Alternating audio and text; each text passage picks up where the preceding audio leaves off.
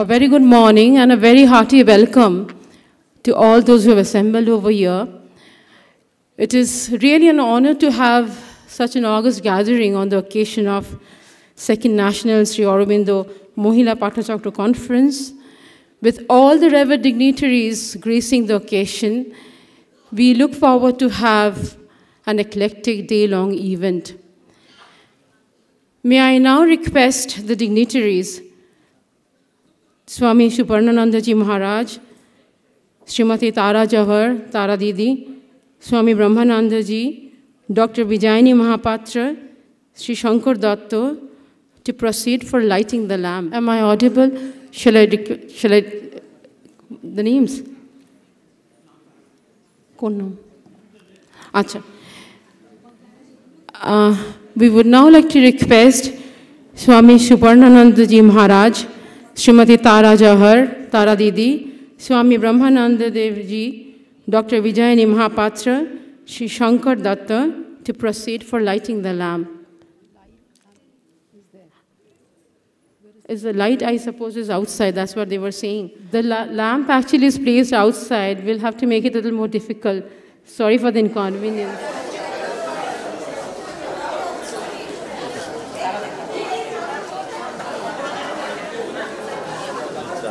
সামনে আসবেন না কেউ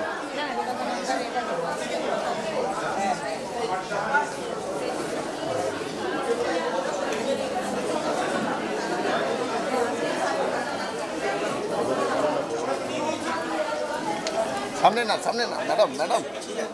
madam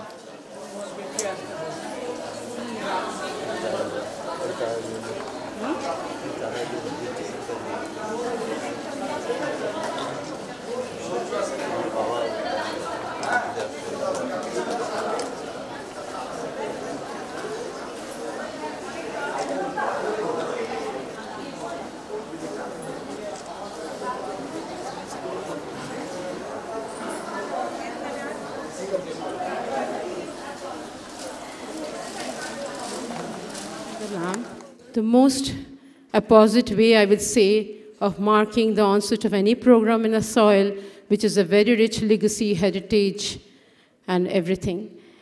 May we now request the dignitaries to take their seats on the dais. I would now like to request Swami Suparnananda Ji Maharaj, Swami Brahmadev Ji, Srimati Tara Jawhar, Tara Didi, Dr. Vijayani Mahapatra, and the other dignitaries to be on the dais and take the seats.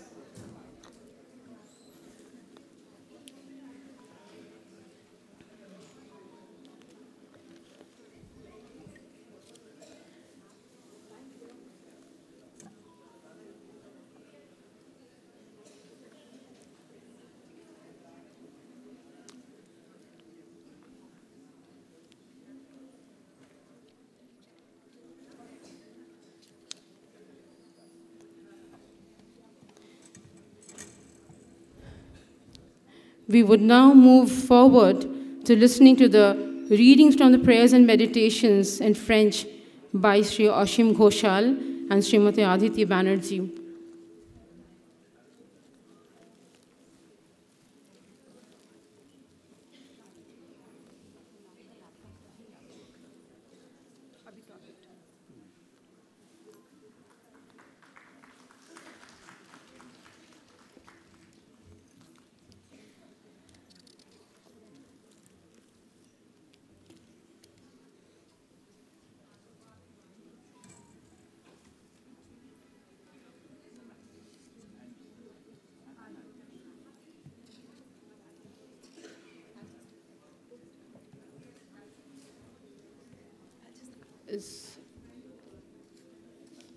Is Aurobindo Ghoshal over here?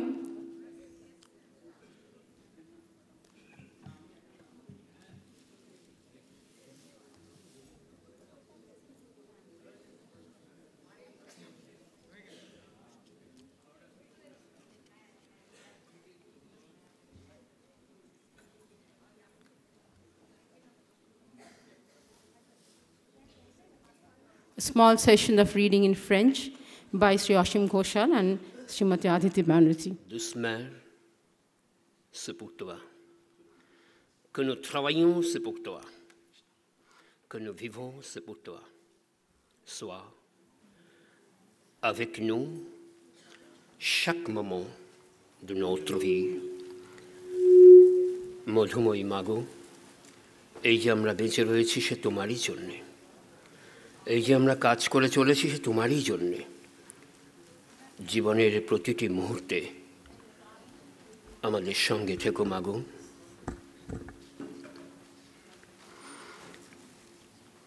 Le 25 août 1914, Seigneur, que ta volonté se fasse, que ton œuvre s'accomplisse, fortifie notre dévotion, augmente notre soumission, éclaire-nous sur le chemin.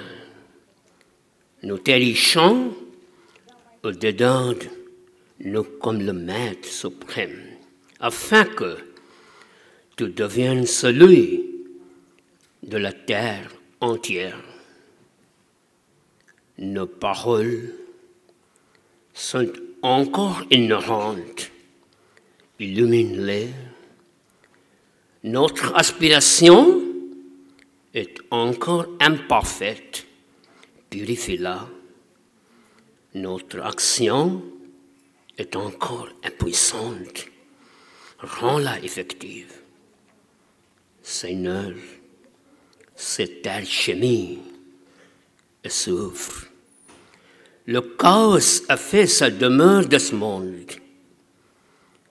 L'ombre est tellement grande que toi seul peux la dissiper. Viens, manifeste-toi, afin que ton œuvre s'accomplisse. ধ্যান ও প্রার্থনা থেকে পড়ছি। শ্রী মায়ের রচিত প্রার্থনাগুলির মধ্যে একমাত্র এই প্রার্থনাটি স্বয়ং শ্রী অরবিন্দ বাংলায় অনুবাদ করেছিলেন। 25শে আগস্ট 1914। প্রভু এসো, পূর্ণ হোক তোমার ইচ্ছা, সিদ্ধ হোক তোমার কার্য, দৃঢ় করিয়া দাও আমাদের ভক্তি, পূর্ণতর করো আমাদের আত্মসমর্পণ, অন্ধকার পথ আলোকিত করো। আমরা তোমাকে সত্তার অধীশ্বর রূপে ভিতরে প্রতিষ্ঠিত করিয়াছি, এই আশায় যে তুমি এই সমস্ত পৃথিবীর অধীশ্বর হইয়া প্রকাশ হও। ভাষা আমাদের এখনো অজ্ঞানে ভরা, জ্ঞানে উদ্ভাসিত করো। হৃদয়াকাঙ্ক্ষা আমাদের অপূর্ণতায় মলিন, শুদ্ধ করিয়া দাও।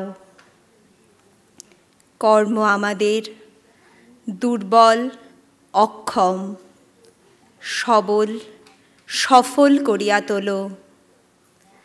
পৃথিবী যন্ত্রণায় অস্থির, হাহাকারে বিধ্বস্ত, জগৎ যেন বিশৃঙ্খলতার বাসস্থান। এত নিবিড় গাঢ় অন্ধকার একমাত্র তুমিই অপনোদন করিতে পারো। এসো, প্রকটিত করো তোমার মহিমা, তোমার কার্য সাধিত হোক। It is a great honor and privilege to have Swami Suparanandaji Maharaj with us. Swamiji is the Secretary of the Ramakrishna Mission Institute of Culture, GOLPARK, Kolkata. May we now call upon Swamiji to enliven us with his words. Om Jananing Sharadang Deving Ramakrishnang Jagat Gurum Pada Padmitayo Sritva Pranamami Murmu.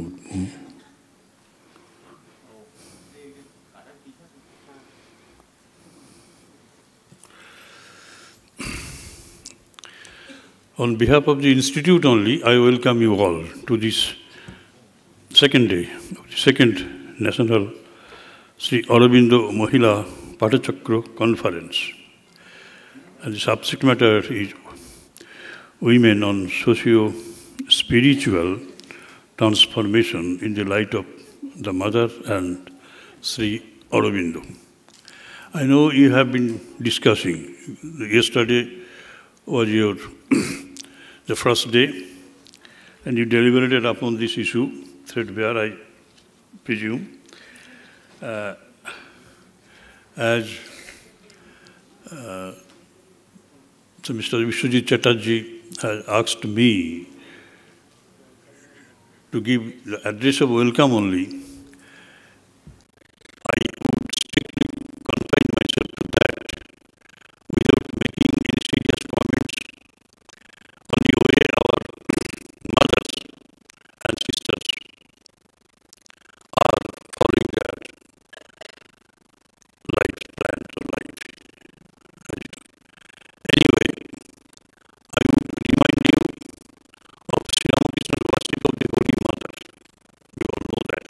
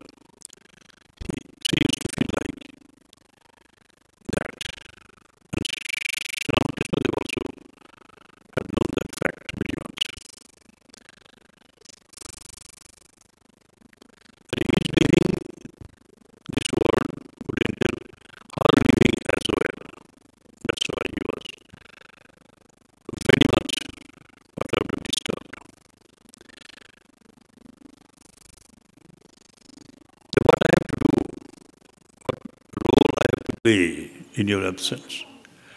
Exactly, not exactly what I have been playing right now, but you have to play still more. I have done very little, and the rest you have to do. And Sri Ma replied in full confidence, just see, I am a woman, what I can do. What can I do? I am a woman.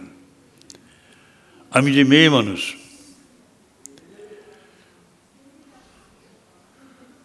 the society, scriptures, we may call male chauvinism or whatever you may call it, it did never allow any woman to be an avatar.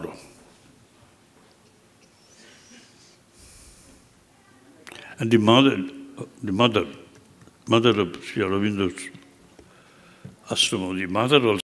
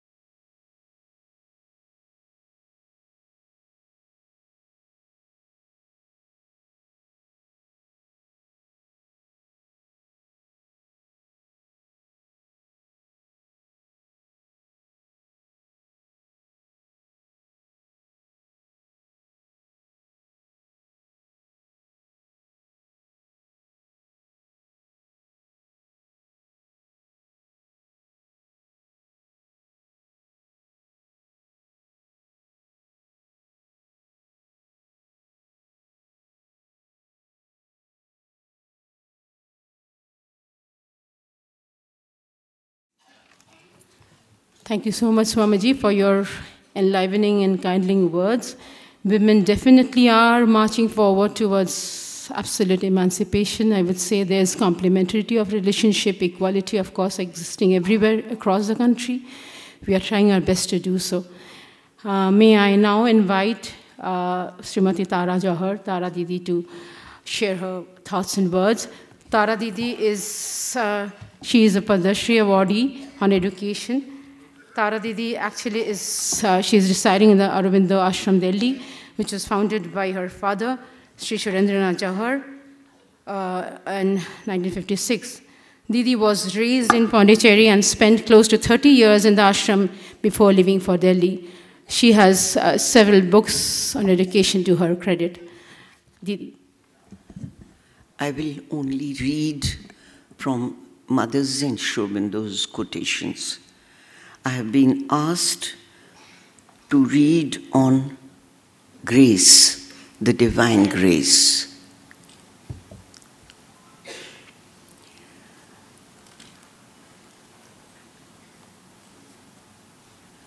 There is a power that no ruler can command. There is a happiness that no earthly success can bring. There is a light that no wisdom can possess. There is a knowledge that no philosophy, no science can master. There is a bliss which no satisfaction of desire can give the enjoyment. There is a thirst for love that no human relation can appease. There is a peace that one finds nowhere, not even in death.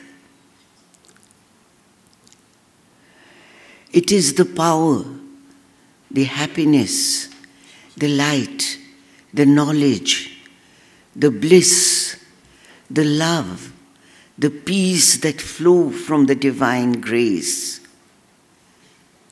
The grace alone can act.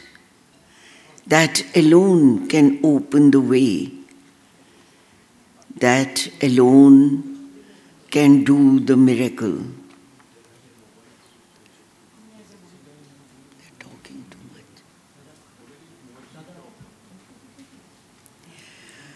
Who can stand before thee, Lord, and stay in all sincerity? I have never made a mistake.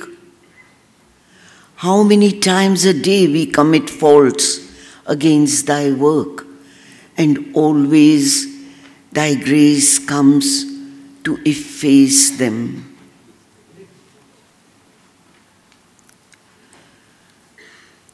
How many blows are needed in life for one to know the very depths that one is nothing, that one can do nothing, that one does not exist, that one is nothing, that there is no entity without the divine consciousness and the grace. Without the intervention of thy grace, who would not often times have come under the merciless blade of the law of universal justice? Each one here represents an impossibility to be solved. But as for thy divine grace, all is possible. Thy work will be, in the detail as in the whole, the accomplishment of all these impossibilities transformed into divine realizations. Divine grace, thy goodness is infinite. We bow before thee in gratitude. O marvelous grace, Let our aspiration be always more intense, our faith always more vibrant, our trust always more absolute. Thou art the all-victorious.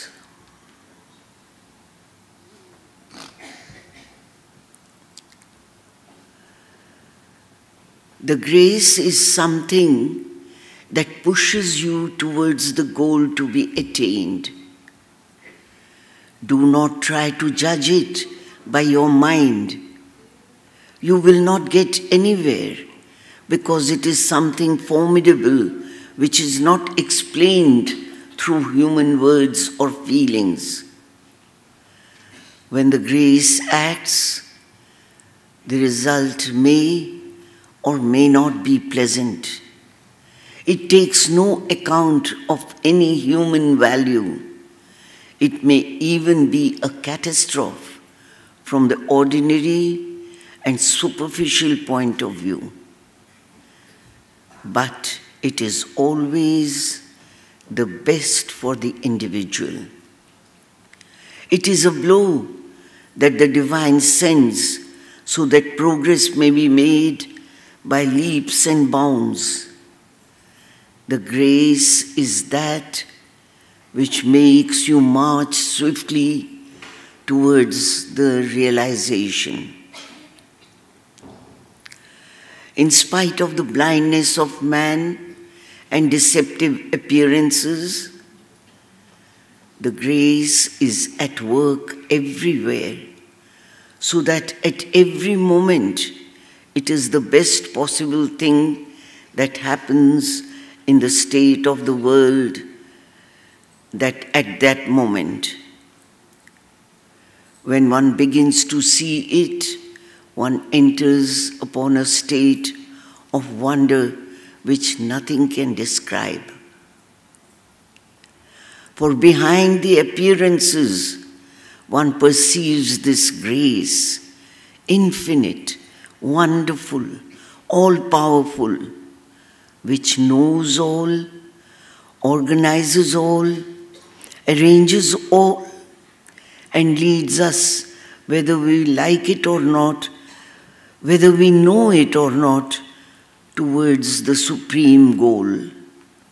That is union with the divine, the awareness of the Godhead and union with Him. To walk through life armored against all fear, peril, and disaster, only two things are needed, two that always go together: the grace of the Divine Mother, and on your side, an inner state made up of faith, sincerity, and surrender. Let your faith be pure, candid, and perfect. Let your sincerity and surrender be genuine and entire. When you give yourself, give completely, without demand, without condition, without reservation, so that all in you shall belong to the Divine Mother and nothing be left to the ego or given to any other power. The more complete your faith, sincerity, and surrender, the more will grace and protection be with you. And when the grace and protection of the Divine Mother are with you, what is there that can touch you, or whom need you fear? A little of it even will carry you through all difficulties, obstacles, dangers. Surrounded by its full presence, you can go securely on your way because it is hers, careless of all menace, unaffected by any hostility, however powerful, whether from this world or from worlds invisible. Its touch can turn difficulties into opportunities, failure into success, and weakness into unfaltering strength. For the grace of the Divine Mother is the sanction of the Supreme, and now or tomorrow its effect is sure, a thing decreed, inevitable, and irresistible.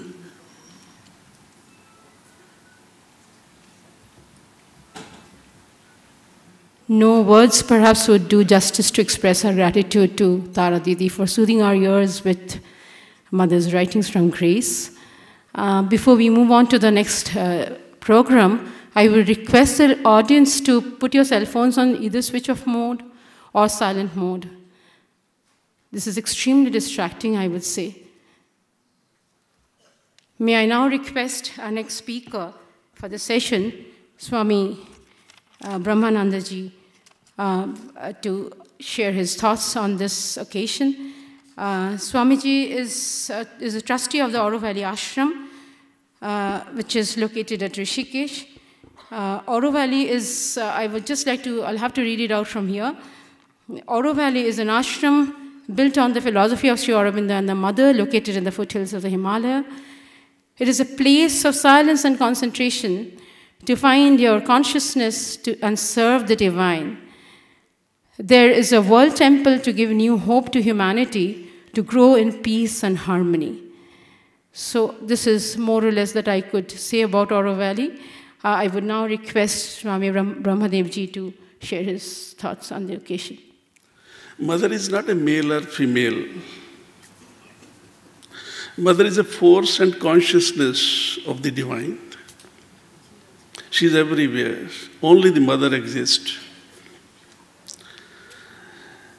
But Mother has given this opportunity of life to live it.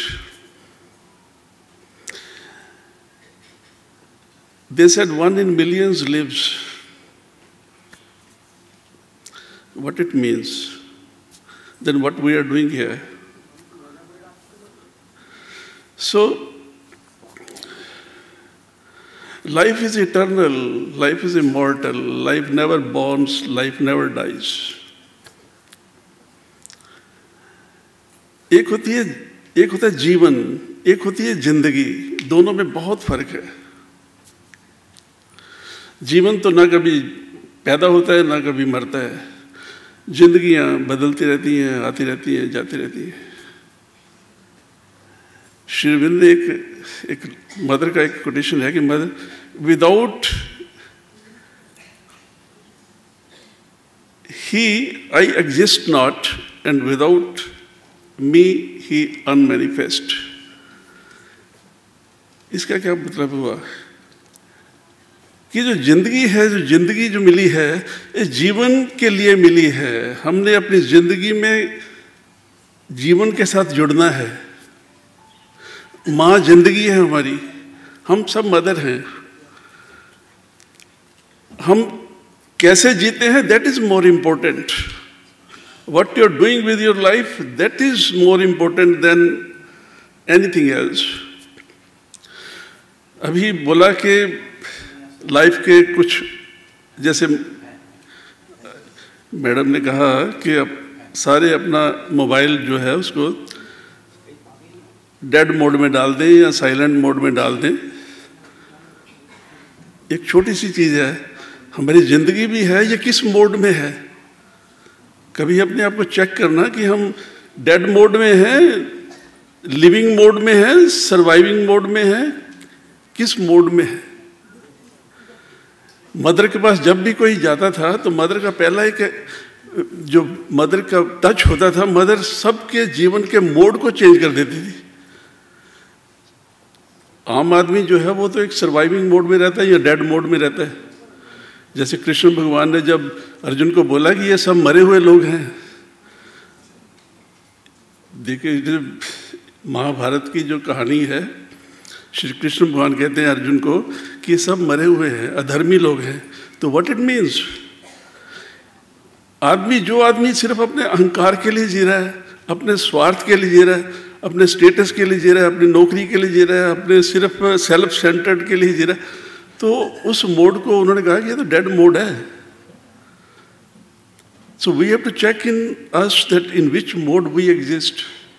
कहीं हमारा dead mode तो नहीं है, सिर्फ अपने लिए ही, अपने स्वार्थ के लिए ही, अपने अहंकार के लिए जी रहे हैं।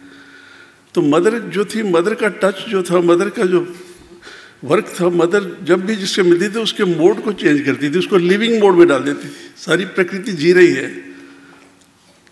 किसी को सर्वाइविंग की वरी नहीं है, और हम अपने को सिर्फ सर्वाइविंग में, सिर्फ कल की चिंता में, सिर्फ क्या होगा, ऐसा ना हो जाए, ऐसा हो जाए, उसके सारा जीवन उसमें व्यर्थ कर देते हैं। तो श्री अरविंद का जो मेन, जो मेरे को थोड़ी बहुत अंडरस्टैंडिंग हुई है कि हमको अपने आप को एक लिविंग मोड में रखना है, और लिविंग मोड को रखने के लिए अपनी जिंदगी में हम कैसे जी रहे हैं, दैट इज वेरी इंपॉर्टेंट। एक तो जिंदगी है स्वार्थ के लिए, अपने अहंकार के लिए, एक जिंदगी है निस्वार्थ, सेल्फलेस, सेल्फ गिविंग, जैसे सारी प्रकृति जी रही है। अपने आप को देना, जैसे हम अपने आप को सेल्फलेस मूवमेंट में, सेल्फलेस मोड में रखते हैं, सेल्फ गिविंग मोड में रखते हैं, तो धीरे धीरे धीरे अपने आप ही हमारी जिंदगी जो है वो जीवन के साथ जुड़ जाएगी। जैसे देखो ना, एक पानी की बूंद समुद्र से निकलती है, हिमालय में जाके बर्फ बन जाती है, फिर उसको धीरे धीरे धीरे धीरे वही एक बूंद एक दिन एक नदी बन जाती है। अब जब नदी बनती है तो नदी को एक डायरेक्शन मिल गई। लाइफ में हमें एक डायरेक्शन चाहिए नदी की तरह। जब नदी को एक डायरेक्शन मिल जाती है तो देर सवेर धीरे ऊंच नीच ऊपर नीचे होती हुई एक ना एक दिन अपने आप फिर वापस समुद्र में मिल जाती है। हमारी जिंदगी को भी अगर कोई एक डायरेक्शन मिल जाए तो ये जिंदगी जो है एक दिन अपने आप ही परमात्मा में मर्ज हो जाएगी, विलीन हो जाएगी, परमात्मा ही बन जाएगी, ईश्वरी बन जाएगी। तो श्री अरविंद का योग सिर्फ यही है कि इस जीवन को ऐसे जियो कि ये धीरे धीरे धीरे धीरे हर रोज थोड़ा थोड़ा भगवान की तरफ जाता रहे, भगवान से अब जुड़ जाए और भगवान बन जाए। मैं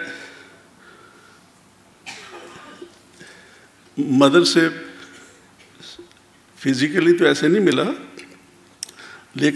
लेकिन माँ ने मुझे अपने वर्ड्स के थ्रू, अपनी फोटो के थ्रू साक्षात दर्शन दिए। साक्षात का मतलब एक ऐसी फीलिंग हुई कि बस उसमें कोई डाउट नहीं था, कोई ड्युअलिटी नहीं थी। तो मदर ने मुझे उठा के एक ऐसी, अब मैं कह सकता हूँ, एक ऐसा काम दिया कि ये तुम्हारा काम है, इसको करना है। वो मदर का ही काम था। माँ ने हम सबको ही कुछ ना कुछ काम दे रखा है, सिर्फ थोड़ा बहुत अपने आप को अवेक करना है। जिस दिन पता लग जाएगा अपने आप ही आपके जीवन में सब दुविधाएं खत्म हो जाएंगी। ये कभी डाउट ही नहीं रहेगा कि मेरा पर्पस क्या है, मैंने क्या करना है, क्या नहीं करना है। एक ऐसी क्लैरिटी आ जाती है लाइफ में, उस क्लैरिटी में ऑटोमेटिकली फिर माँ अपने आप ही हमें संभाल लेती है और अपने आप ही उसने जो करवाना है, जो करना है, अपने आप करती रहती है। आरोविली आश्रम एक लिविंग एग्जाम्पल है। कभी आपको समय लगे, कभी मिले तो आप आइएगा। कि एक बिल्कुल ना मेरे को कोई लेक्चर देना आता है, ना मेरे को कुछ आता है, लेकिन उस कैसे वो एक पकड़ के किसी को अपने आप सब कुछ करवा लेती है। और एक बहुत सुंदर कार्य माँ का हो रहा है। हम सब ने माँ के काम के लिए अपने आप को लगाना है और कुछ ना कुछ सुंदर आप सब से हो जाएगा। बस थोड़ा सा अपने स्वार्थ से, अपने अहंकार से निकलना है और यही माँ का मेरे को एक छोटा सा अनुभव है। माँ सबके ऊपर कृपा करे, हमें सबको, हम सब अपने आप को माँ ही समझे। माँ कहती है कि आई एम यू। इस डाउट को निकाल दो कि जब माँ, हम सब माँ ही तो हैं। माँ means which is moving, living, which exist, which is working. So whatever is happening in our life, whatever up, downs, whatever kind of situations, circumstances are there, these are all specially prepared. Mother is preparing us for her work. So अपने आप को सिर्फ इसी चेतना से, इसी भाव से जीवन में जीना सिखाना है कि माँ ही सब कुछ कर रही है, माँ का ही कार्य है, माँ के लिए मैं पैदा हुआ। इसलिए मदर ने कहा है live for the divine only, work for the divine only. Shri Aurobindo नहीं कहते कि live for the divine only, Mother कह रही है लिव मीन्स लिविंग मोड में, live for the divine only, work for the divine only. अपने आप को लिविंग मोड में रखना है। जैसी जिंदगी लिविंग मोड में आ जाएगी, अपने आप ही श्री अरविंद के साथ जुड़ जाएगी, अपने आप ही भगवान के साथ जुड़ जाएगी।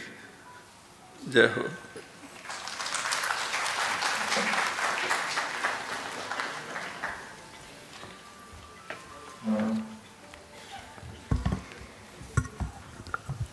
Thank you so much, Swamiji, for your emotionally engaging delivery. We would now move towards the release of the souvenir.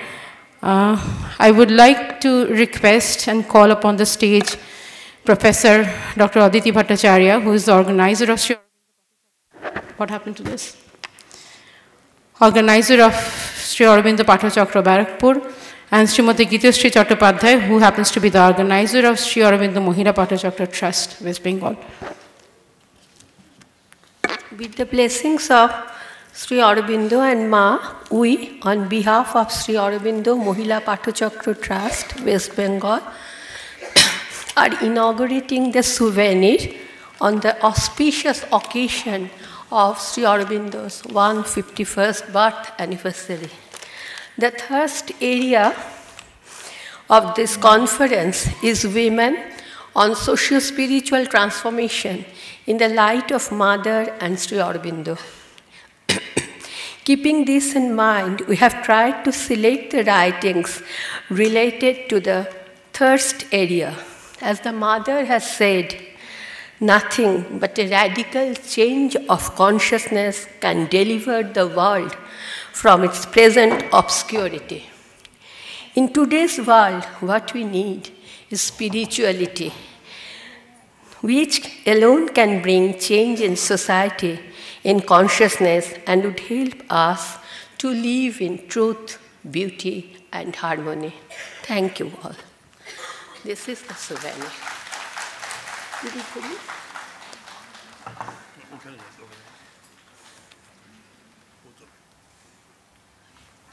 But in the middle.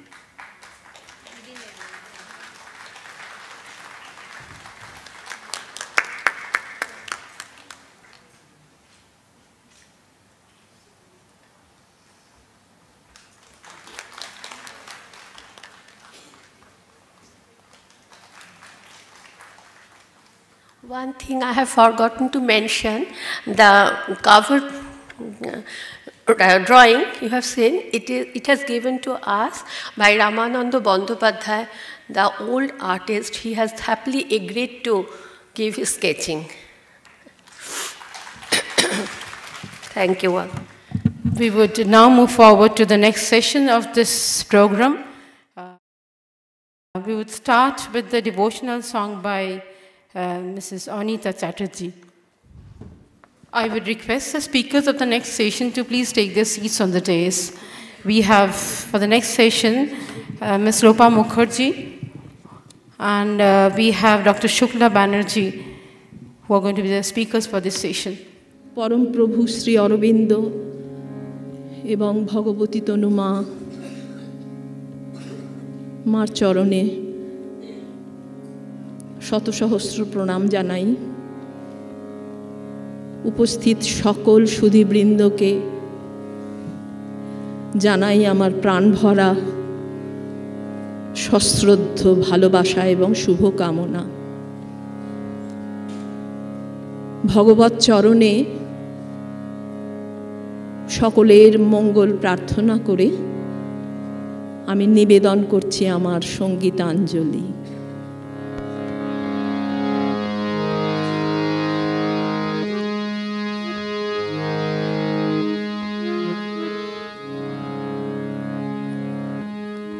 ब्रह्मानंदं परम सुखदां केवलं ज्ञानमूर्तिं दन्दातीतं गगनसदृशं तत्तमस्वादिलक्ष्यम् एकं नित्यं विमलमचलं सर्वधी साक्षिभूतं भावातीतं त्रिगुणरहितं सद्गुरुं तं नमामि। अखण्डमण्डलाकारं व्याप्तं येन चराचरं तत्पदं दर्शितं येन तस्मै श्री गुरवे नमः। अज्ञानतिमिरान्धस्य ज्ञानाञ्जनशलाकया चक्षुरोन्मीलितं येन तस्मै श्री गुरवे नमः। नित्यं शुद्धं निराकारं निर्विकारं निरञ्जनं नित्याबोधं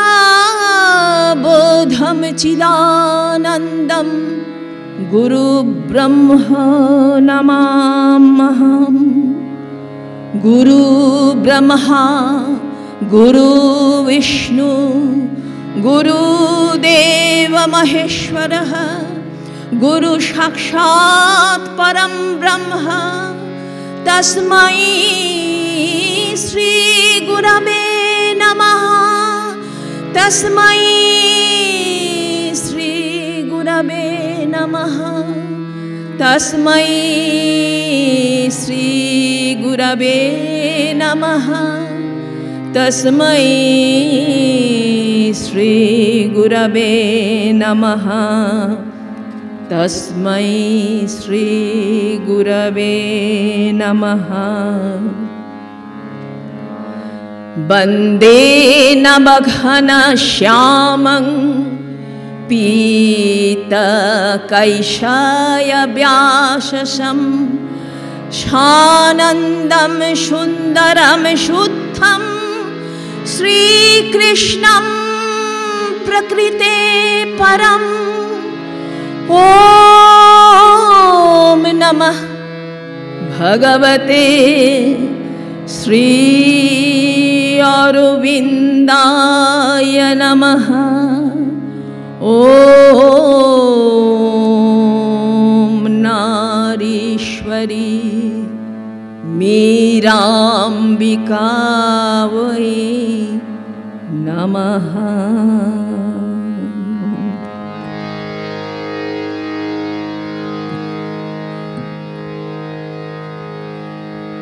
लहो श्री अरबिंदो नाम एसो ताहारे करी प्रणाम। स्वर्ग हईते नामिलेन बोले पुण्य ए धराधाम। लहो नाम एसो ताहारे करी प्रणाम। তিনি স্বর্গ হইতে নামিলেন বলে পুণ্য এ ধরাধাম। মানব হিতের তরে তিল তিল করে দিয়াছেন তিনি নিজেরে উজাড় করে। মানব হিতের তরে তিল তিল করে দিয়াছেন তিনি নিজেরে উজাড় করে। লহ শ্রী অরবিন্দ নাম এসো তাহারে করি প্রণাম। তিনি স্বর্গ হইতে নামিলেন বলে পুণ্য এ ধরাধাম।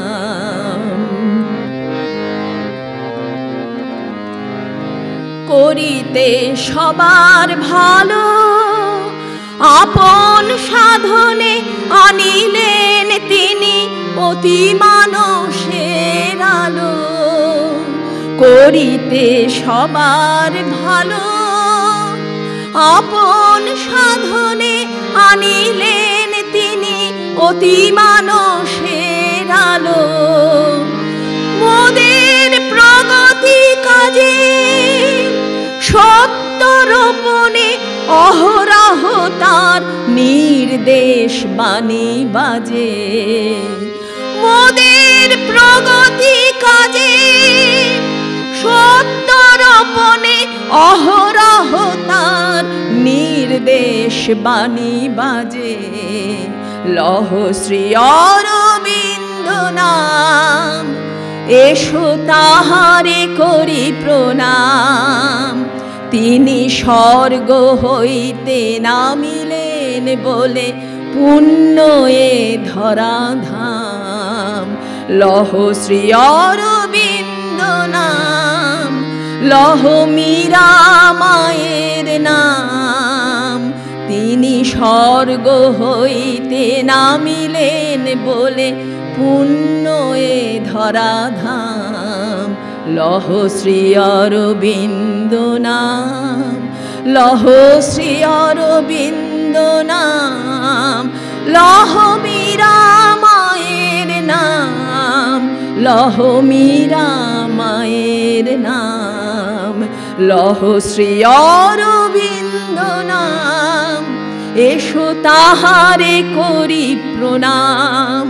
তিনি স্বর্গ হইতে নামিলেন বলে পুণ্য এ ধরাধাম। তিনি স্বর্গ হইতে নামিলেন বলে পুণ্য এ ধরাধাম।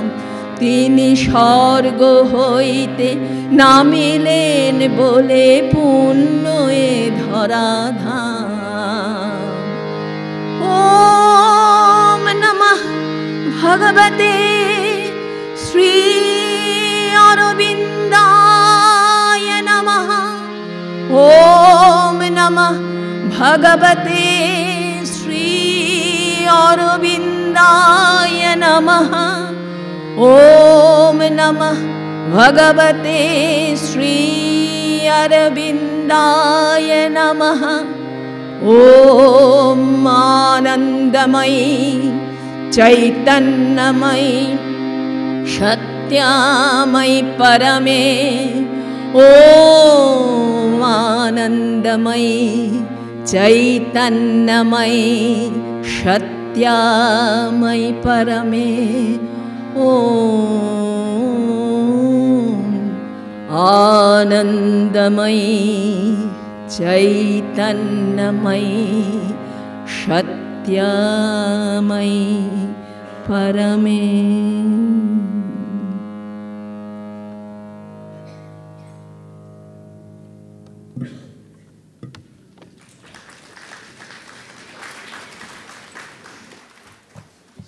Such a wonderful devotional rendering by Mrs. Chatterjee. Didi, there is a token of appreciation from the organizers.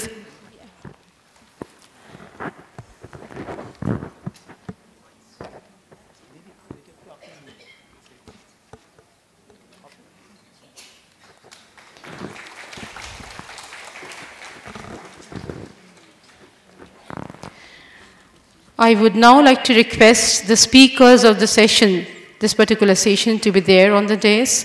We have Ms. Lopa Mukherjee, Dr. Shukla Banerjee, Ms. Joshashini Roy, and Dr. Soumitra Basu.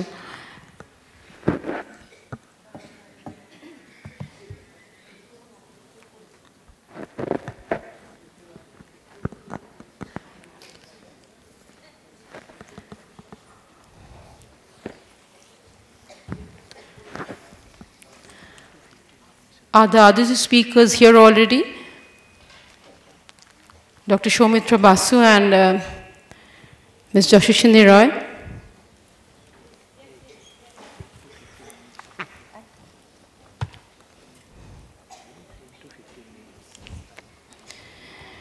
Now, our first speaker for this session will be Ms. Lopa Mukherjee.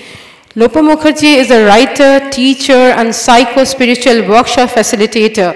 She was educated in the Ashram School in Pondicherry, then did her master's in physics at IIT Kanpur and in psychology at CIIS San Francisco. She contributes to several magazines and has written a few books.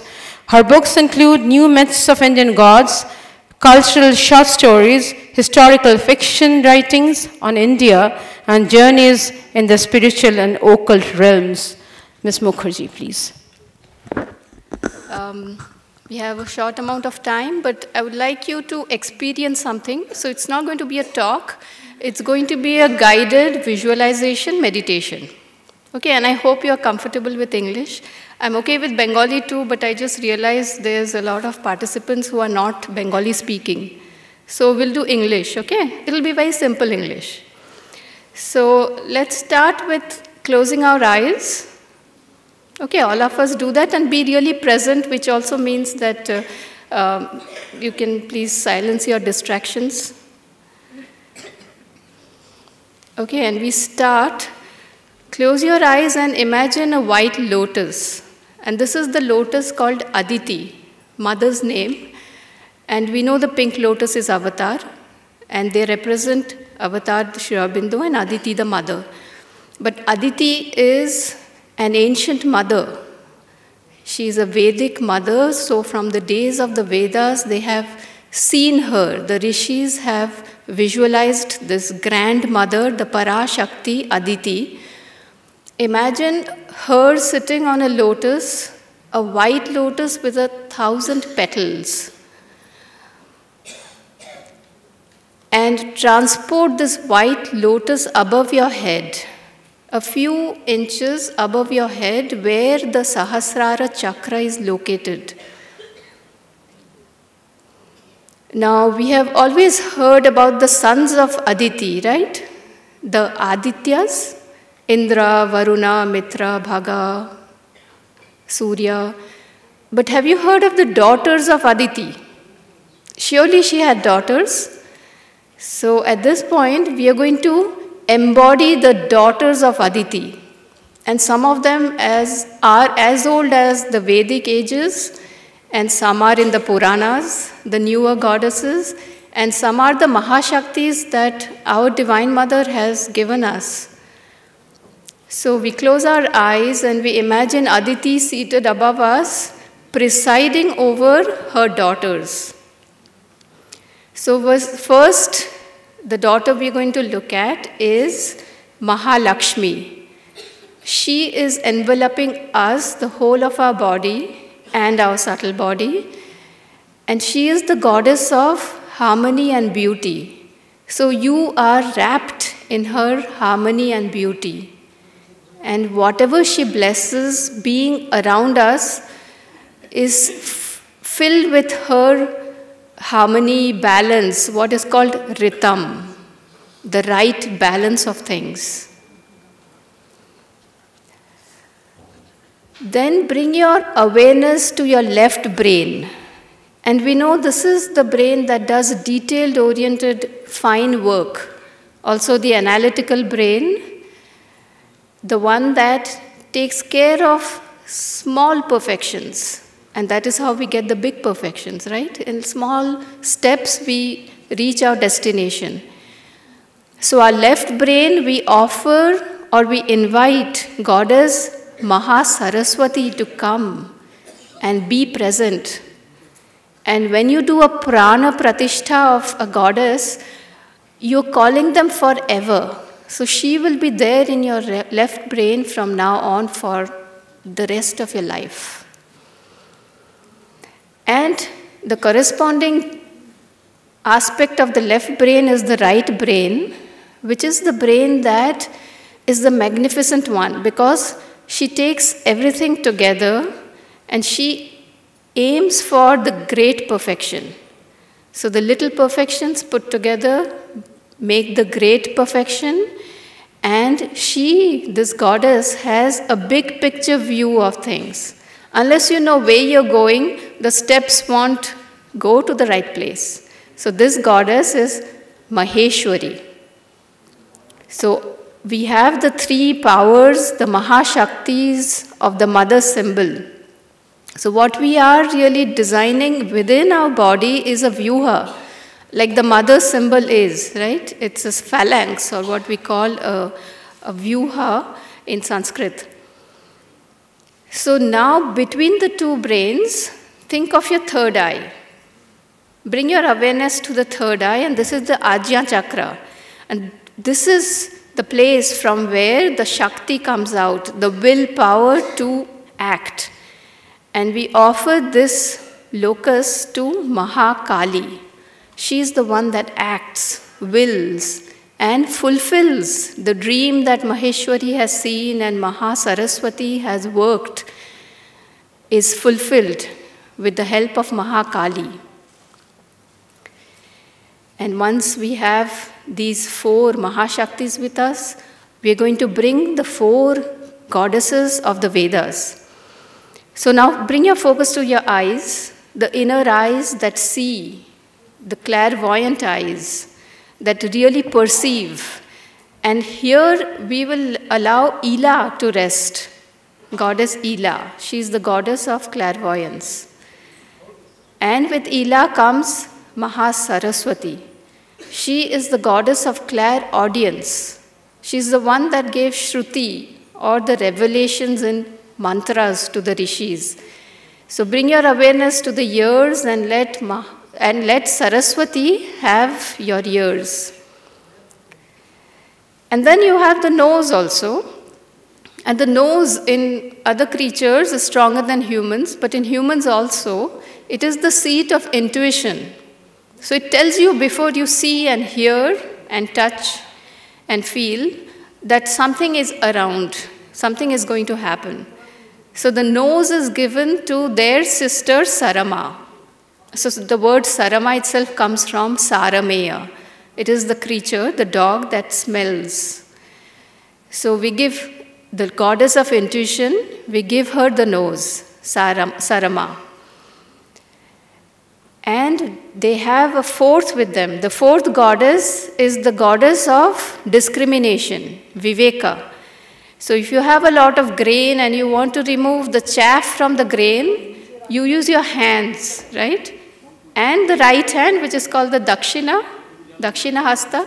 So this goddess's name is Dakshina. She is the fourth of the Vedic quaternary goddesses.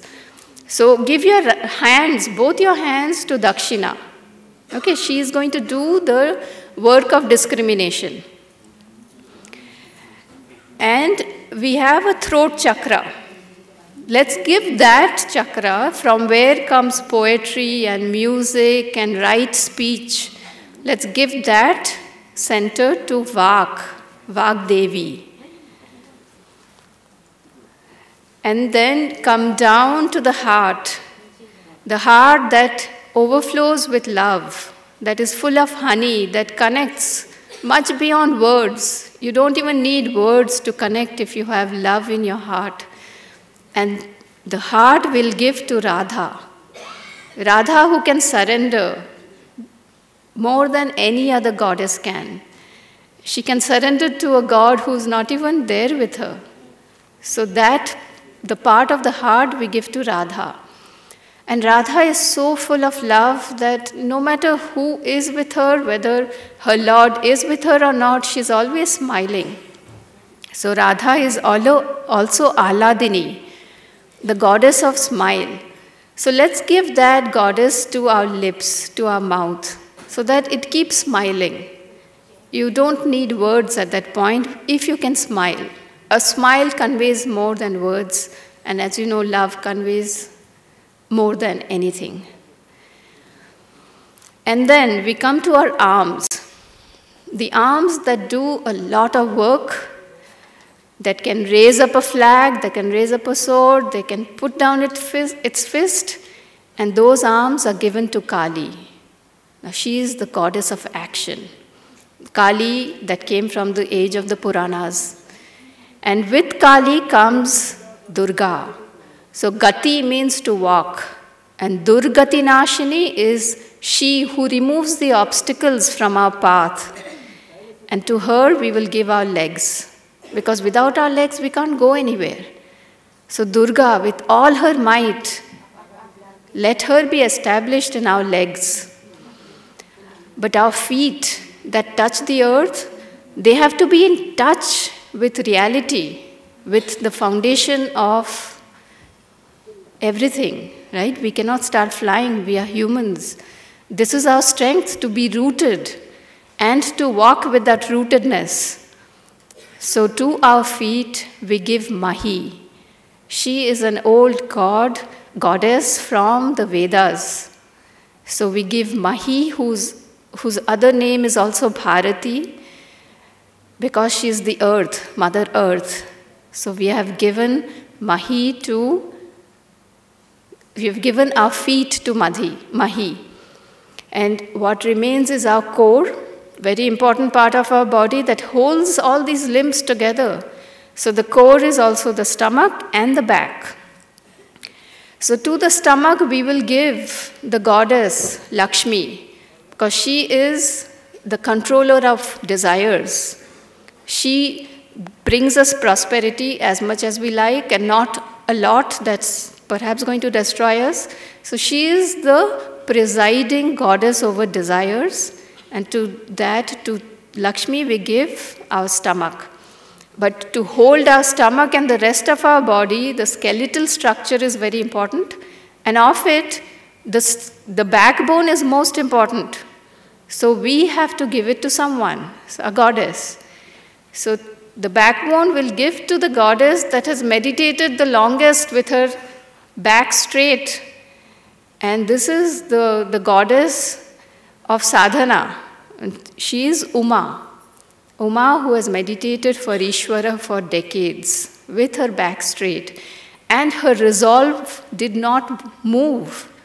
So she's the one that perseveres the most.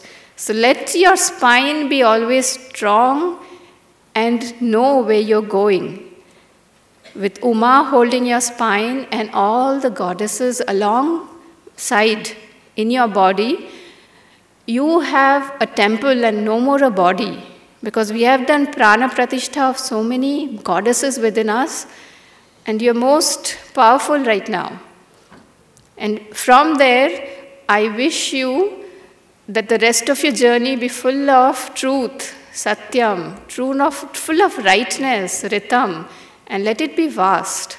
Always remain to be vast, aspire to be vast, and remember above us is the mother, seated on her 1,000-petaled white lotus.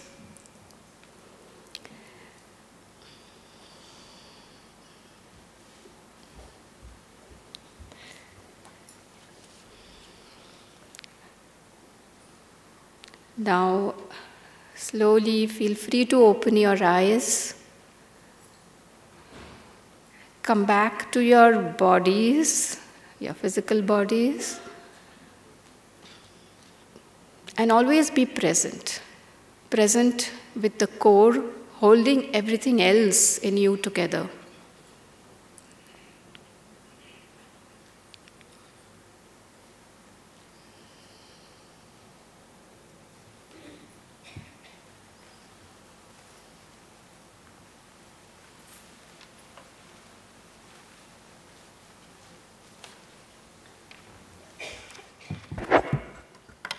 Thank you so much, Ms. Mukherjee.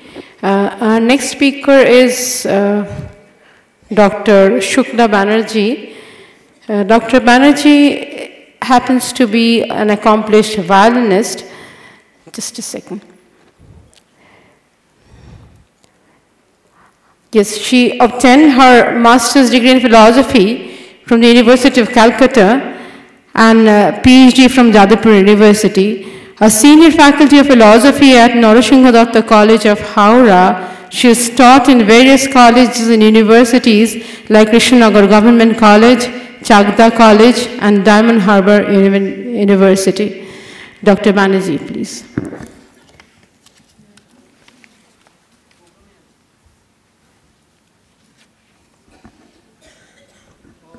নমস্কার।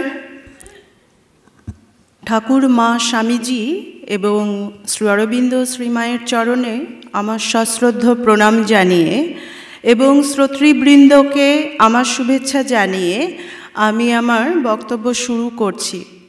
শ্রী অরবিন্দ মহিলা পাঠচক্র trust আয়োজিত এই বিশেষ সম্মেলনে আমাকে বক্তারূপে আমন্ত্রণ জানানোর জন্য আমি এই ট্রাস্টের সদস্যদের আমার আন্তরিক ধন্যবাদ জানাই। যে বিষয়টি আমাকে এখানে বলতে বলা হয়েছে সেটি হলো স্বামী বিবেকানন্দ ও শ্রী অরবিন্দের দৃষ্টিতে নারীর ক্ষমতায়ন। ভারতবর্ষের নারী সমস্যার আধুনিক যুগোপযোগী মূল্যায়ন শুরু হয় ঊনবিংশ শতাব্দীতে। কিন্তু কি এই নারী সমস্যা? সমস্যাটি হলো নারী ক্ষমতায়নের সমস্যা। সাধারণভাবে নারীর ক্ষমতায়ন বলতে নারীর ক্ষমতা অর্জনকে চিহ্নিত করা হয়ে থাকে। নারীকে তার প্রাপ্য স্থানে প্রতিষ্ঠিত হওয়া, তার পূর্ণ মর্যাদা লাভ, তার সম্পূর্ণ ব্যক্তিসত্তার বিকাশ লাভ, সর্বোপরি মানুষ হিসেবে তার পূর্ণ মর্যাদা লাভ। সত্যি ভাবতে লজ্জা হয়, যে দেশে মৈত্রী, গার্গী প্রভৃতি প্রাতঃস্মরণীয়া ঋষি স্থানীয়া নারীরা জন্মগ্রহণ করেছেন, সেই দেশের নারীদেরও আবার অধিকারের জন্য, স্বক্ষমতায় আসীন হওয়ার জন্য লড়াই করতে হয়। যে দেশে স্ত্রী জাতিকে শক্তি স্বরূপিণী বলা হয়, সেই দেশে স্ত্রী জাতিকে শক্তি পুনরুদ্ধারের জন্য সচেষ্ট হতে হয়। মনে প্রশ্ন জাগে, কেন নারীর এই সংকটজনক দুর্বল অবস্থা? কিভাবে শক্তি স্বরূপা নারীর সেই সুপ্ত অন্তর্নিহিত শক্তি জাগরিত হবে? প্রথমেই এখানে বলে রাখি, নারীর ক্ষমতায়নের বিষয়টি আমরা স্বামী বিবেকানন্দ এবং শ্রী অরবিন্দের দৃষ্টিভঙ্গির আলোকে অনুধাবন করার চেষ্টা করছি। এই দুই সুমহান ব্যক্তিত্ব, যাদের দার্শনিক চিন্তার গভীরতা অপরিমেয়, তাদের দৃষ্টিভঙ্গি সারমর্মটিকে আমি এখানে এই স্বল্প সময়ে আপনাদের সামনে তুলে ধরার চেষ্টা করছি মাত্র। এখানে আমি স্বামী বিবেকানন্দ এবং শ্রী অরবিন্দের দৃষ্টিভঙ্গিকে তিনটি প্রেক্ষাপটে দেখানোর চেষ্টা করেছি। প্রথমটি হলো নারীর প্রকৃত স্বরূপ কী, দ্বিতীয়টি হলো নারীর ক্ষমতায়ন কিভাবে সম্ভব, এবং তৃতীয় হলো নারী ক্ষমতায়নের তাত্ত্বিক এবং প্রায়োগিক দিকটি। প্রথমেই আলোচনা করব নারীর প্রকৃতি বা স্বরূপ নিয়ে। স্বামী বিবেকানন্দ এবং শ্রী অরবিন্দ উভয়ের কাছেই নারী হলো একটি রূপান্তরকারী শক্তি বিশেষ, যা সংস্কৃতি গড়ে তোলে এবং সভ্যতার বিকাশ ঘটায়। শ্রী অরবিন্দের কাছে নারী প্রকৃতি অর্থে ঈশ্বরের একটি আধ্যাত্মিক শক্তি বিশেষ, যার প্রকাশ ও বিকাশ ছিল তার মূল লক্ষ্য। শ্রী অরবিন্দ নারীকে গণ্য করতেন আদ্যা শক্তির অঙ্গরূপে। তিনি নারীকে দেখছেন সেই শক্তিরূপে যা সৃষ্টি করে। এই শক্তির দ্বারাই পিওর কনসিয়াসনেস বা শুদ্ধ চেতনা থেকে এই জগৎ সৃষ্টি সম্ভব হয়েছে। এই অর্থে তার কাছে নারী হল সৃষ্টি শক্তি স্বরূপা প্রকৃতি। স্বামী বিবেকানন্দের দৃষ্টিতেও সকল নারীই ছিলেন মহামায়ার অংশ স্বরূপিণী। স্বামীজির কাছে নারী ক্ষমতায়ন অর্থ সমগ্র নারী জাতির মধ্যে এই দিব্য শক্তির প্রকাশ ঘটানো, তাদের আলোকিত করা। তিনি বলেছেন, তোদের জাতের যে এত অধঃপতন ঘটেছে তার প্রধান কারণ এই শক্তি মূর্তির অবমাননা করা। যেখানে স্ত্রীলোকের আদর নেই, স্ত্রীলোকেরা নিরানন্দে অবস্থান করে, সে সংসারের, সে দেশের কখনো উন্নতির আশা নেই। এবার আলোচনা করব নারীর ক্ষমতায়ন কিভাবে সম্ভব সেই বিষয়ে। স্বামী বিবেকানন্দের মতে নারীর সঠিক ক্ষমতায়ন তখনই সম্ভব হবে যখন শিক্ষার মাধ্যমে মেয়েদের মানসিক ও চারিত্রিক বিকাশ ঘটবে, যা প্রত্যক্ষ করে সমাজ নিজেই তাদের সশ্রদ্ধ স্বীকৃতি জানাতে বাধ্য হবে। তিনি বলেছেন, আমাদের ভারতবর্ষের নারীগণের অনেক সমস্যা আছে, সমস্যাগুলিও বড় গুরুতর, কিন্তু এমন একটি সমস্যাও নেই, শিক্ষা এই মন্ত্র বলে, যার সমাধান না হইতে পারে। স্বামীজি শিক্ষা বলতে কখনোই কতকগুলি শব্দকে বোঝাননি, আমাদের বৃত্তিগুলির শক্তিসমূহের বিকাশকে বুঝিয়েছেন। এইভাবে শিক্ষিতা হলে ভারতের কল্যাণ সাধনে সমর্থা নির্ভীক মহীয়সী নারীর অভ্যুদয় হবে। তারা সংঘমিত্রা, অহল্যাবাই ও মীরাবাইয়ের পদাঙ্ক অনুসরণে সমর্থা হবেন। তারা পবিত্রা, স্বার্থশূন্যা, বীর রমণী হবে। তিনি আরও বলেন, নারীগণকে এমন যোগ্যতা অর্জন করাইতে হইবে যাতে তারা নিজেদের সমস্যার নিজেদের ভাবে মীমাংসা করিয়া লইতে পারে, তাহাদের লইয়া অপর কেউ এই কার্য করিতে পারে না, করিবার চেষ্টা করাও উচিত নয়। স্বামীজির কাছে একমাত্র আভ্যন্তরীণ উন্নতি ও শিক্ষাই হতে পারে নারীর সমস্যাগুলি থেকে প্রকৃত মুক্তি পথ। আত্মশক্তি অর্জন করে নিজের চেষ্টায় নিজের উন্নতি সাধনের দিকেই তার ঝোঁক ছিল। তিনি বলেন, আমাদের সবচেয়ে বেশি দরকার নিজের ওপর বিশ্বাসী হওয়া। এমনকি ভগবানে বিশ্বাস করার আগেও সবাইকে আত্মবিশ্বাসী হতে হবে। স্বামীজির এই বক্তব্যগুলি থেকে সহজেই বোঝা যায় যে তার কাছে নারীর ক্ষমতায়ন হল অন্তর্নিহিত দেবত্বের বিকাশকে ত্বরান্বিত করা। একই রকমভাবে শ্রী অরবিন্দের দৃষ্টিতেও আমরা দেখতে পাই নারীর আভ্যন্তরীণ যে অধ্যাত্ম শক্তি তার জাগরিত হওয়ার কথা। তিনি বলেন, নারী কখনোই তার নিজের অধিকার সম্পর্কে সচেতন হতে পারবে না যতক্ষণ না সে তার নিজের প্রকৃতিকে জানবে, তার বুদ্ধিদীপ্ত ইচ্ছাশক্তি দ্বারা নারী সত্তার অন্তর্নিহিত গুণাবলীর বিকাশ সাধনে সচেষ্ট হবে। শ্রী অরবিন্দ ও স্বামী বিবেকানন্দ পুরুষ ও নারী উভয় ক্ষেত্রেই এক নিরপেক্ষ মানদণ্ড গ্রহণ করেছিলেন। এদিক থেকে আমরা দেখতে পাই স্বামীজি ও শ্রী অরবিন্দ উভয়ই বেদান্তের আলোয় ভারতীয় জীবন দর্শনের ভিত্তিভূমিতে নারী মুক্তির পথনির্দেশ দিয়েছেন। আত্মায় কি কোনো লিঙ্গভেদ আছে? বিকাশের উচ্চতম স্তরে নারী পুরুষের কোনো ভেদ প্রতিভাত হয় না। এই প্রসঙ্গে শ্রী অরবিন্দ আশ্রম জননী শ্রী মায়ের একটি উক্তি মনে পড়ে যায়, ঈশ্বরের দোহায় তোমরা কি ভুলে যেতে পারো না তোমরা মেয়ে কি ছেলে? চেষ্টা করতে পারো না একটি মানব সত্তা হয়ে উঠতে? একই রকমভাবে স্বামীজিও বলেন, আমি পুরুষগণকে যাহা বলিয়া থাকি নারীগণকেও ঠিক তাহাই বলিব। বিজ্ঞানের অগ্রগতির সঙ্গে সঙ্গে তিনিও সম্যক রূপে উপলব্ধি করেছিলেন যে গোড়ায় আধ্যাত্মিক সংস্কার না হলে কোনো প্রকার সংস্কারই হতে পারে না।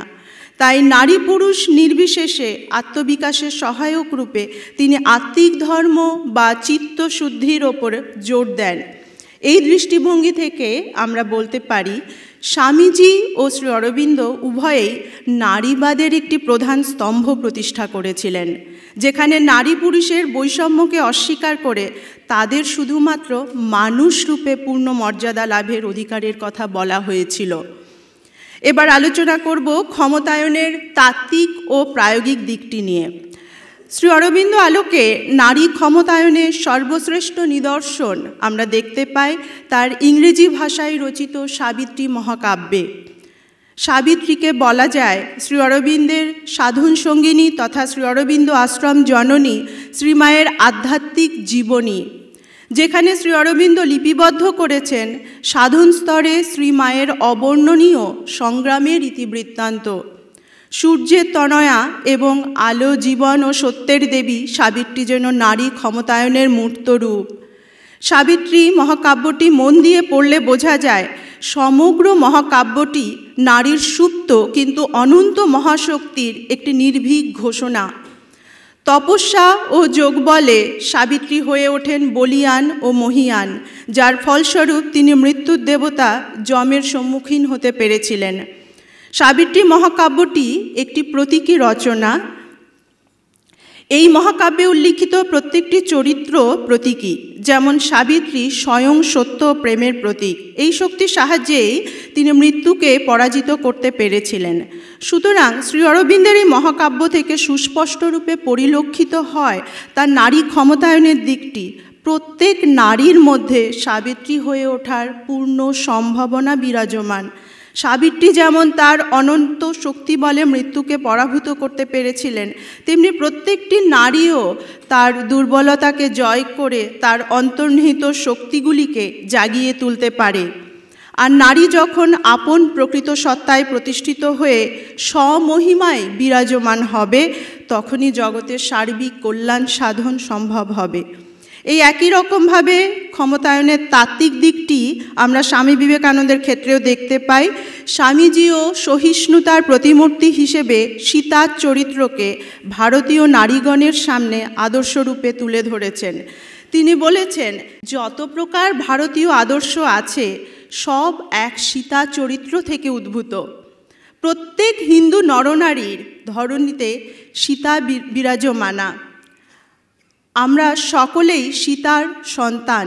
স্বামীজিও এও বলেন, আমাদের নারীগণকে আধুনিকভাবে গড়িয়া তুলিবার জন্য যে সকল চেষ্টা চলিতেছে, সেগুলির মধ্যে যদি সীতা চরিত্রের আদর্শ থেকে ভ্রষ্ট করিবার চেষ্টা থাকে, তবে সেগুলি বিফল হইবে। আর প্রত্যহ আমরা ইহা দৃষ্টান্ত দেখিতেছি।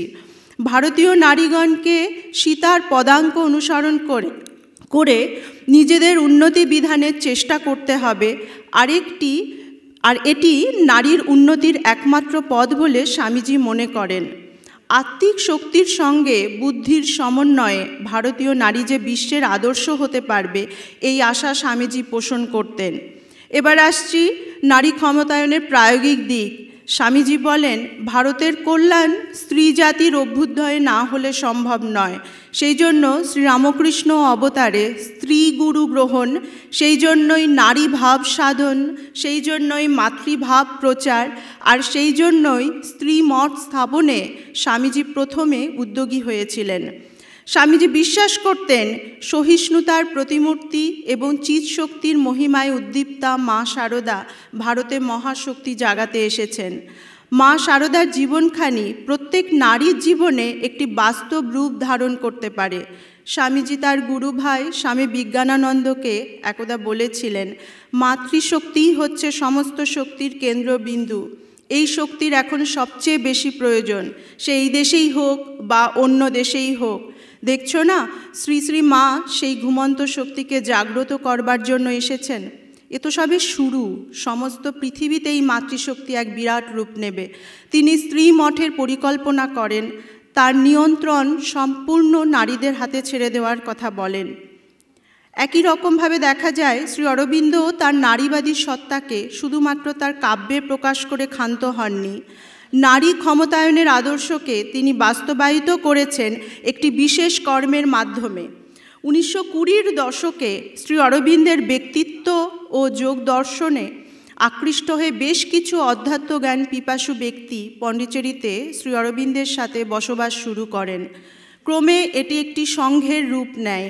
এই সংঘ যখন শ্রী অরবিন্দ আশ্রম রূপে আত্মপ্রকাশ করে, শ্রী অরবিন্দ তখন তার সাধন সঙ্গিনী শ্রী শ্রী মাকে নবগঠিত আশ্রমের সকল দায়ভার অর্পণ করে তাকে আশ্রমের অধিষ্ঠাত্রী দেবী রূপে বরণ করেন এবং আপন শিষ্যদেরও একই মর্মে বরণ করান।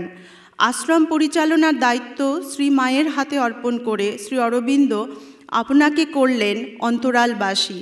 জাগতিক বিভিন্ন কর্মকাণ্ডের সাথে নিজেকে সম্পূর্ণরূপে নিয়োজিত করে রেখেও কিভাবে অধ্যাত্ম শক্তিতে স্বসত্তাই বলীয়ান হয়ে ওঠা যায়, শ্রীমা যেন তার একটি আদর্শ নিদর্শন।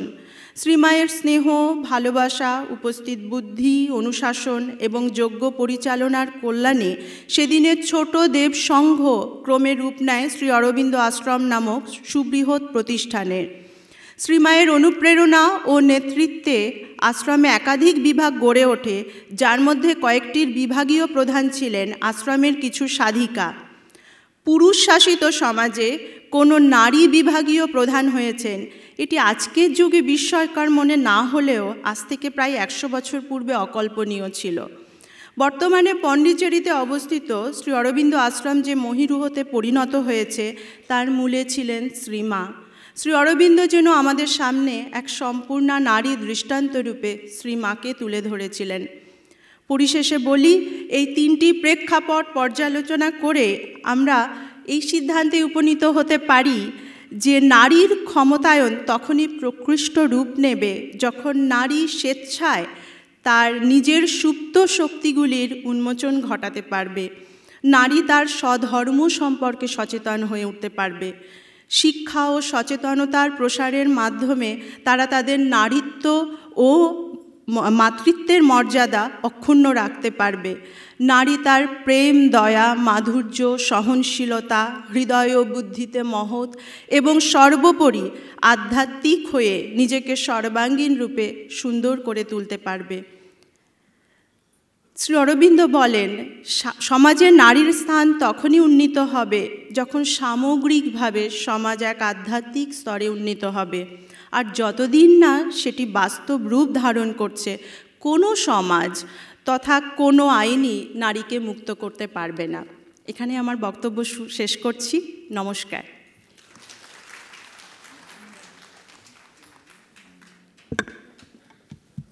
An extremely edifying speech, Dr. Banerjee, indeed. Of course, so many moons ago, Sri Aurobindo and Swamiji could, think of emancipation of women in this way. And Swamiji did say at one point in time that educate the women of your country and leave them unto themselves. They themselves are going to identify what reformations they need. Anyway, thank you so much. We would now like to invite our next speaker, Ms. Joshashini Roy. She is a lecturer in botany in Sri Aurobindo Higher Studies and Research, Matru Bhavan, Cuttack, with 20 years of teaching experience. She is an inmate of Matru Bhavan and participates in different programs related to mother's work in Orissa. She is an active member and convener of Sri Aurobindo Vigyan Parishad, which is a wing of Sri Aurobindo Engineering and Technical Group. I am offering my pranam at the lotus feet of the Mother and Sri Aurobindo. I am feeling blessed and privileged for being in the place which is the birthplace and also the center of his dynamic work. And on this auspicious occasion of 2nd National Women's Conference, I am sharing my feeling of gratitude, and I am greeting you to all the aspirants of integral yoga who are present here. There is a proverb in Odia which is called Mahi Khyana Khyana Ke Ana. That means the universe is not static, it is changing at every moment. And the change is dynamic and progressive. So we are the inhabitants of this universe and the world, and by default, human beings, and in line, women are also very progressive. And my subject deals with women's progress through vital. Sri Aurobindo says, man in himself is a unique person, but he is also in his manifestation of self, multi-persons. We are unique, we are single persons, but in manifestation, we are different and multiple. These multiple personalities are physical, vital, mental, psychic. What is this vital? Vital is the seat of power, energy, enthusiasm, effective dynamism. Suppose we want to accomplish a work.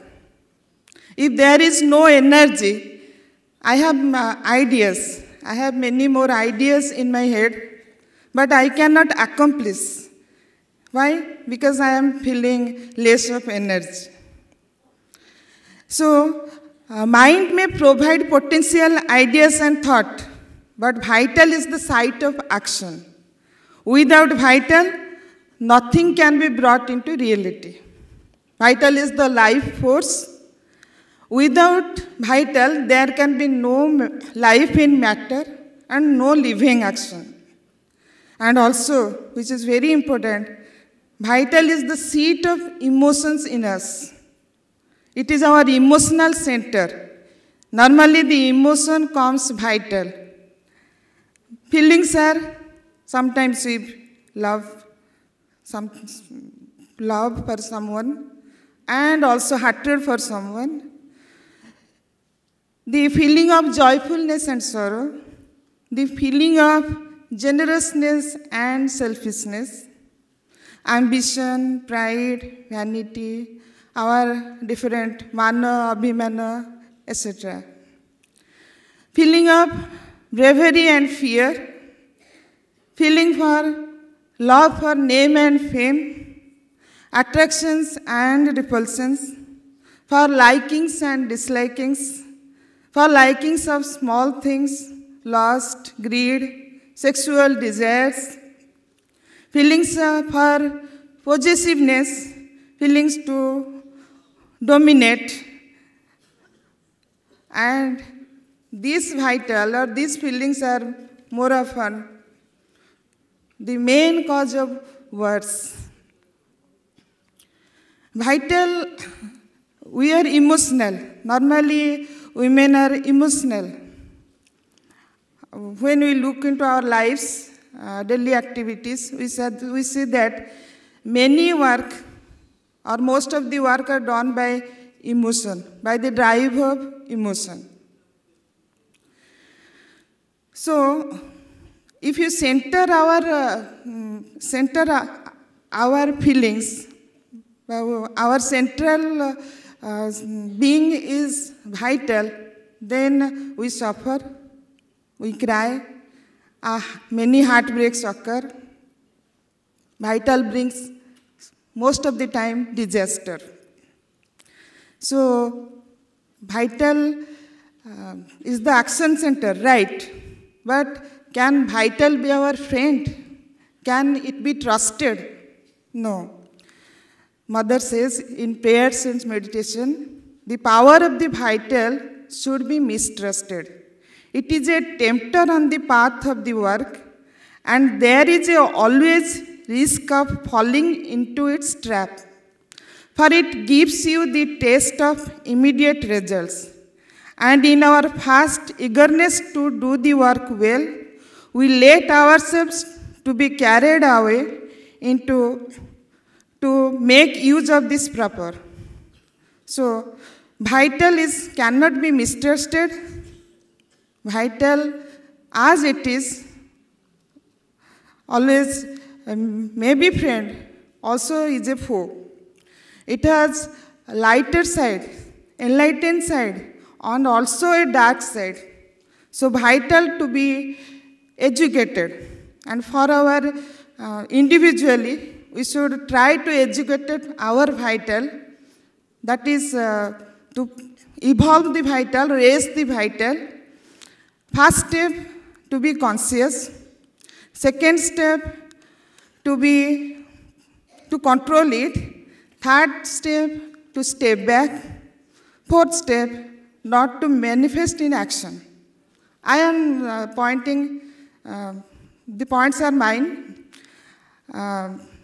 We can take one example of Sahanadi. Sahanadi is writing to the mother, "Mother, I feel extremely greedy today.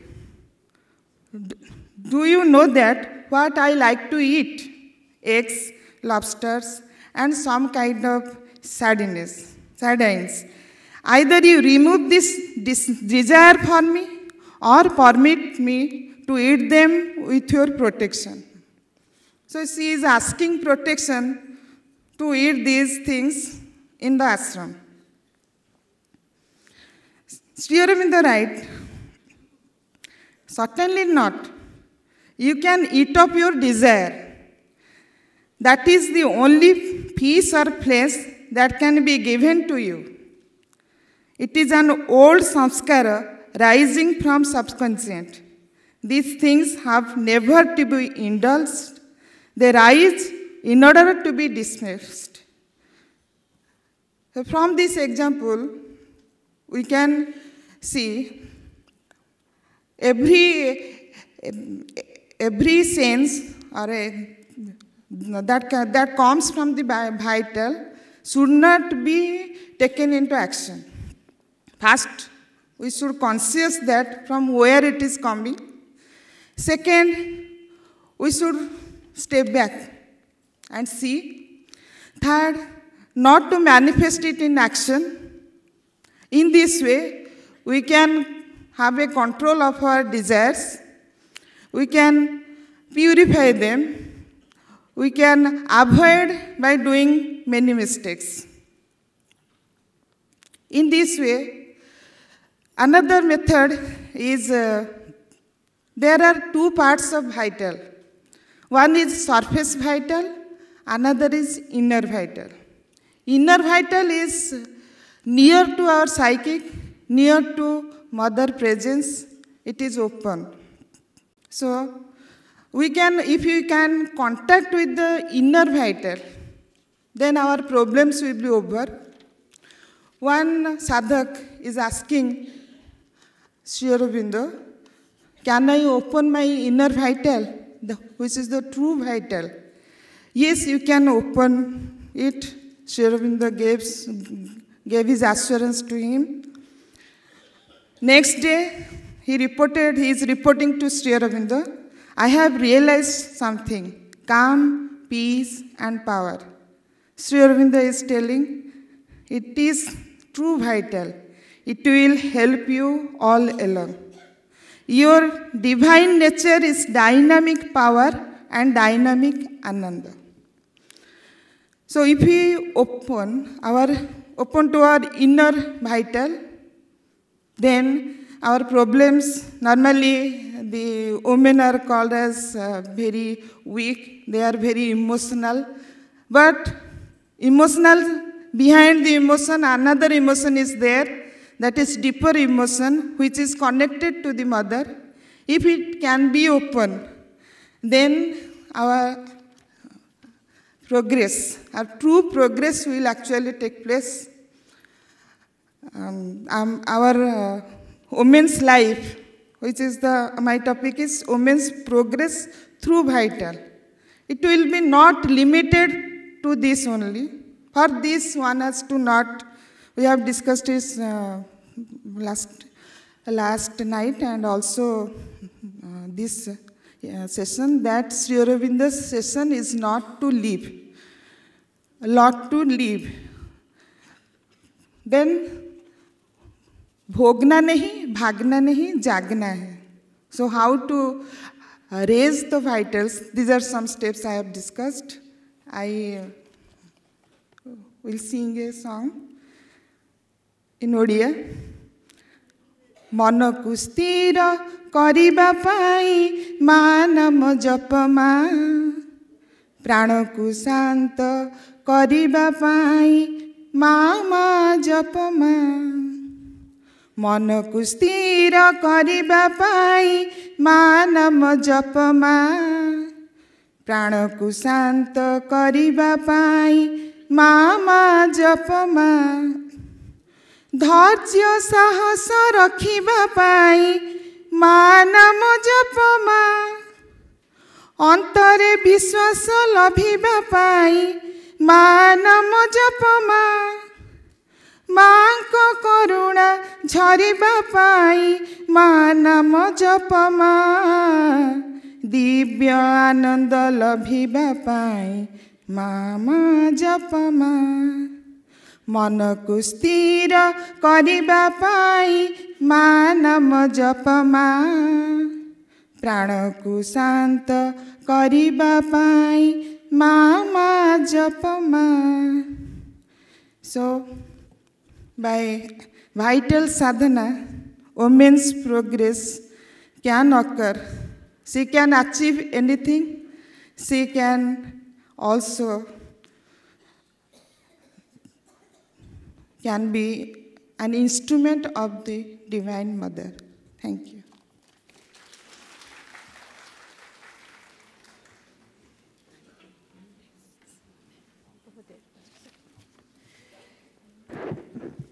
A very enriching speech by Ms. Roy. Just a small token of appreciation for the two speakers, Ms. Joshishini Roy and Dr. Banerjee. Nothing discriminatory, of course, because the other speakers have been extended with the gifts yesterday. So the other two speakers are yet to get that, so it is being extended to them.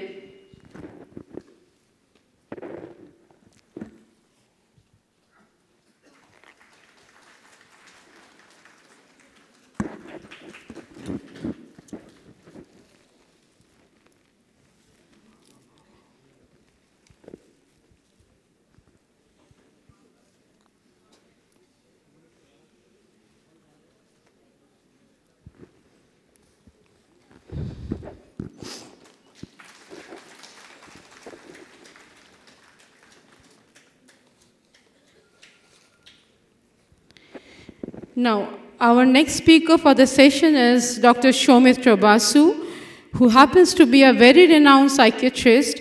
He is the editor of Nama. He is one of the founders of Sri Aurobindo International Institute of Integral Health and Research. He is the director of Institute of Integral Yoga Psychology and secretary of Meera Vision Trust. Sir, please. Thank you all for allowing me to speak.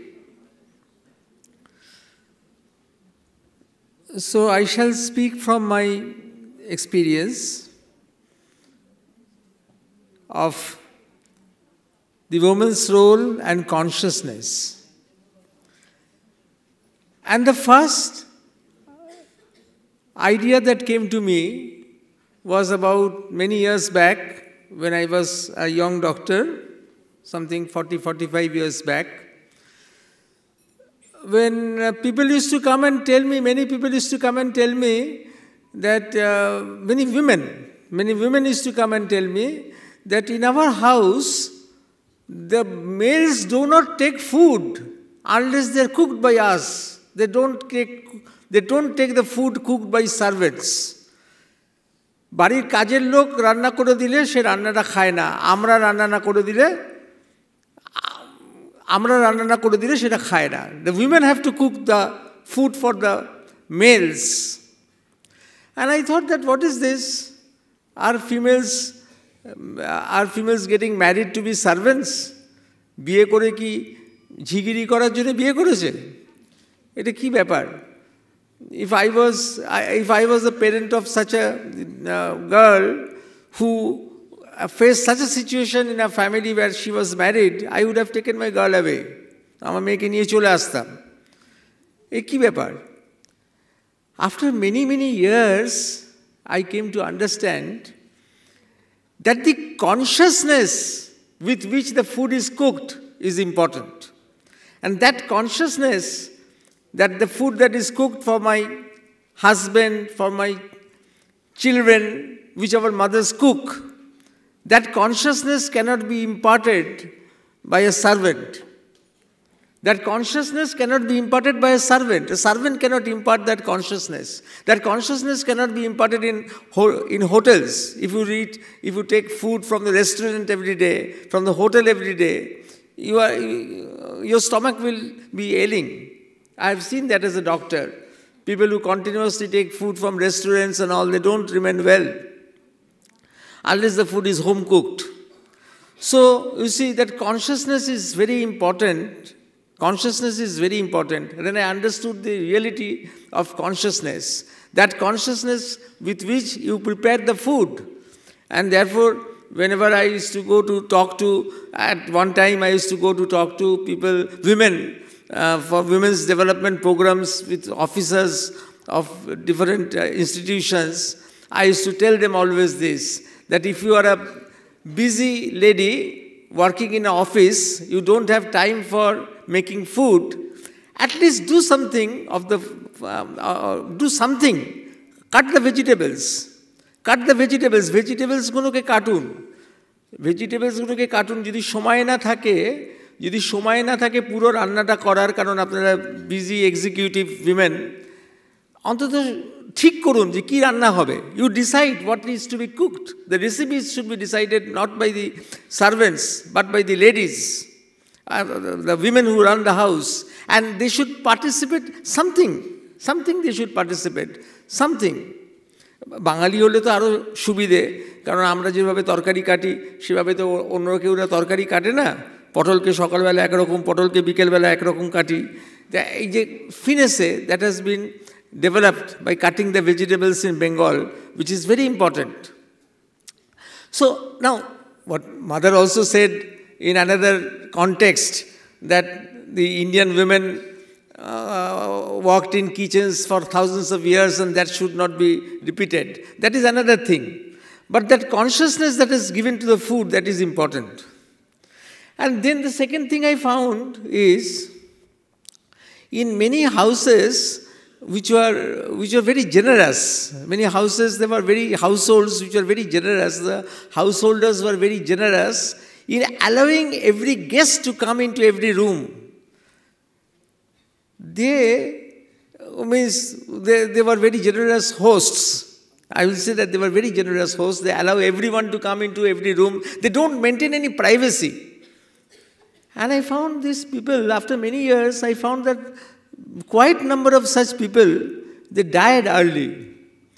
And after also many, many years, I came to understand that there is a consciousness in the space. There is a consciousness in the space. And that consciousness has to be maintained. You cannot allow everybody to come into your room. You cannot allow everybody to come into in your sleeping room, in your bedroom, and allow you to sit on your bed. For that, the outer room is important. We had always in India the outer room. We had always the outer rooms. এই যে বাড়ির মধ্যে যে খুব generous মানুষ, সবাইকে খাওয়াচ্ছে দাওয়াচ্ছে, সবাই কোনো ডিফারেন্স রাখছে না, খাটেতে সবাই এসে বসছে, তারা কিন্তু তাড়াতাড়ি আমি দেখলাম যে মারা গেল। যে তার একটা কারণ হচ্ছে যে কোনো ডিফারেন্স রাখেনি। বাড়িতে স্পেসের একটা মর্ম আছে, স্পেসের একটা চাহিদা আছে, স্পেসের একটা কনসিয়াসনেস আছে। The space has a consciousness. So স্পেসের কনসিয়াসনেসটাকে রাখতে হবে। একটা বাড়ির একটা পোর্শন থাকবে সেটা শুধু নিজেদের জন্য। That is one portion of the house should be for the people of the house only. So the ladies have to be very careful for this. And then the third thing I will say, I was surprised when for the last about 20 years I am seeing children are brought to me for excessive sex, children from 3 years onwards. 3 বছর থেকে excessive sexের জন্য আমার কাছে নিয়ে আসে। For excessive sex 3 years and even below 3 years. Even below 3 years. The boy is wanting to rape the mother. You see, it is not an uncommon thing. For me, it is a common thing. It may be an uncommon thing in the general population, but in a psychiatric clinic, it is a common thing. And then I understood what mother said, that at the time of conception, the aspiration to have a true child should be there. I understood that these children were born in lust. লালসায় জন্মেছে বাচ্চাগুলো, মা বাবার লালসায় জন্মেছে। মা বলেছেন যে time of conception is important, the state of consciousness at the time of conception. জন্মানোর সময় নয়, যখন স্পার্ম আর ওভাম মিট করছে সেই কনসেপশনের সময়, পেরেন্টাল যে কনসেপশন, সেই সময় পেরেন্টসের অ্যাসপিরেশন কী ছিল? শুধু লালসা ছিল, শুধু লোভ ছিল, অন্য কিছু ছিল না। অ্যাসপিরেশন ছিল না যে আমার একটা সুন্দর বাচ্চা হোক। There was no aspiration that we should have a nice child, we should have a noble child, we should have a true being. So, and mother said that very emphatically.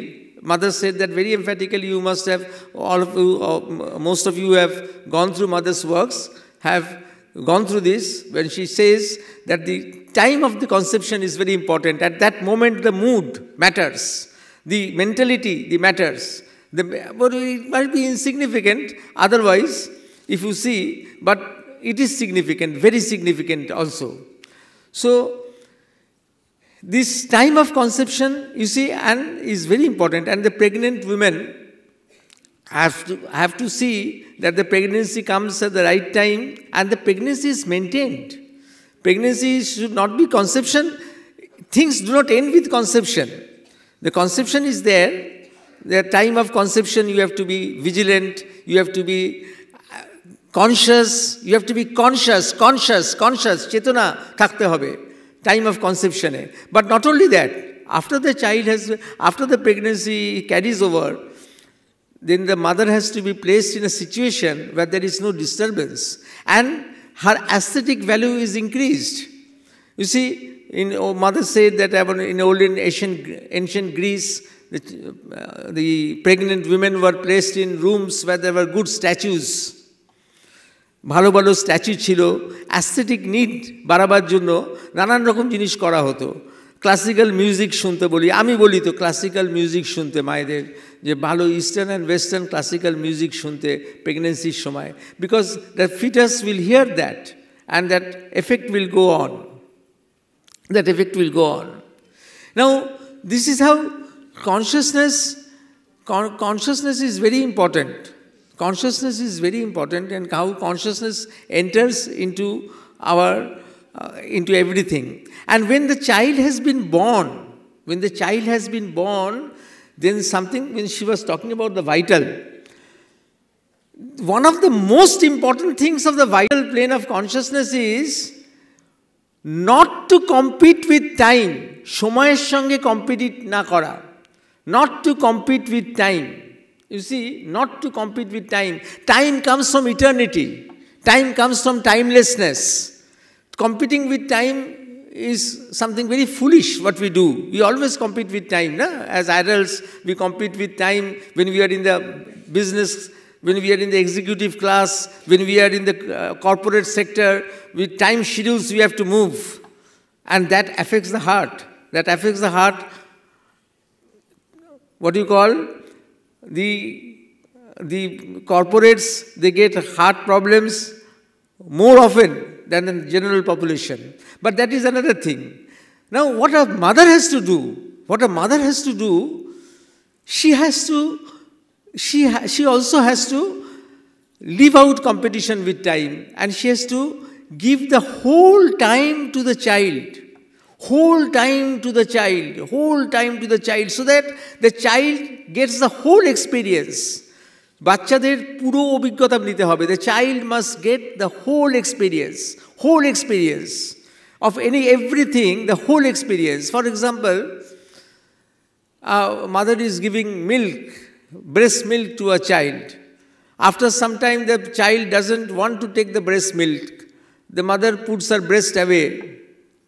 After some time, the child again wants to take the breast milk.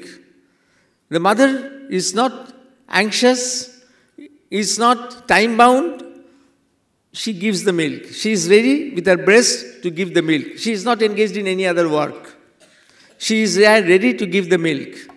It is very important. It is such an important thing. Many repeated times when these things happen, then the child knows that this is the mother.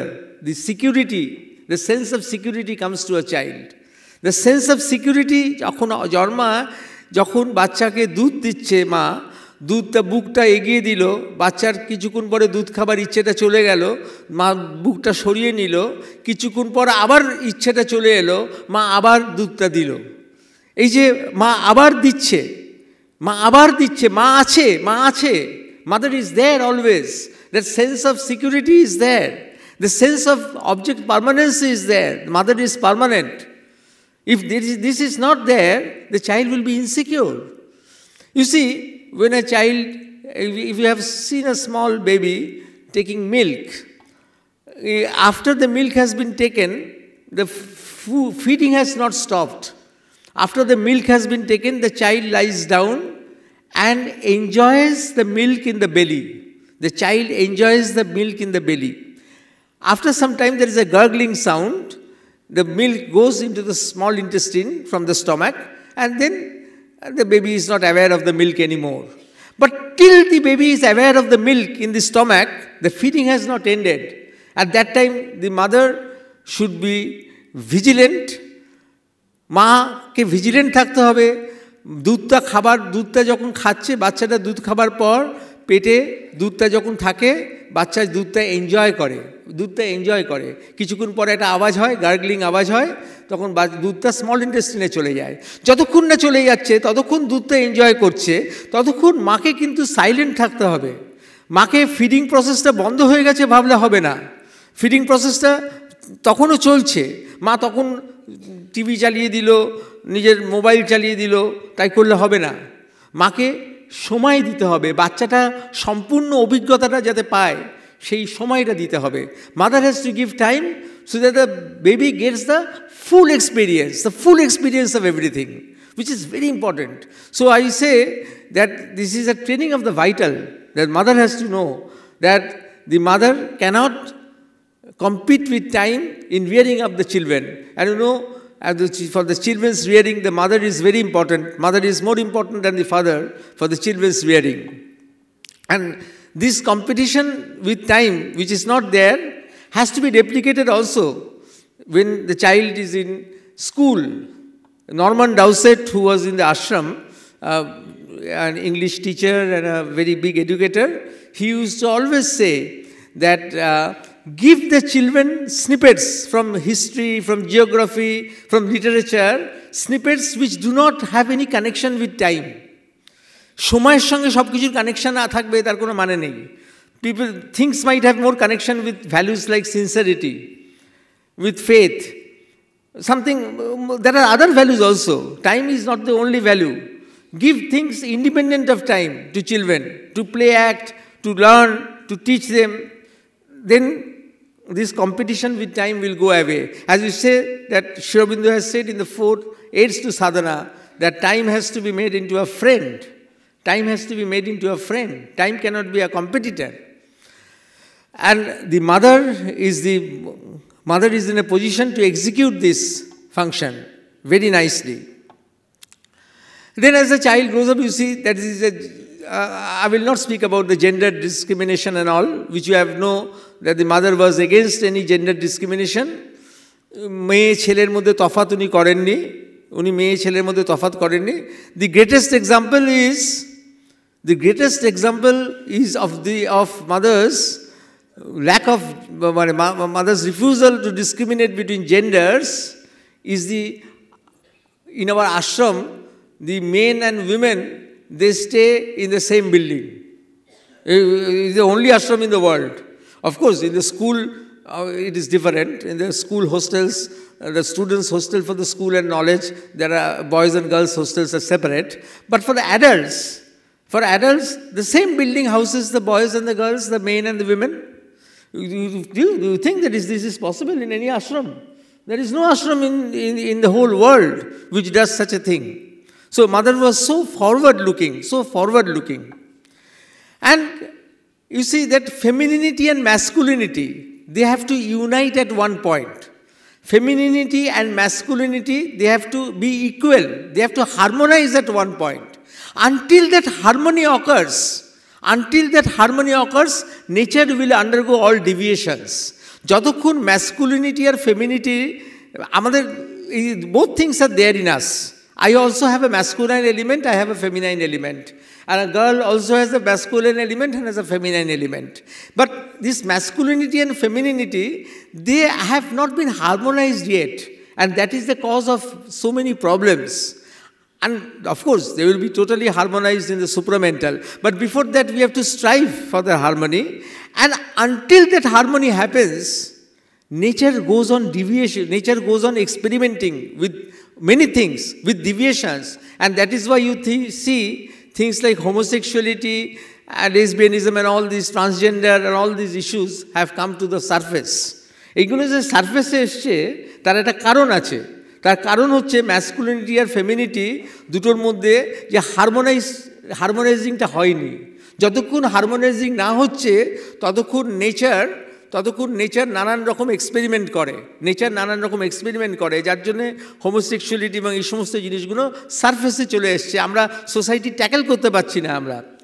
এবং তার মানে এই নয় যে সবাইকে আমরা খারাপ চোখে দেখব, এরকম নয় কিন্তু ব্যাপারটা।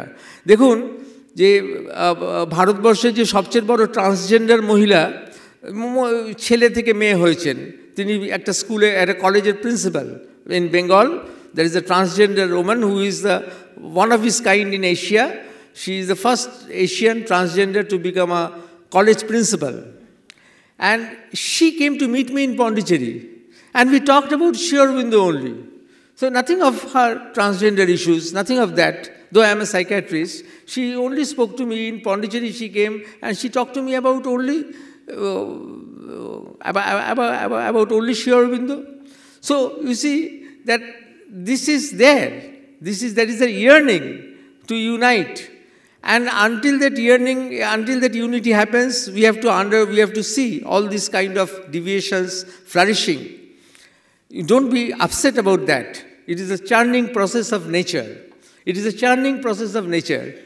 And I have seen girls, because I see, fortunately or unfortunately, I see many lesbian couples, and I find that they are all undergoing they have a certain vacuum. Something in life, something is dissatisfied in life, something yearning, and I know that the next step, that spirituality will come, and that is nothing to worry about it. And you see, in this context, I will say, Mother said that the family is breaking. Though today the Maharaj, Ramakrishna Mission Maharaj told that age-old values, keep to the age-old values. He told in the morning, to keep to the age-old values. But age-old values will not remain. Mother has said that the family will break.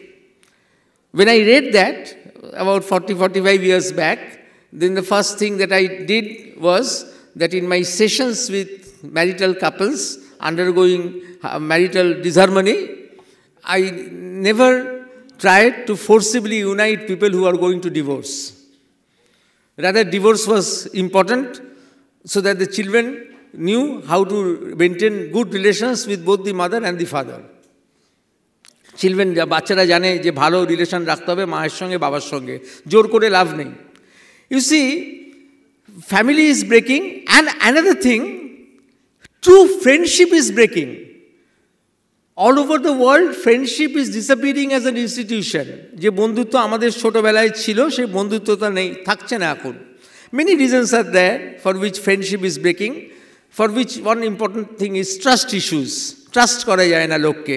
Social media জন্য মানুষকে trust করা যায় না. Now, what is the solution?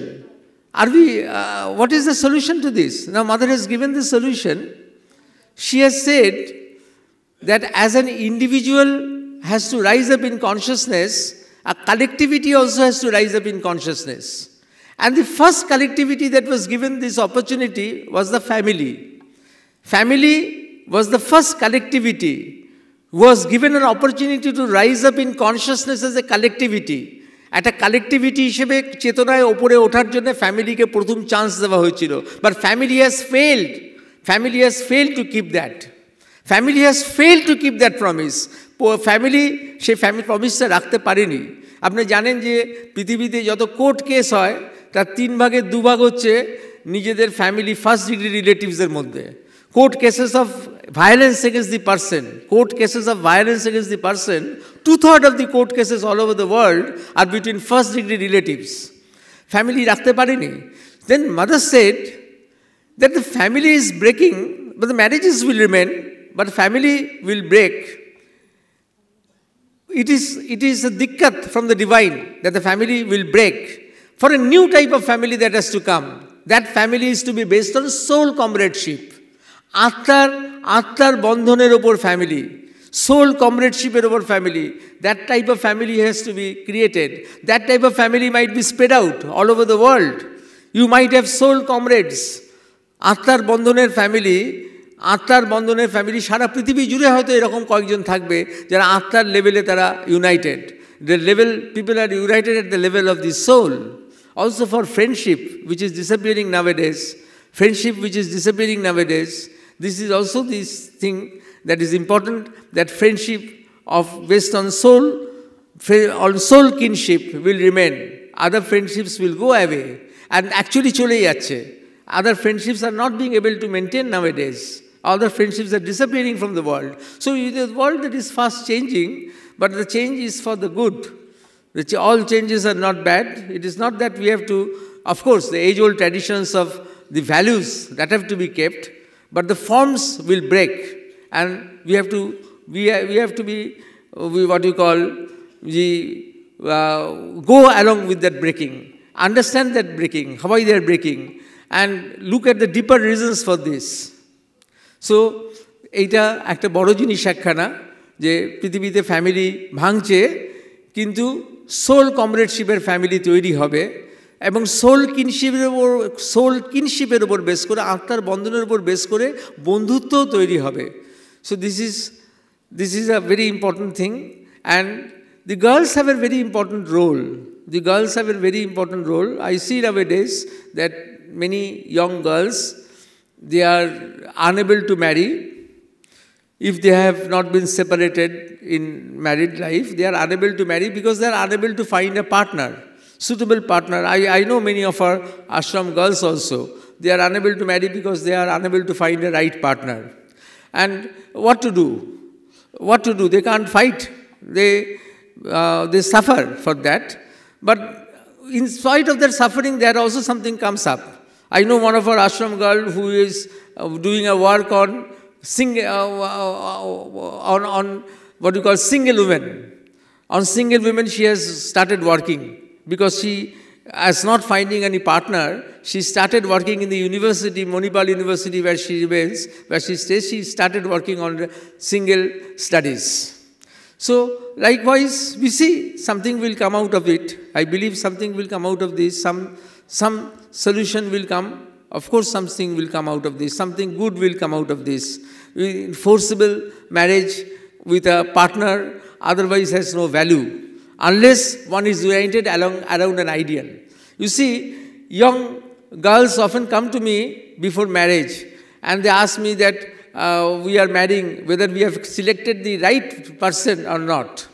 And I tell them that marriages are of three kinds. One is simple marriage, marriage for marriage's sake. There is no value in it. Another is the marriage which Sri Ramakrishna and Sharada Ma did. That is outside our purveyance. But the third type is to unite around an ideal. That ideal may be something which is greater than our egos. That ideal might be music. That ideal might be political philosophy. That ideal might be the divine. That ideal might be the divine. That ideal might be political philosophy. That idea might be music. Idea must be something which is greater than one's ego. Unfortunately, to find a partner around an ideal is not easy. It takes time. Sometimes marriage takes late. But that marriage has got some value. That marriage has got some value. Anyway, we are seeing that a lot of things are happening nowadays, and especially women are affected. Men are also affected, but women are affected very much. But still, I believe with all the things that I told you, that something good is coming out of it. Something good should come out of it. So we hope for the best, and I end my lecture here.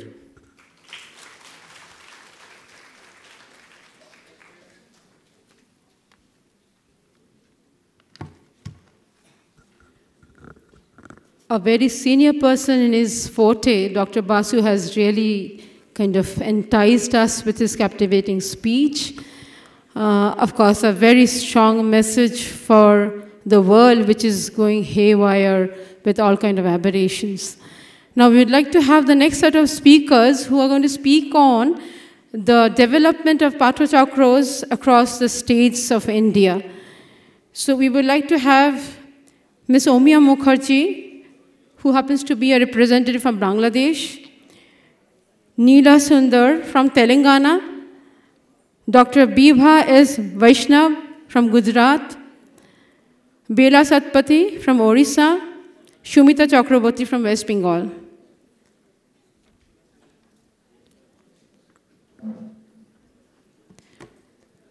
Before we start this session, I would just like to remind the audience and the speakers too that the lunch is going to start from 1:30. So we are going to part for the lunch maybe sometime now in 1:25 or so. And I would request the audience to collect their coupons from downstairs. Swami Brahmadev, trustee Aurobindo Ashram, Rishikesh, Srimati Tara Johar, Chief, Sri Aurobindo Ashram, Delhi branch, Orissa থেকে দেখছি ধরণীধর পাল এসছেন, রমেশ ভাই, এছাড়া আয়োজক এবং আপনারা সবাইকে নমস্কার। অল্প সময়ে আমি ইংরেজি বলছি না, বাংলাই বলছি। পাঠচক্র দিয়েই মায়ের জীবনের একটা অংশ শুরু হয়েছিল। আপনারা যদি 1912 সালে কথা পড়ে থাকেন কোথাও, দেখবেন মা পাঠচক্র শুরু করেছিলেন 1912 সালে, আমি যদি ভুল না বলে থাকি। আজ 1912 আর 2023, 111 বছর পর সেই পাঠচক্রের সাড়া জেগেছে আমাদের অন্তরে। এ নিতান্তই এক সাধুবাদ। এবার পাঠচক্র কেন, পাঠচক্র দিয়ে কি হবে? আপনারা যদি শ্রী অরবিন্দের যোগ সমন্বয়ের 4 Aids of সাধনা, সাধনার চতুর্বিধ সহায় যদি পড়ে থাকেন, একবারে very early beginning of yoga samanvay, synthesis of yoga, the 4 Aids of sadhana, সেখানে রয়েছে শ্রদ্ধায়, উৎসাহ, গুরু, কাল। শ্রদ্ধায় কি? সে শ্রদ্ধায় পাঠচক্র, পাঠচক্রই শ্রদ্ধায়। এই শ্রদ্ধায় যদি না থাকে তাহলে জাগরণ হয় না। আর এই যে সম্মিলিতভাবে এই অধিবেশনটি কেন? এর কারণ এই উৎসাহ বর্ধন করা। উৎসাহ না এলে শ্রদ্ধায় আসে না। আর তৃতীয় হচ্ছে গুরু। গুরু তো আছেনই, মা শ্রী অরবিন্দ, গুরু আপনার সহায় আছে। আর কাল, কাল যদি, কাল, the time is an instrument. কাল সহায়। আমার 111 বছর পর কাল সহায় হয়েছে, তাই পাঠচক্র নিয়ে আমরা এতটা মেতে উঠেছি। আপনারা এখন মহিলা পাঠচক্রর জিনিসটা কেমন, কেন মহিলা পাঠচক্র? রাধার পর খাওয়া আর খাওয়ার পর রাধা, নারী জাতি এই 2টি চক্রে বাধা। বেগম রোকেয়া জানেন, মেয়েদেরকে এই 2টো চক্র দিয়ে এমনভাবে বেঁধে রাখা হয়েছিল, তাদের একটুও নড়চড়ের উপায় নেই। সেই চক্র থেকে বেরিয়ে আসার জন্য আমাদের মা আলো দেখিয়েছেন, এবং মাই সর্বপ্রথম এই পৃথিবীতে পাঠচক্র চালু করে দিয়ে গেছেন আমাদের জন্য। জানেন, আমার সেদিনও ঐতরীয় উপনিষদের একটা মন্ত্র পড়ছিলাম। ঐতরীয় উপনিষদ, সেটা হলো গর্ভেনু সন্ন্যাসম আবেদম আহম দেবানম জনিমানি বিশ্বা। ঋষি বামদেব বলছেন, গর্ভে থাকতে আমি দেবতাদের জন্ম বৃত্তান্ত জানতে পেরেছিলাম।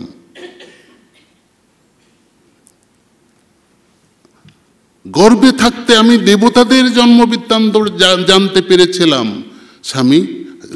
ঋষি বামদেব বলছেন, আরে এ কেমন কথা?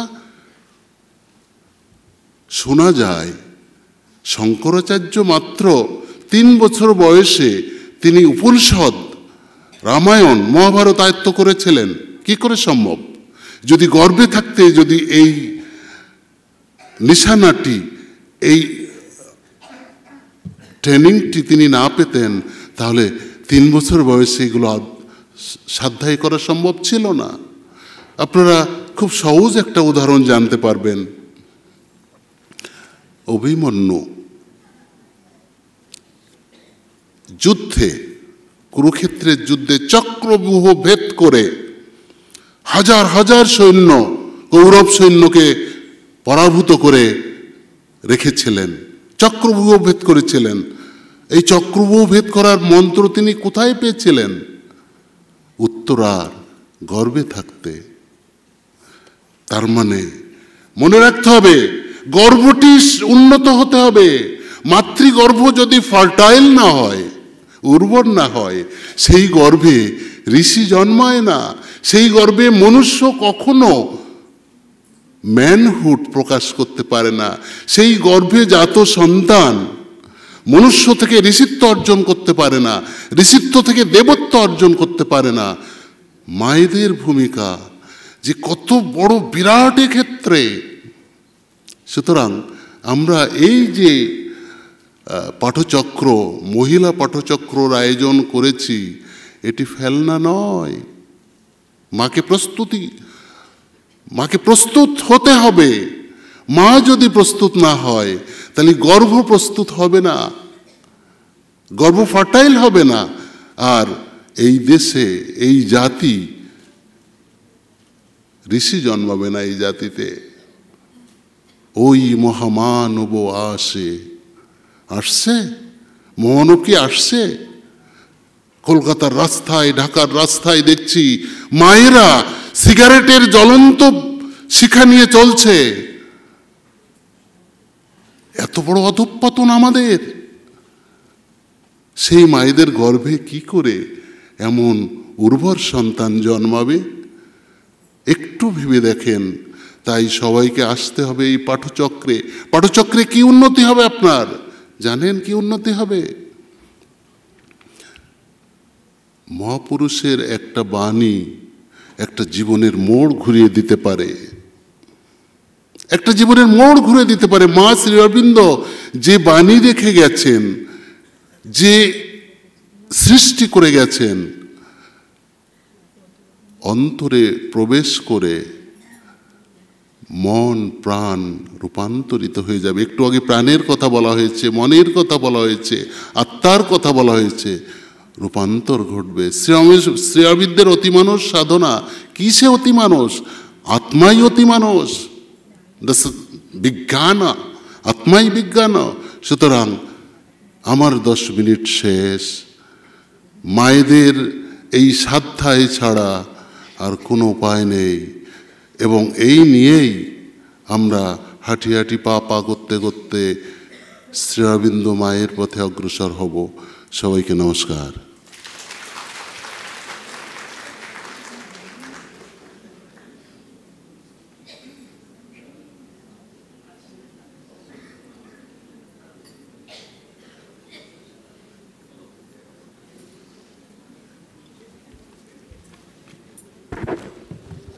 Our next speaker for the session is Neela Sundar, a representative from Telangana.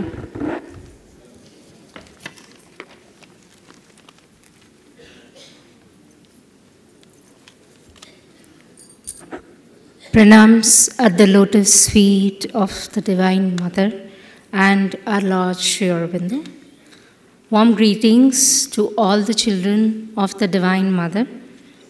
It's a great privilege to stand in this holy birthplace of our Lord Sri Aurobindo to present an insight about the activities held in the state of Telangana towards empowering women. Our Lord Sri Aurobindo says in Savitri, all can be done if the God's touch is there. Empowering the perception, fostering a growing mindset, incorporating practical strategies under the divine light and the divine grace paves the path for a transformating learning journey, nurturing potentials to make aspiration a reality. There are various torches, says our Divine Mother.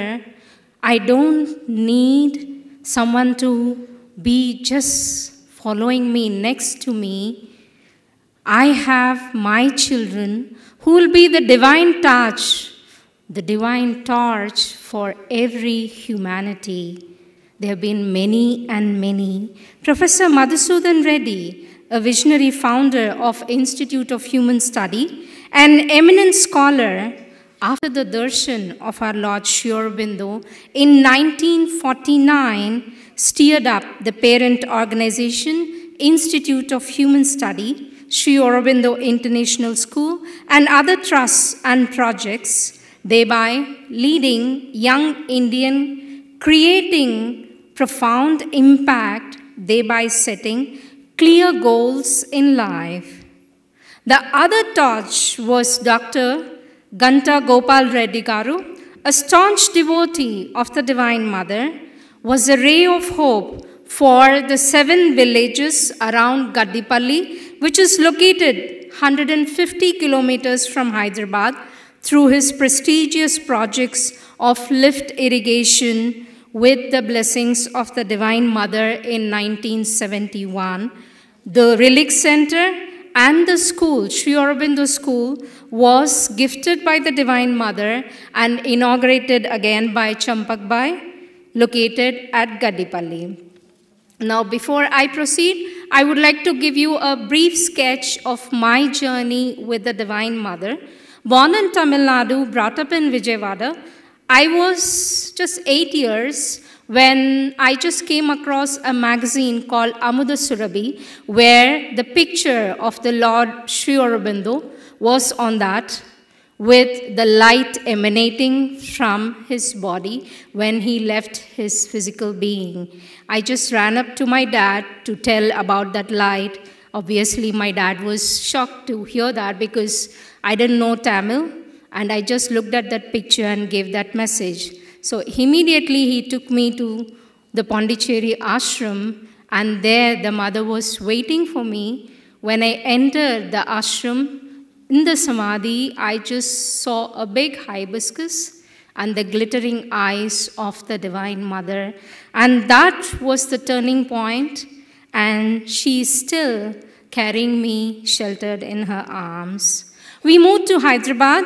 I've been associated with the Sri Aurobindo Society at Mushirabad for the 4 years, and then I started working for Professor Madhusudan Reddy, who was the instigator for various projects in Hyderabad for his integral works. Professionally, I'm working for the US. I work for the night shift for the US Healthcare, and during the daytime, I do a lot of projects. I don't just sleep. I handle medical transcription courses for Indians, the young Indians from the remote villages who don't even know English. So how did that start? That was again the Divine Mother's guidance, who has instigated me to provide all the assistance needed to the villages. So I started with, or I would say the Divine Mother took my hand to Gaddipalli, where I've been associated with them for the last 3 years, guiding the teachers in inculcating the thought of Mother and Sri Aurobindo in guiding the children while teaching. I guide the children in academics, and of course, I reach out to the nook and corner of all the villages around Gaddipalli, and I give them the insight of the thought and how work along with the divine makes a lot of difference, including the farmers. Blessed is that place because we don't have divers or any other issues, but they only need the divine hand to guide them. Matri Darshan Trust is the sister organization of Institute of Human Study, located at the serene Champak Hills at Jangaon in Warangal. This is under, again, the leadership of Dr. Chellamaya Reddy, daughter of Professor Madhusudan Reddy. She is also the director of Institute of Human Study and leading Sri Aurobindo School at Hyderabad. The prime focus is to educate the children in and around the villages, because education gives them the enlightenment of the soul through the work that they are going to achieve and also help in building up this nation. So the medical transcription course that I am currently handling is to primarily make them self-reliant, think positive, and above all, take the divine guidance to become self-reliant and, of course, earn money. And our mission is to render our Divine Mother's victorious divine light to the infinite self and Shakti, to accelerate the dawn of a great luminous future with a resplendent aspiration for that sunlit adventure. I thank the Divine Mother and our Lord Sri Aurobindo. And of course, I do have the YouTube channel, Mother and Sri Aurobindo. I'm not sure which group you all are in, but I guide everyone telling them start your day, not with a cup of coffee, but start your day with the thought of the Divine Mother. So Mother and Sri Aurobindo is the channel, and I post every day the message of the Divine Mother along with the readings of the Mother and the works of our Lord Sri Aurobindo. Thanks again for one and all for giving me this opportunity. Namaste.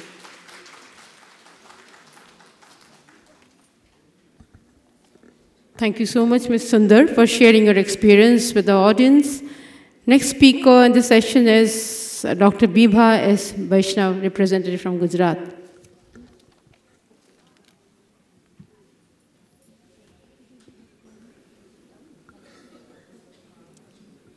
My loving and grateful pranams at the divine lotus feet of Lord and the Mother. My pranams to Ma and Thakur and Swami Vivekananda. It is indeed a grace to be standing here at Kolkata, participating in this national conference. Yesterday, the president of Sri Aurobindo Bhavan said, doctor Krishnadhan Ghosh के घर में आपका स्वागत है, राजनारायण बोस की ओर से भी आपका स्वागत है. It was very inviting and very touching. I am here to tell you all, Shri Aurobindo के घर में आपका स्वागत है. गुजरात में श्री औरोबिंदो निवास है. सरोजिनी दीदी की ओर से आपका स्वागत है. बारिंदा की ओर से आपका स्वागत है. मृणालिनी दीदी की ओर से आपका स्वागत है, क्योंकि वो जो घर था, जो अभी श्री औरोबिंदो निवास है, उसमें वो सब एज अ फैमिली रहते थे. हमारे यहाँ पाठ चक्र तो नहीं है, लेकिन मैं आपको यात्रा कराऊंगी गुजरात की. गुजरात के श्री अरविंद केंद्र के माहिती, संक्षिप्त माहिती मैं देना चाहूँगी. श्री अरविंद का स्वदेश आगमन सीधा गुजरात में हुआ. देशभक्ति से प्रेरित हम सबको पता है, घुड़सवारी की परीक्षा से उन्होंने इनकार किया और बड़ौदा नरेश ने उनकी प्रतिभा पहचान कर अपनी रियासत में शिक्षा शास्त्री के रूप में उनको नियुक्त किया और बड़ौदा में प्राध्यापक, वाइस प्रिंसिपल, निजी सचिव इत्यादि कार्य करते रहे और हजारों छात्रों को चरित्रवान देशभक्त बनाया श्री अरविंदो ने. बड़ौदा में श्री अरविंदो 1893 to 1906 13 इयर्स रहे. और ये है श्री अरविंदो की ऑफिस. श्री अरविंदो की ऑफिस में आपका स्वागत है. ये है the MS university of Baroda, Maharaja Sayajirao university में फैकल्टी ऑफ आर्ट्स में श्री अरविंदो की ऑफिस, जहाँ अभी श्री अरविंदो स्टडी सेंटर चल रहा है. You can see this the chair. we are not sure whether the same chair was used by Shri Aurobindo, but वो चेयर अभी कक्ष में है. और ये message is from the Governor of Gujarat. The activities of the center are weekly study sessions organizing seminars, workshops. Sri Aurobindo's room in the Heritage Building of the Faculty of Arts. Visitors from the ashram and worldwide pay homage to Sri Aurobindo. Celebration of Darshan Days. Exhibition of Sri Aurobindo and the Mother. In the 150th year of Sri Aurobindo's birth, there was a play on the life divine of Sri Aurobindo by Sri Aurobindo, and there were paintings by teachers and students of the Faculty of Fine Arts, and you can see some of the paintings by the faculty. This is Sri Aurobindo Nivas, Sri Aurobindo का घर. ये है प्रदर्शनी और ये वही झूला है जिस पर बैठ के श्री अरबिंदो को निर्वाण की प्राप्ति हुई. हम जानते हैं कि 3 experiences, spiritual experiences Sri Aurobindo had during his Baroda time. One is this, on this झूला, महर्षि लेले के साथ. और ये है एक्टिविटीज साधना की प्रवृत्ति ऑफ श्री अरबिंदो निवास. They have yogasana classes, they have women's council, youth council, cultural activities, study center, children's corner. So many activities are there. It is available on the website. This is the photograph of Sri Aurobindo Nivas. Amba Premi Shah was one of the founders, and this is exhibition. Yes, the another experience was near Karnali in Mahakali temple, and Sri Aurobindo wrote the stone goddess. वो महाकाली का जो साक्षात्कार हुआ वो. This is the Mahakali temple, same temple. Shri Arvind आश्रम में बसे गुजरात के श्री अरविंद के कुछ शिष्यों के नाम: Champaklal ji, Ambubhai Purani, Dyuman, Sundaram, Pujalal, doctor Manilal, Becharlal, Lallubhai, Bansidhar, Dayabhai, Harikant bhai, Kirit Joshi, Kumudben, Kamalaben, Maniben, Dhanvanti, Krishnalal, Pannalal Patel, A B Patel, Shivabhai, Kusumben, Albert Bhai, Daya Bhai, so on and so forth. This was the letter from Sardar Patel to Ambubhai Purani, who used to send him Sri Aurobindo's blessings. We know that he worked as an emanation of Sri Aurobindo when he was to work for unification of India. This is about Sri Aurobindo Kendra Surat. Sri Aurobindo visited Surat also, and Surat convention we know about it, and there was a Shibir in 1956. You can see Kirit Joshi in that photograph. These are the activities of Sri Aurobindo Center, Surat. They also have a women's council. This is Sri Aurobindo Kendra Arera. In 1955, Ambubhai Purani visited and had the Shibir. And Tu Hraday Vasnari, if you have heard a Gujarati song rendered by Tinkudida, that was a Shibir song of this Shibir in 1955. These are the places of centers across Gujarat. We have 80 centers. Some of them are branches of Sri Aurobindo Society. Some are independent centers. Additionally, we have chairs and centers in universities. This is Sri Aurobindo Sadhana Kendra Nadiyad. This is Sri Arvindayan Kapadvansh. You can see a publication. Additionally, we have a spiritual township coming up. Just like Auroville, there is Om Puri, a city meant to serve the divine, where we act for the divine, we aspire for the divine, and we work for the divine. That was the message given by the mother. The mother put a finger on the map that this is the place, and Sundaram started this, and it is now coming up. You can see some of the activities we had sourcing our oneness camp at Om Puri, and these are some of the pictures. We have a publication, Om Puri Patrika. Sri Aurobindo Yoga Kendra Jantral, where there is Samadhi of Champaklalji. Champaklalji in his last days, he stayed there. So that is Jantral. Sri Aurobindo Kendra Navsari, Sri Aurobindo Sadhana Kendra Ahmedabad. Visnagar, there also Sri Aurobindo visited because that came under the province of Sayaji Rao.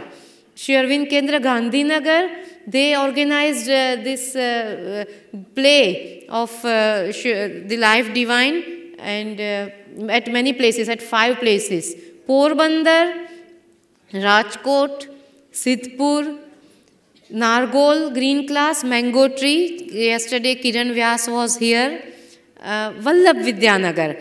I am from Vallabh Vidyanagar. Vallabh Vidyanagar is a very different and unique place. Why?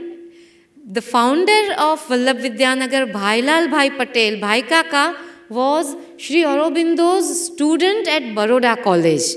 And he was very much inspired by his teacher, and he founded this educational township in a barren land. We have a center supported, the land was donated by the same educational trust which founded the township, and we also have, these are some of the activities of Vallabh Vidyanagar Center. We have just 5 kilometers from Vallabh Vidyanagar, milk capital of India, Anand city, and there is a school in which Dyuman Bhai studied and worked. So that is DN High School, and Dyuman Bhai, once the managing trustee of Sri Aurobindo Ashram Trust, was a student, and we have Dyuman Bhai oration in that school, and every year we organize programs. We organize programs for the teachers, training camps for their teachers also. We have Sri Aurobindo Chair of Integral Studies. There are only, this was the first university to have Sri Aurobindo Chair, regular chair at the university. Dr. Bhalendu Vaishnav is the chairperson, and we conduct research programs, and there are many activities, but one e-magazine, the Sunlit Path, this is a list of the activities. The Sunlit Path, recently we had 199th issue of that. There is another university, Bhai Kaka University, named in the name of Bhai Kaka, and that is, it has got MOU with Sri Aurobindo Society, and many programs are being conducted. We have A.B. Patel Endowment Oration also at Vallabh Vidyanagar. Every year from Vallabh Vidyanagar, 25 students are sent for a camp to Pondicherry, and that it has been since more than 25 years that this is going on.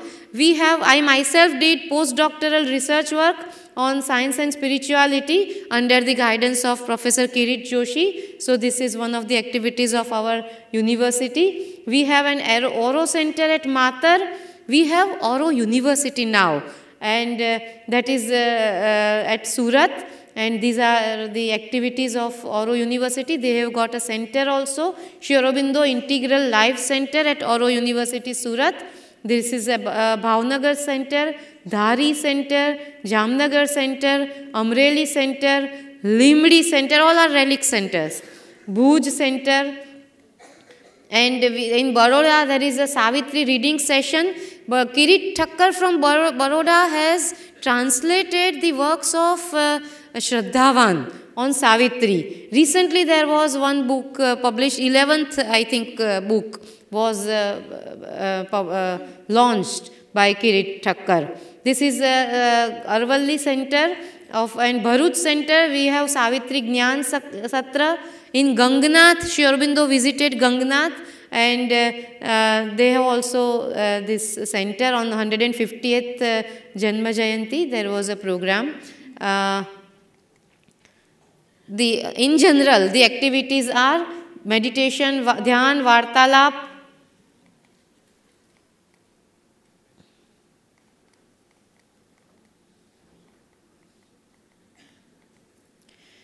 studies. We have regular study sessions, music, Savitri recitation, magazines, youth council, women's council, visit. We do have women's council, but Pathachakra is not there. We have study sessions, but the regular Mahila Pathachakra is not there. Camps, courses, books, articles in newspaper. My brother is writing articles, who is the chairperson of Sri Aurobindo Chair, is writing articles in newspaper, local newspaper. We have our own radio station. We have radio talks. sales and research.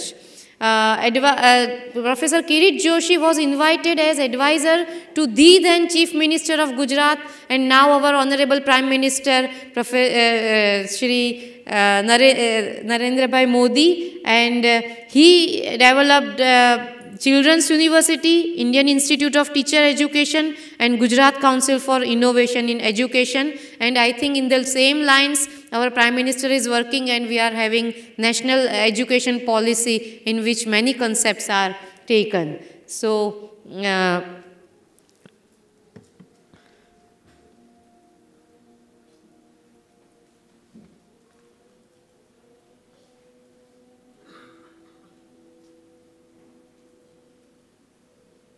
is it audible? No.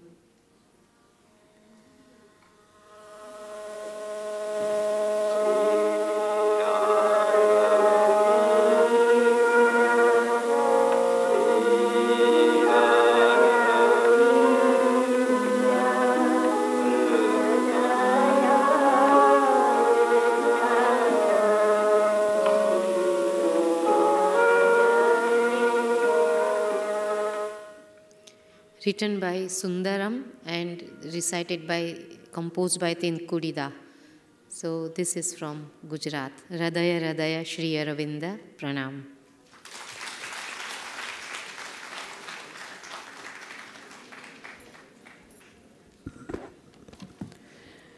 Thank you, Dr. Vaishnav, for bracing the audience with information on the Gujarat centers.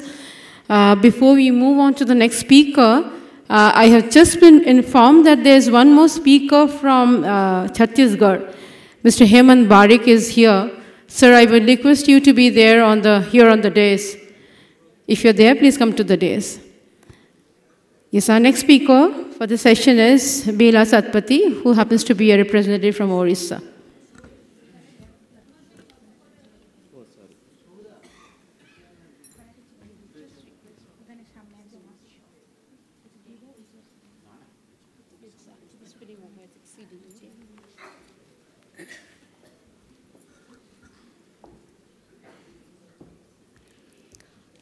করুণাময়ী মা পরম প্রভু শ্রী অরবিন্দের পদযুগলে আমার শতকোটি প্রণাম। প্রণাম শতনামে সারদা মাকে, প্রণাম শ্রী পরমহংসদেব রামকৃষ্ণকে, প্রণাম স্বামী বিবেকানন্দকে, আর প্রণাম এই মহান যজ্ঞে, যে দুরূহ মহান যজ্ঞ, যেটা শত শত অশ্বমেধ যজ্ঞের থেকেও এই যজ্ঞ মহান।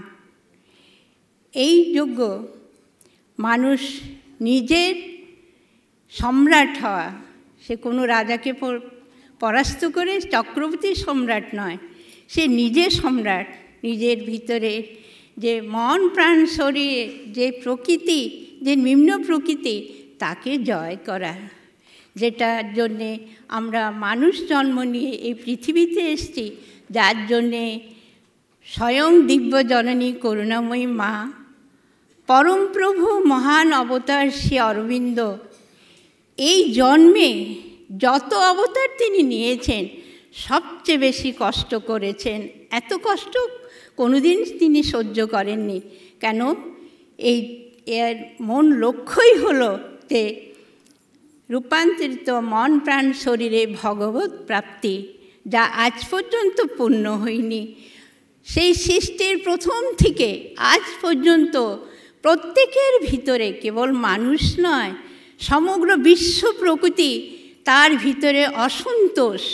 সে এখন সন্তুষ্ট হতে পারেনি। কেন?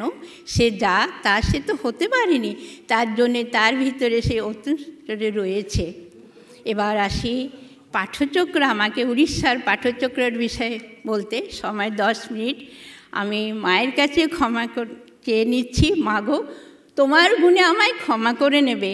আমি বুঝতে পারছি না উড়িষ্যার এত মহারথী এখানে সামনে আছে, মা কেন আমাকে এখানে এনেছেন। সবাইয়ের কাছে ক্ষমা চেয়ে নেব আমি। যখনই উড়িষ্যার পাঠচক্রের কথা, তখন আমি সেই শ্রদ্ধেয়, সেই সবার প্রিয় সেই বাবাজি মহারাজের কথা না বলে থাকতে পারা যাবে না। ওনার কাছে সমগ্র উড়িষ্যাবাসী আমরা কৃতজ্ঞ। উনি যখন 1945 সালে ফেব্রুয়ারি 2 তারিখে প্রথম আশ্রম যান, যখন উনি শ্রী অরবিন্দকে দর্শন করেন, উনি তো ছিলেন রাম তারকা সিদ্ধি মন্ত্রের সিদ্ধি, উনি রামের ভক্ত ছিলেন। যখন উনি ওনাকে দর্শন করেন তখন তার মধ্যে তিনি দেখতে পান তাঁর সেই গুরু শ্রীরামকে, তখনই তিনি জানতে পারেন এই। এবং মাকে দর্শন করার পরে প্রতিনিয়ত ওনার ব্যাকুলতা, উনি খালি মাকে প্রার্থনা করতেন, মা গো আমি যেমন তোমাকে জানলাম সেরকম যেন তুমি আমার সমগ্র উড়িষ্যাবাসী সবাই যেন তোমাকে জানে মা গো, তুমি সেটি কৃপা করো মা। আর ওনার এই যে ব্যাকুলতা, ওনার এই যে আস্পৃহা, প্রতিনিয়ত প্রতি মুহূর্ত উনি সবসময় মাকে ডেকেছেন। তার ফলে আজ উড়িষ্যায় এই পাঠচক্র, এবং মা যেটি বলেছিলেন উড়িষ্যা ফার্স্ট, বেঙ্গল সেকেন্ড, সেইটি হলো উড়িষ্যার পাঠচক্র। আজকে আমাদের প্রায় 16,000 পাঠচক্র, মহিলা পাঠচক্র প্রায় 4,000। আমাদের এখানে পূর্ণাঙ্গ শিক্ষা কেন্দ্র 566টি আছে। এবং আরেকটি কথা এখানে বলি, প্রভু অনেকের তখন ছিল, অনেকেই বলেছে কই প্রভু তো উড়িষ্যায় এলেন না। কে বলল প্রভু উড়িষ্যায় আসেননি? প্রভু উড়িষ্যায় 73 বার এসেছেন। উড়িষ্যায় 73টা রিলিফ সেন্টার আছে, প্রভু আসেননি। যেখানে প্রভু সেখান থেকে স্বয়ং প্রভু, সেই কেন্দ্র তো স্বয়ং প্রভুর। এবং 1948 সালে আনন্দপুরে উমাপদ সেন, ওনার ঘরে তখন প্রভু আছেন। ওনার কৃপা, মায়ের কৃপা, মায়ের পূর্ণ উপস্থিতি, প্রভুর পূর্ণ উপস্থিতি এবং নলিনীদারও প্রেরণায় ওনার ঘরে প্রথম পাঠচক্র হয়। তারপরে কটকে ললিত মোহন ঘোষের দ্বিতীয় পাঠচক্র হয়। তারপরে যখন বাবাজি মহারাজ অযোধ্যায় যান 1960 সালে, সেই সময় উনি কটক আর ভুবনেশ্বরে অবস্থান করে, সেই সময় অনেক পাঠচক্র হয়, ঘরে ঘরে পাঠচক্র হয়। বাজপেয়ী মহারাজ চেয়েছেন যে উড়িষ্যায় কীরকম মহিলা পাঠচক্র হবে, তার একটি কারণ, তার কারণ হচ্ছে নূতন মানব জাতি, নূতন সৃষ্টি।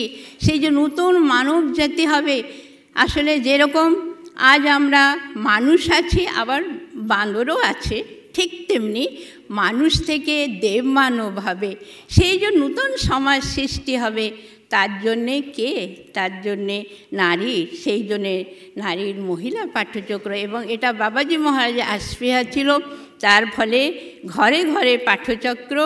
এবং এর অবদান আমাদের ভিতরে অনেক নারী, যাদের আমার পশ্চিম উড়িষ্যার কিছু নাম আমি করছি, যারা রাত্রে ঘুমোতে পারতেন না, ভোর 4টের আগে তোনার ঘুম ভেঙে যেত, বৃষ্টি বাদল রোদ কিছু সে অপেক্ষা করতেন না। তেনার ঘরে গাড়ি থাকলেও তিনি সে গাড়ি ড্রাইভারকে উনি দেখতেন না, উনি পায়ে চেলে বৃষ্টি ভিজে। তেনাদের মধ্যে একজন হলো রাউরকেলার ক্ষমা পটনায়ক, আমাদের সকলের প্রিয়, আর রাজ্জামপুরের আমাদের সুশীলা বেহরা। ওনারা রাত্রে ঘুমোতেন না, প্রভু উঠে যাবেন, প্রভু দাঁত ঘষবেন, প্রভু চান করবেন, গেটটা খুলতে হবে, কে আসছে না আসছে দেখতেন না। সেরকম আমাদের স্বর্গীয় কনকলতা মহান্তি, পঞ্চাননের ওনার ধর্মপত্নী বিদ্যুৎপ্রভা মহান্তি, অনেকে আছে, আজ সময় নেই যাদের আমি সবাই নাম করতে পারছি না। সবাইয়ের আস্পৃহার ফলে উড়িষ্যাতে এই পাঠচক্র। এবং এই পাঠচক্রে আমরা কিছুটা কাজ কীরকম করি, কিছু আমি 1 মিনিটের মধ্যে বলছি।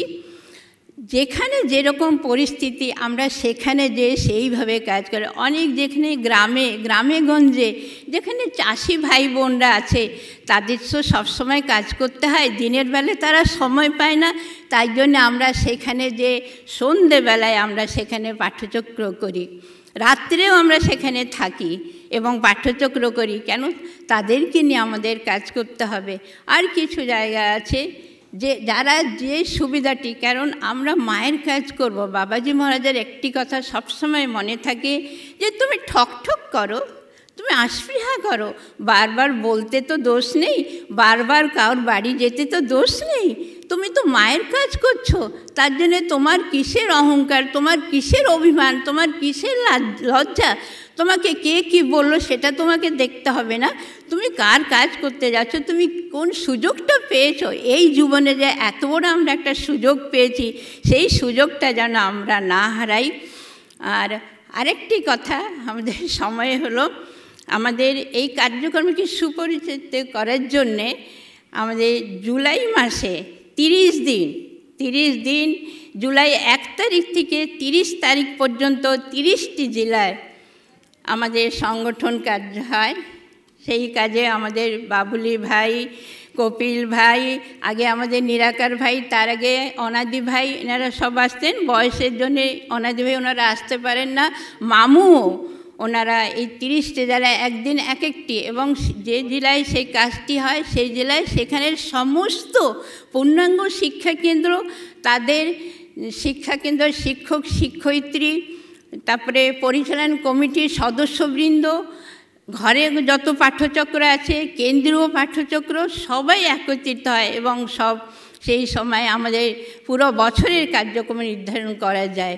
তারপরে প্রত্যেক আমাদের কিছু আছে যেটা কি আমাদের নির্ধারিত হয়েছে, সেই নির্ধারিতটি আমি 2-4টি বলেছি, যেটা মহিলা রাজ্যস্তরীয় মহিলা পাঠ্যচক্র সম্মেলনী আমাদের প্রত্যেক বছর জানুয়ারি মাসের 24, 25 এবং 26। এবছর আমাদের কটকে হবে। আমি আমার সমগ্র উড়িষ্যাবাসীর ভাই বোনের তরফ থেকে আমি আমাদের সবাইকে আমি আমন্ত্রণ করছি, আপনারা কটকে আসুন এই পাঠ্যচক্রে। তারপরে আমাদের বালিকা সম্মেলনী হয়, এটা একটা বিশেষ, সেটা হচ্ছে আমাদের নভেম্বর মাসের, প্রত্যেক বছরের নভেম্বর মাসের প্রথম সপ্তাহের শনিবার আর রবিবার। এখানে 12 বছর থেকে নিয়ে 19 বছর পর্যন্ত মেয়েদের নিয়ে এই পাঠ্যচক্র হয়। সেখানে অনেক কিছু তাদের আসন ব্যায়াম, আর সবচেয়ে বড় জিনিসটি হচ্ছে সেটা হলো যে ব্রহ্মচর্যটা কেমনি রক্ষা করবে, সেইটি তাদেরকে নিয়ে সে আলোচনা হয়। পাইনার্স মিট আছে, অনেক কিছু আছে। যেহেতু সময় হয়ে গেল সেজন্য একটি কথা খালি বলবো, যে জীবনের এই যে ছকটি, এই ছকটি বড় কঠিন।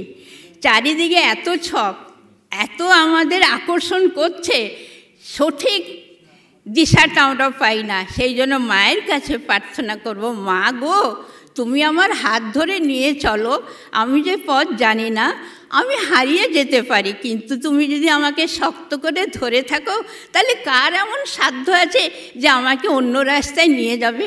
সেই জন্যে ভাই বোন, সময় এসেছে, দুটো জিনিস আমাদের বেছে নিতে হবে, একটি হচ্ছে সত্য এবং একটি হচ্ছে রসাতল, যেটি মা বলেছেন। এরপরে আমার জীবনের ধারা আমি কোন দিকে যাব, কিন্তু চলবে না, হবে না, কারোর সামর্থ্য নেই, কোথায় সে যাবে, কেন স্বয়ং মা কর্ত্রী, তিনি তো আমাদের, এই যে আমরা এখানে সবাই এসেছি, আমরা কেউ এরকম আসেনি, উনি বেছেছেন, আমাদের গলায় একটা সোনার চেন দিয়ে দিয়েছেন। আমরা যেতে পারবো না, পারবো না, পারবো না। তাই জন্যে যখনই কথা বলবো মায়ের কথা বলবো, যখনই চিন্তা করব মায়ের চিন্তা করব, যখনই কাজ করব প্রত্যেকটি কাজ মা কাজ তার সেবা ভেবেই করব। আমি মায়ের কাছে সকলের মঙ্গল প্রার্থনা করি। সর্বে ভবন্তু সুখিনঃ, সর্বে সন্তু নিরাময়া, সর্বে ভদ্রাণি পশ্যন্তু, মা কশ্চিৎ দুঃখ ভাগ ভবেৎ। দিব্য জননীর জয় হোক, বন্দে মাতরম।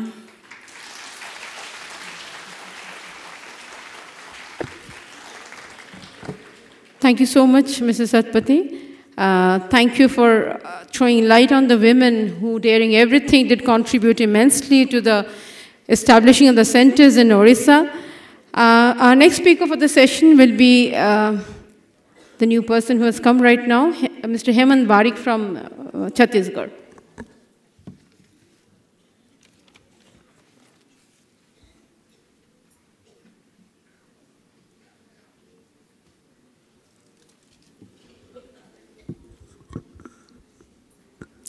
ओम नमो भगवते Shri अरविंदाय।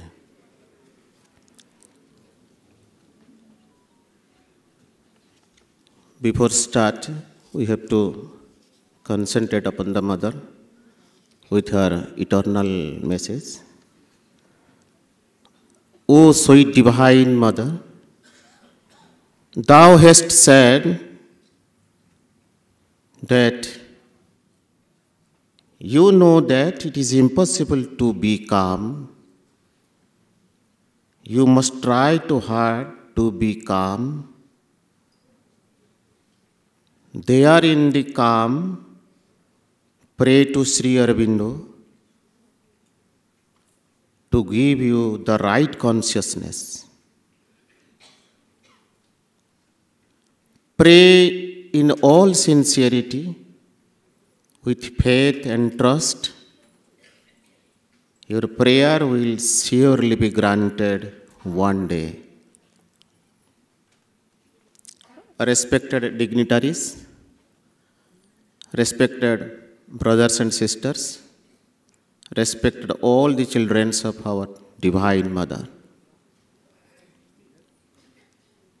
It's a great opportunity for all of us to think over the future. Here future is collective sadhana, collective tapasya, collective meditation, collective aspiration, and collective prayer. For the next and upcoming 3rd annual All India Women's Study Circle Conference. For this purpose, the state level and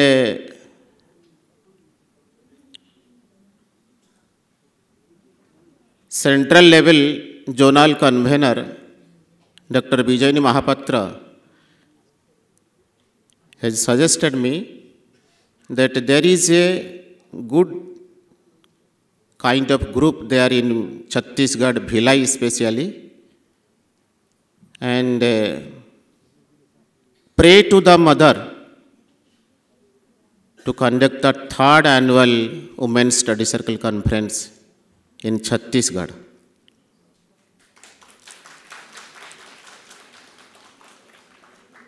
But I was little bit stunned because I was there in Pondicherry and she was also there. And she gave me the suggestion, you go to the Samadhi and pray to the mother. Silently, I pray to the mother. If it is her consent, her means the Divine Mother's consent, then let it be done. And it is a matter of a great auspicious occasion and adventurous occasion for all of us to concentrate for the next year in Chhattisgarh, Bhilai, the 3rd annual All India Women's Study Circle Conference is to be organized.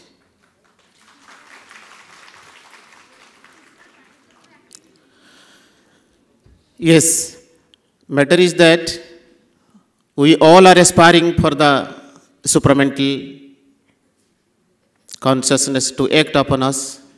Collectively we are aspiring and collectively we are doing our study circle, not only study circle but also all the conference, women's conference, students, youth conference, and regular and daily basis we are conducting study circle, both online and offline. There in Bhilai, there is a center named as Sri Aurobindo Yoga Sadhana Kendra, which was established in 17th February 1977. Then all the founder members, with their collective aspiration and prayer, the Divine Mother has granted us the relics on 28th January 2001. And there is also a small kindergarten school. The school was initiated by respected Kokila Didi. You all of know she was ashramite, and activities are going on there. Day by day the school was improving. So there is a need of a primary and a higher secondary school. They have approached the Bhilai Steel Plant management, and by the grace of the Divine Mother, the management has granted a huge land just 3 kilometers away from our center, Hodko, in the name of Sri Aurobindo Society, Hodko Center, Bhilai.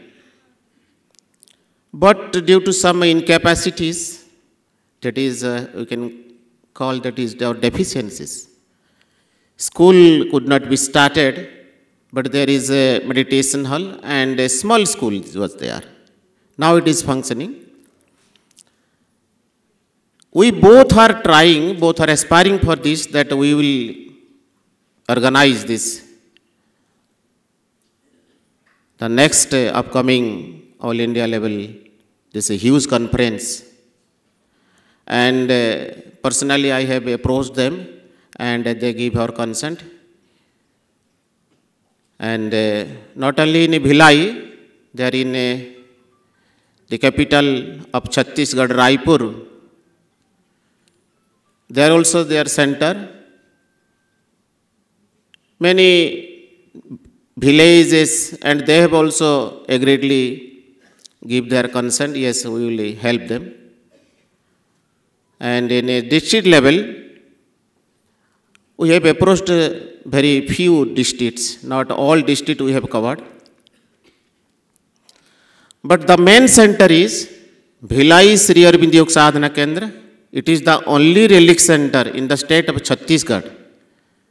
Has given full consent over this auspicious occasion, which will be the 3rd annual Mahila Study Circle Conference.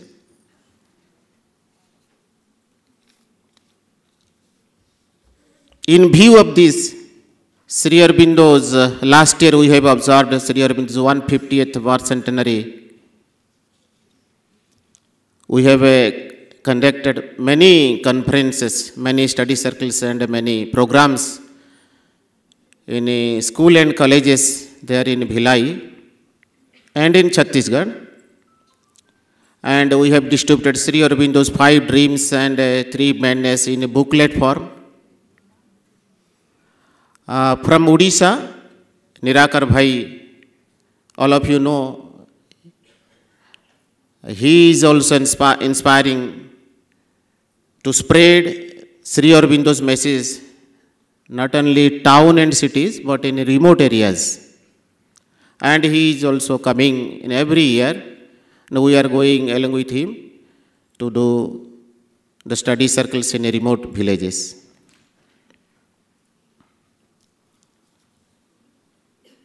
So, my earnest request to Dr. Vijayini Mahapatra and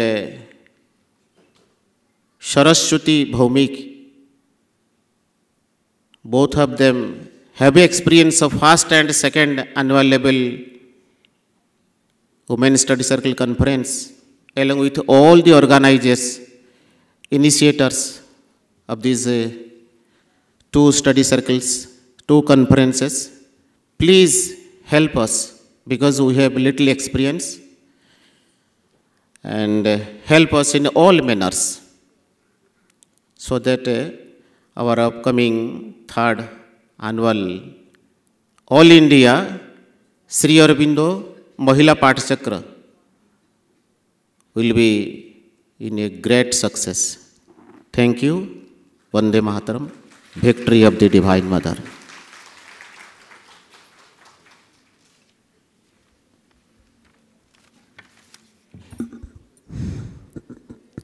Thank you so much, Mr. Barik, for putting spotlight on how Orissa is faring with regard to the centers and the Pathachakras. Our last speaker of the session is Mrs. Shumita Chakraborty, who happens to be the representative from West Bengal. And after this, we are going to disperse for lunch. One more announcement to make. The souvenir that has been released in the morning is available at the counter outside. So the ones who are willing to collect the souvenir can do the same from outside this hall. Thank you so much.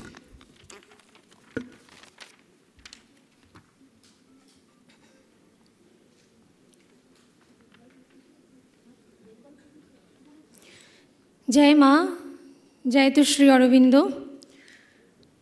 सकल के आमार प्रणाम एवं श्रद्धा. We are all gathered on the occasion of the 2nd National Sri Aurobindo Women's Pathachakra Conference. Today, on the 2nd day of this conference, we will take a glimpse of where and how far Mahila Pathachakras in the light of the Mother and Sri Aurobindo have been developing in West Bengal. I am trying to show the district-wise initiatives of Mahila Pathachakras in this state through PowerPoint presentation. Shri Partho Bose is providing technical assistance. At the outset, let us say that in West Bengal, there are so many relic centers, institutions, schools are organized in the light of Sri Aurobindo and the Mother. Some group of Pathachakras are very much active in spreading the message of our Master. Here, an attempt has been made to focus on the new initiatives so that they feel encouraged to move forward in the future. Let's start from the district Darjeeling.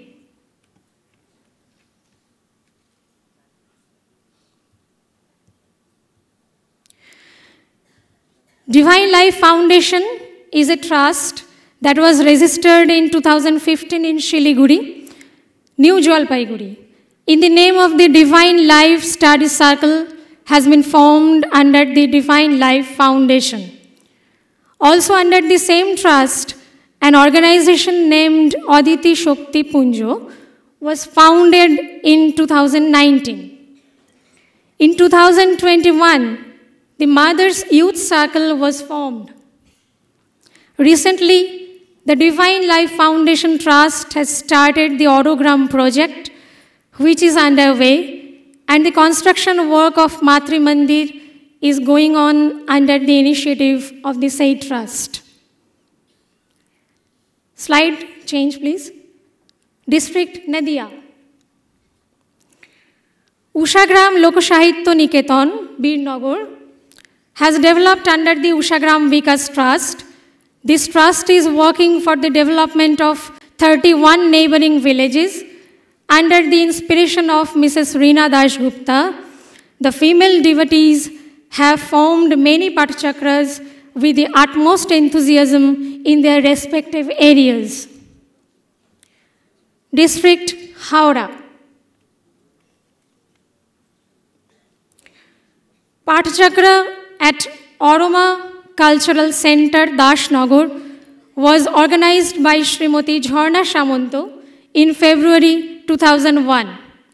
Aroma Cultural Pathachakra has its own building, lecture hall, meditation room, guest room. The environment of the center is incredibly beautiful and worth remembering. District Hooghly. Konnagar. Sri Aurobindo's ancestral home is situated at Konnagar. Naturally, the importance of this place is incomparable to us. And keeping that in mind, Sri Aurobindo Pathachakra has been formed at Konnagar. It was organized by Srimati Chandrima Chatterjee and her group. Every month since 2019 till date, classes and various cultural events and activities are held here. Srimati Mala Chatterjee also developed another study circle in Konnagar. Next, Rishra. Rishra Sri Aurobindo Pathachakra was founded by an ardent devotee, Srimati Shoma Nag. She developed this Pathachakra in 2002 with her family members and local devotees. Respected speaker Sri Sandeep Majumdar regularly takes classes here on the sadhana and Sri Aurobindo's The Life Divine. Next slide. Chandanagar. Sri Aurobindo's footprints are here in Chandanagar, as he stayed here for the last time before going to Pondicherry.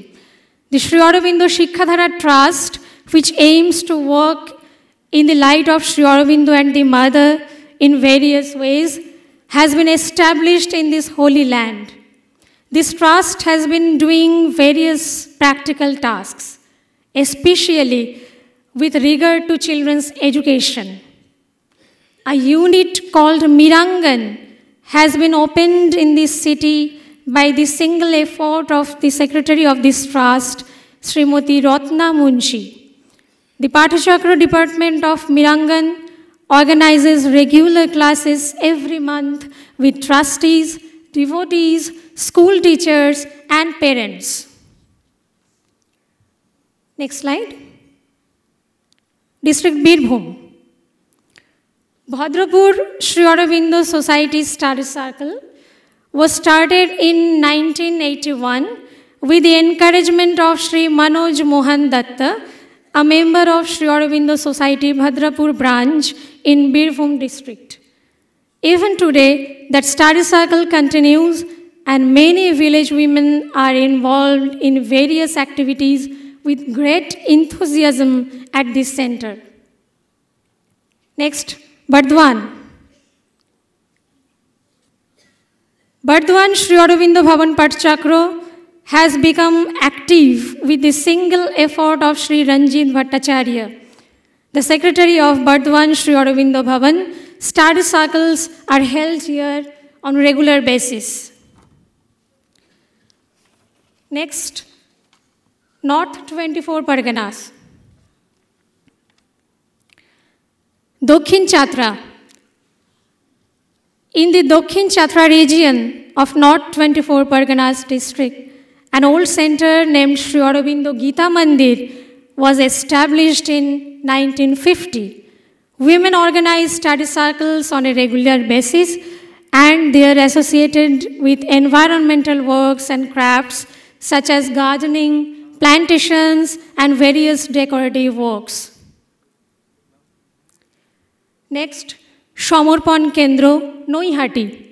Noihati Samarpan Kendro has been formed by a group of devotees of Sri Aurobindo and the Mother, and they are organizing Pathachakras regularly. Next, Belghoria. There is a Pathachakra called Meera Ma Pathachakra in Belghoria region. Srimati Mitali Roy Chaudhuri, an employee of Indian Railways, organized this Pathachakra. Mitali Devi developed it with her family members and devotees of that locality. Sri Sanjeev Sarkar regularly takes classes here. There are also various activities going on in this center throughout the year. Next, Virati. Sri Aurobindo Pathachakra was organized by Virati Girl High School staff Srimati Rupa Sharda's initiative and encouragement at her residence. Sri Sanjeev Sarkar is the main speaker here. District Kolkata.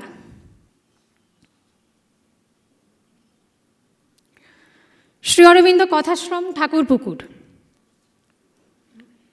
Many Pathachakras have developed here.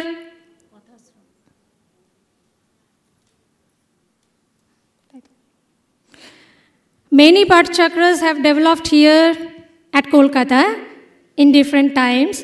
Sri Aurobindo Kathashram was organized by an NGO group called Divine Voice of the World during the epidemic in 2021. Sri Aurobindo Kathashram keeps continuing its works for the development of the underprivileged class by conducting study circles and other activities in the light of Sri Aurobindo and the Mother. Next, Integralist Association, Eastern Railway Headquarters, Kolkata.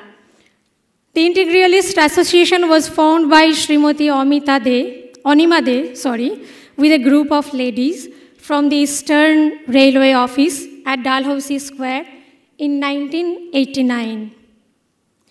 Devotees of Sri Aurobindo and the Mother have been assembling here for 34 years, and they engage themselves in activities such as prayer, arranging study circles, organizing seminars, workshops, and collective meditation.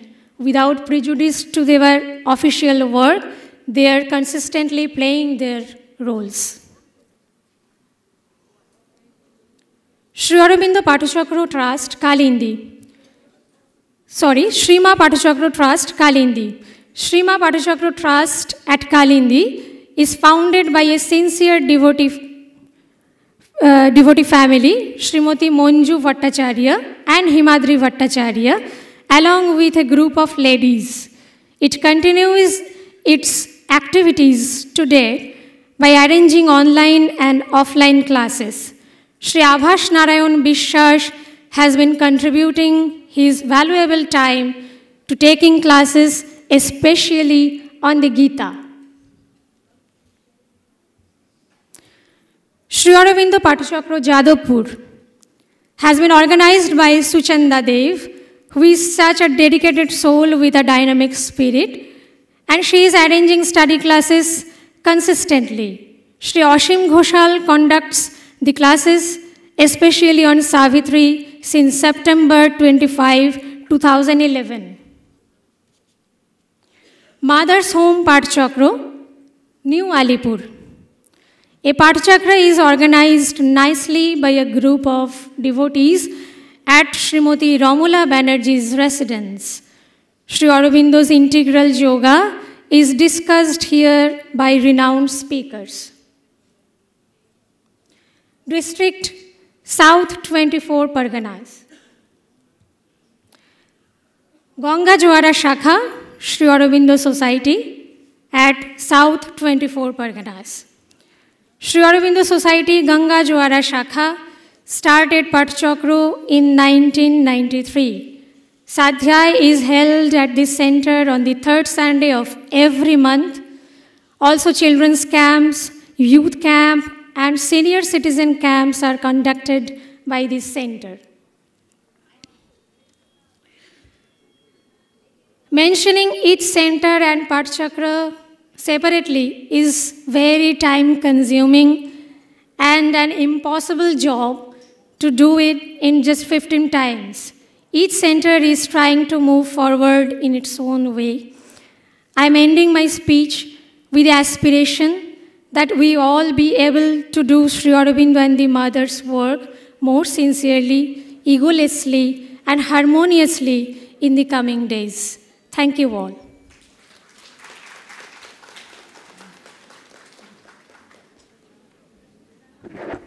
Thank you, Ms. Chakraborty, for posting the audience with elaborate information on the developments that have taken across West Bengal.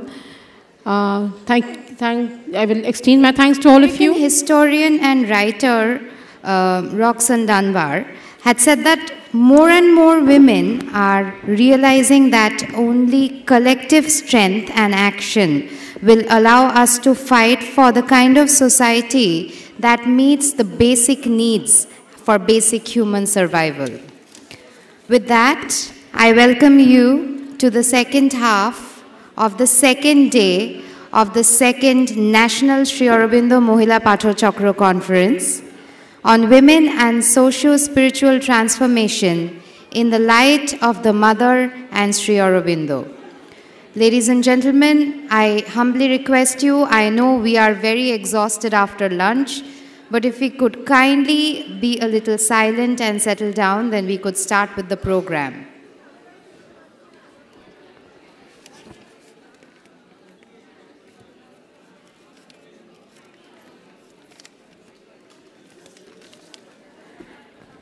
To begin with the second half today, I would request Ms. Debajyoti Mukherjee and her group to kindly come on stage. They are from Bangladesh, and I would humbly request you to welcome their team with a hearty clap, please. Ms. Debajyoti Mukherjee and her team from Bangladesh. আমাদের কি খেয়ে দিয়ে energy আসেনি? আমরা কি একটু জোরে হাততালি দিতে পারবো না? Thank you so much. Please come. নমস্কার।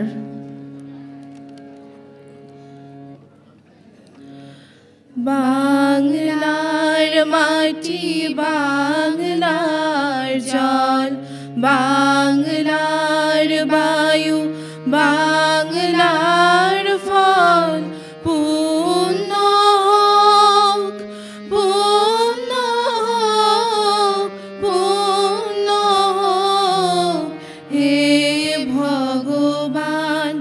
বাংলার মাটি, বাংলার জল, বাংলার বায়ু, বাংলার ফল, পূর্ণ হোক, পূর্ণ হোক, পূর্ণ হোক হে ভগবান।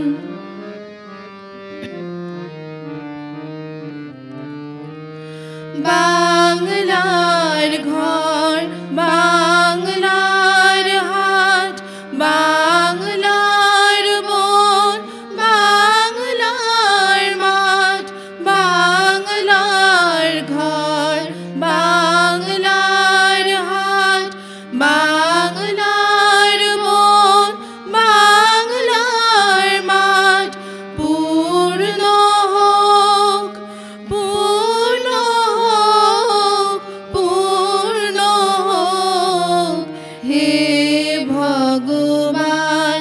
বাংলার মাটি, বাংলার জল, বাংলার বায়ু, বাংলার ফল, পূর্ণ হোক, পূর্ণ হোক, পূর্ণ হোক হে ভগবান।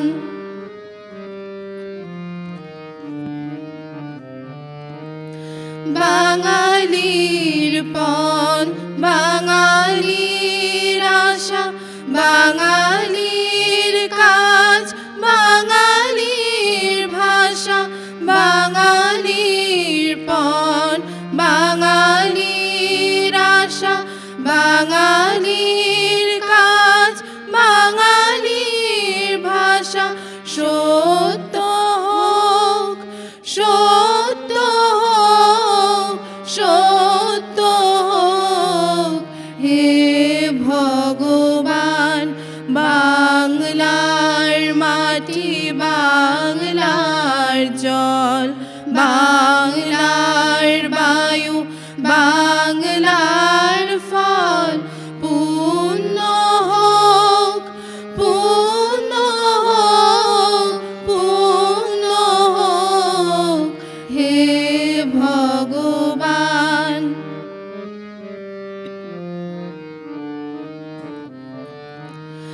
বাঙালির প্রাণ, বাঙালির মন, বাঙালির ঘরে যত ভাই বোন, বাঙালির প্রাণ, বাঙালির মন, বাঙালির ঘরে যত ভাই বোন, এক হোক, এক হোক, এক হোক হে ভগবান। বাংলার মাটি, বাংলার জল, বাংলার বায়ু, বাংলার ফল, পূর্ণ হোক, পূর্ণ হোক, পূর্ণ হোক হে ভগবান। বাংলার মাটি, বাংলার জল, বাংলার বায়ু, বাংলার ফল, পূর্ণ হোক, পূর্ণ হোক, পূর্ণ হোক হে।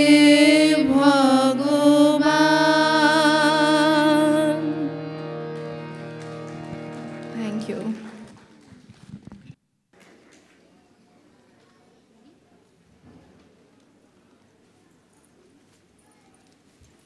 Thank you so much, Debajyoti Mukherjee and her group. Now we call upon stage Sri Gautam Upadhyay from Sri Jok, who will be performing a dance for us. So we welcome you on stage, please.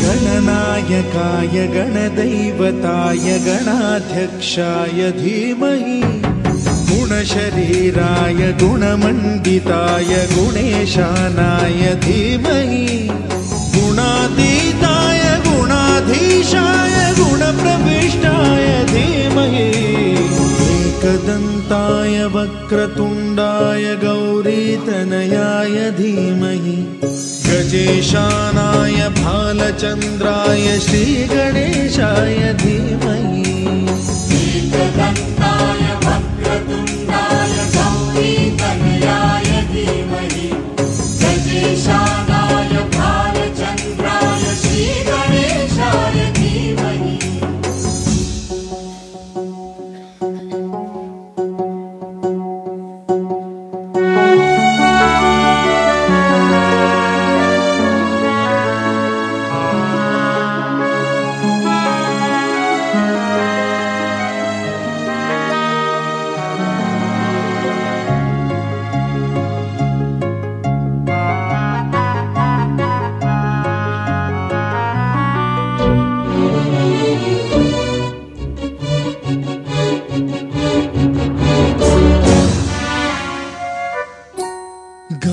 चतुराय गानप्राणाय गानान्तरात्मने गानोत्सुकाय गानमत्ताय गानोत्सुकमनसे गुरुपूजिताय गुरुदैवताय गुरुकुलस्थायिने गुरुविक्रमाय गुह्यप्रवराय गुरवे गुणगुरवे गुरुदैत्यकलक्षेत्रे गुरुधर्म सदाराध्याय गुरुपुत्र परित्रात्रे गुरुपाखण्ड खण्डकाय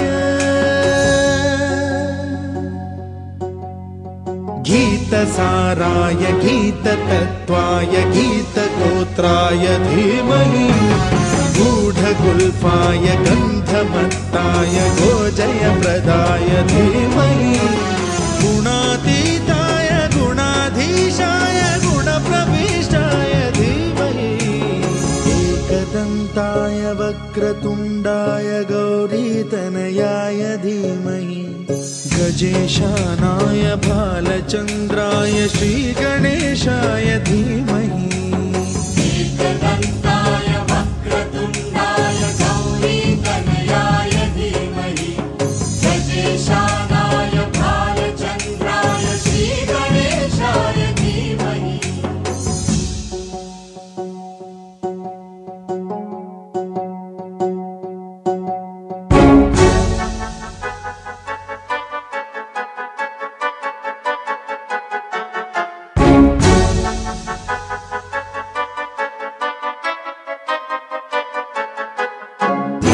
सर्वराजाय गन्धाय सर्वगानश्रवणप्रणयिने गाढानुरागाय ग्रन्थाय गीताय ग्रन्थार्थतत्त्वविदे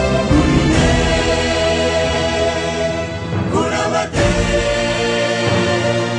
गणपतये ग्रन्थगीताय ग्रन्थगेयाय ग्रन्थान्तरात्मने गीतलीनाय गीताश्रयाय गीतवाद्यपटवे गेयचरिताय गायकवराय गन्धर्वप्रियकृते कायकाधीन विग्रहाय गङ्गाजलप्रणयवते गौरीस्तनन्दनाय Gauri हृदयन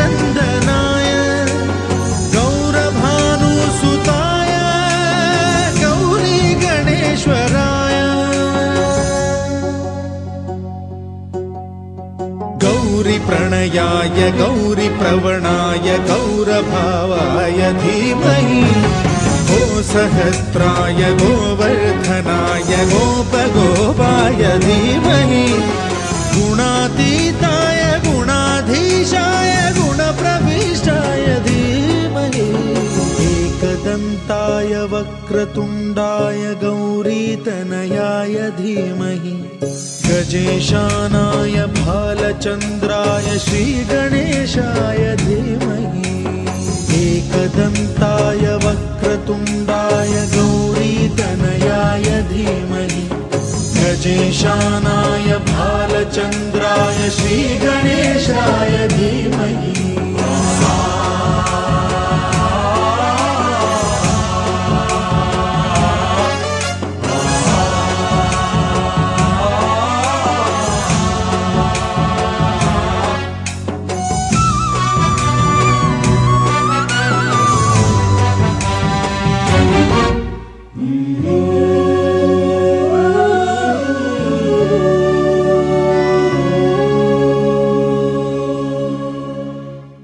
Hello.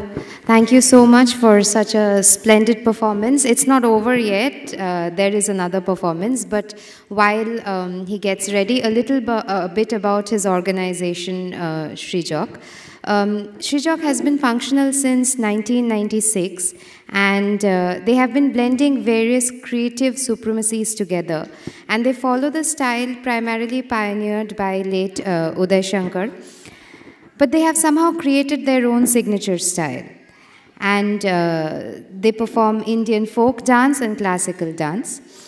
And the speciality about Srijok is that they specialize in emoting creatively the actual expressions which happen within our society, with a vision to create emotional expression.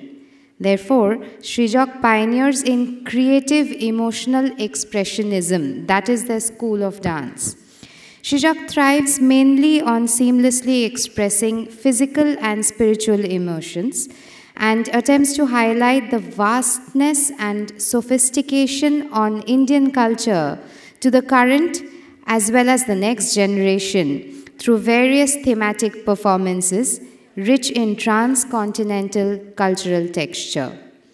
It intends to convey to the current as well as the future generations about the eternal Indian culture of a blend of aesthetic skills, team effort, punctuality, discipline, patience, and responsibility through a unified pursuit of cultural excellence.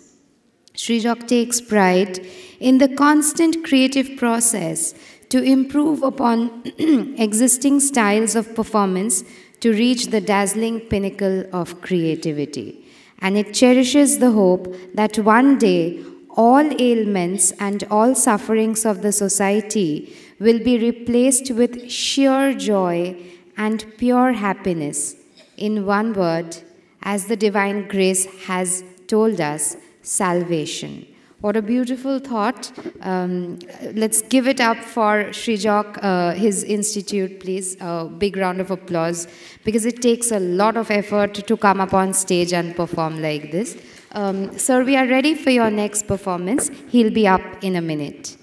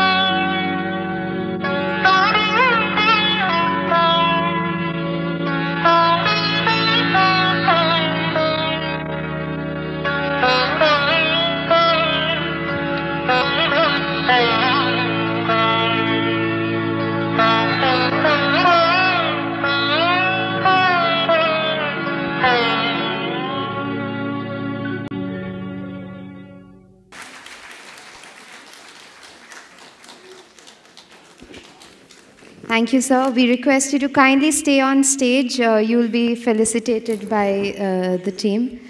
A big round of applause for Sri Gautam Upadhyay. As we move on to our next segment, we now have a talk on integral yoga for women, which will be presented by Dr. Viva S. Vaishnav. Dr. Vaishnav is the Honorable Director of Anand District Community Science Center and is also an Associate Professor, Postgraduate Department of Electronics, Sardar Patel University, Vallabh Vidyanagar, Gujarat. She has been visiting Sri Aurobindo Ashram, Pondicherry for the past 40 years, and Dr. Vaishnav is currently a member of the Executive Committee, Sri Aurobindo Sadhana Kendra, Vallabh Vidyanagar. We welcome you, ma'am. Once again, with loving and grateful pranams to the Lord and the Mother, I offer my presentation at their feet.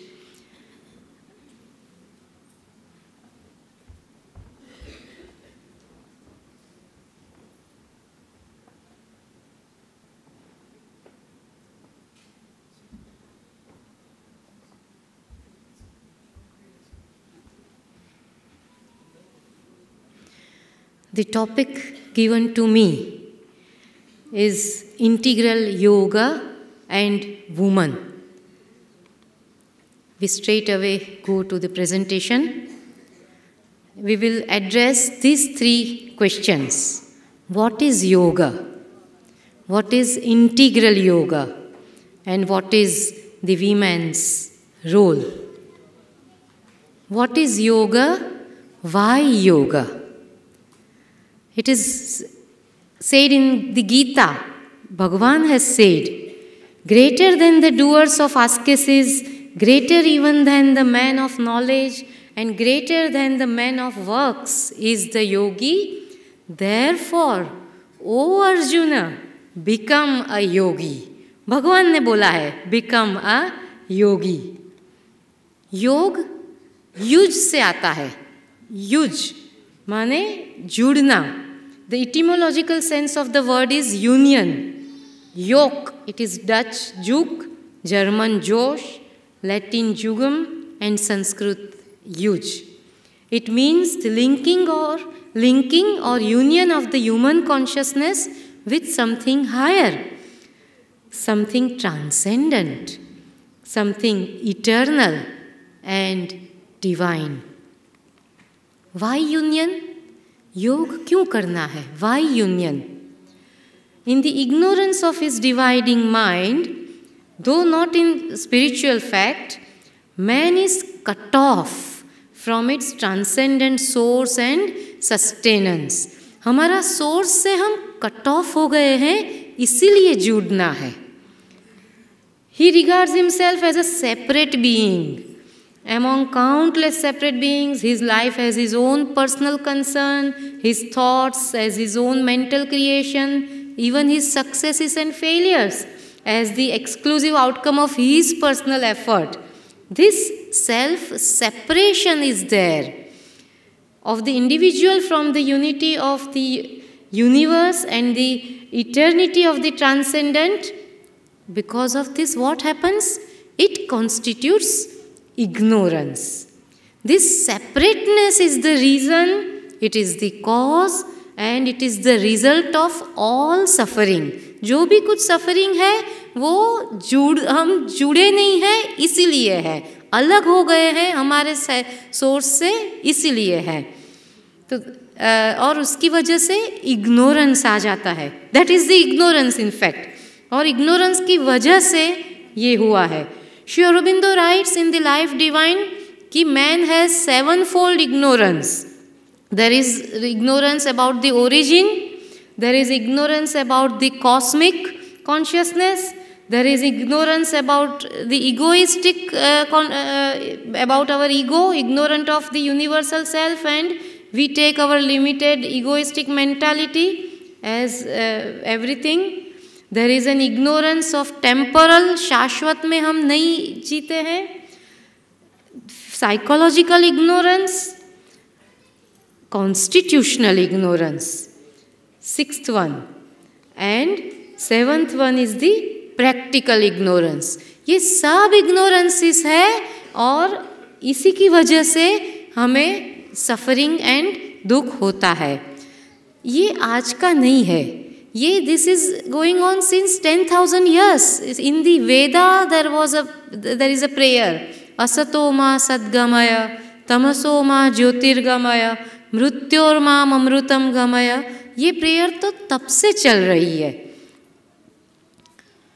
आप सब लोगों को तो स्वामी विवेकानंद की वो story तो पता ही होगी. वो लायन शीप के साथ बड़ा होता है और उसको पता नहीं है कि वो क्या है, और वो जब पानी के पास लेके जाते हैं तब बोलता है कि see this is your original self, आप you are frightened from home. तो ये सब भय आता है, दुख आता है, ये सब it is because one does not know oneself. शृण्वन्तु विश्वे अमृतस्य पुत्राः, ये हम भूल गए हैं. We are the sons of God and must be even as he. His human portion we must grow divine. Sri Aurobindo Savitri.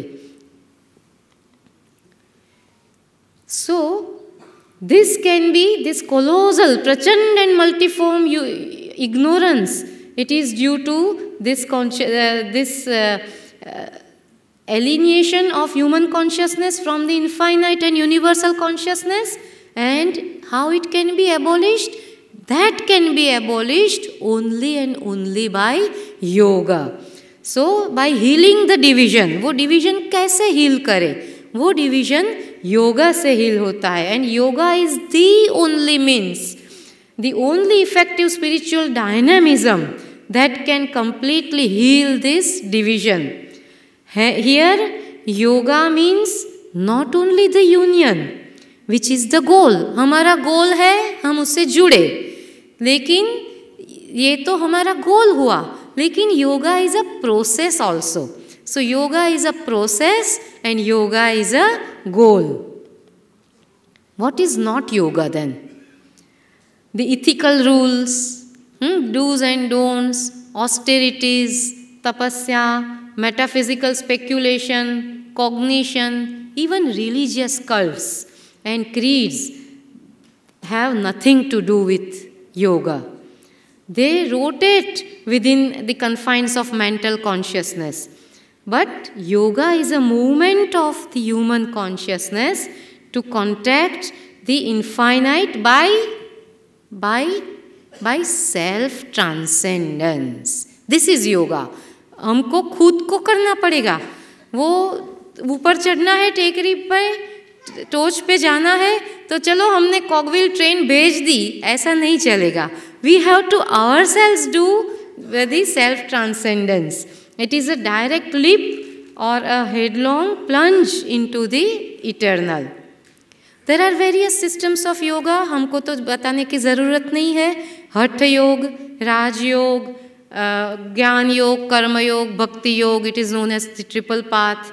Then tantric discipline is there, and last one is our integral yoga. Hatha yoga, it deals with body and life, uses asanas and pranayam, and to develop physical centers and try to attain the divine consciousness. वो भी कर रहे हैं. Raj yoga, the mind is the main instrument. This also uses asanas and pranayams for concentration of mental powers to attain the youth. Jnana, karma और bhakti. This is the triple way. So it uses mental soul life. So knowledge selects reason, works, it uses will of the doer, and devotion selects emotional and aesthetic powers of the soul. Tantric discipline, there is Kundalini Jagruti. In that, there is divine enjoyment. But it starts from below. That is the way. Why synthesis? Each yoga has the character of the instrument it uses. As each in its seeking and objectives attain the soul power, which is all power. जो लेना है, जहाँ पहुँचना है, वो it is all power. Hence the synthesis is possible and there should be a synthesis. So there is a possibility of the synthesis of the systems of yoga and hence synthesis of yoga. Even भगवान कृष्ण ने भी गीता में synthesis बताया triple path का. Next is what is integral yoga. There are many yoga, spiritual disciplines as we saw, paths towards liberation and perfection, Godward ways to the spirit. Each has its separate aim, its peculiar approach to the one reality, its separate method. It is helpful. Sri Aurobindo has said everything, it is helpful.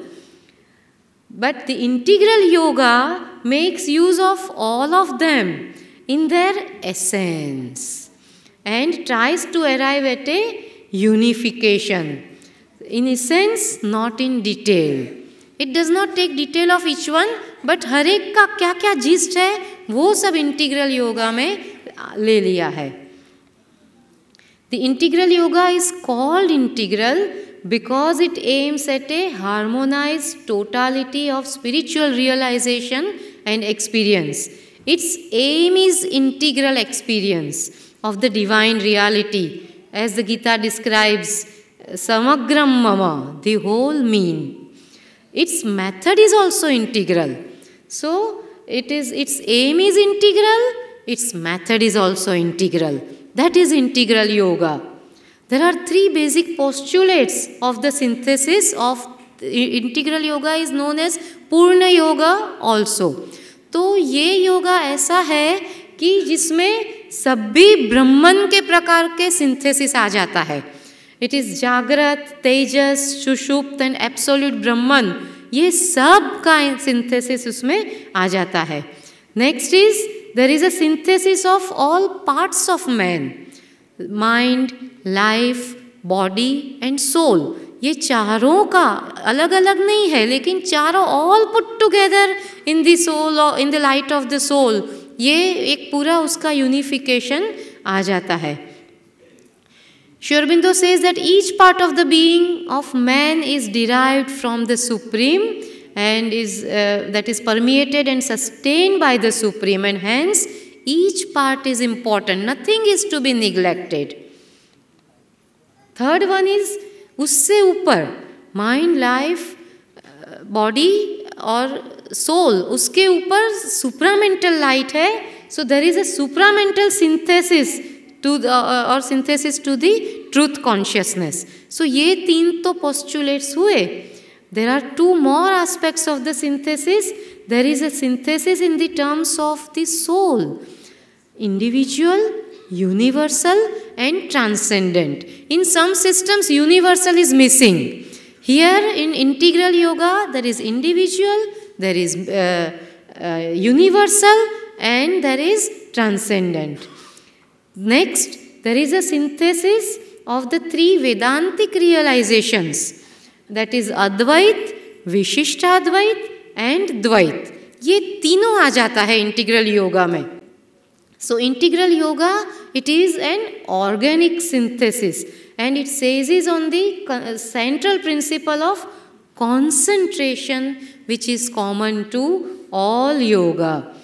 It starts from the method of Vedanta, कल किसी ने बोला था कल के talk में, and arrive at the aim of Tantra. So there is an importance of Purusha, soul, divine soul, and then there is a help of Prakriti. Prakriti descends and transforms. So it is initial stress upon the method of Vedanta, where there is rising of human consciousness towards its heights, is sought to be effected by the operation of Purusha consciousness or Brahman consciousness, but then with full recognition of Shakti is the power of Purushottama. So this is integral yoga. What is the process of integral yoga? In order to work out this process, this this yoga utilizes on the powers of soul in mind.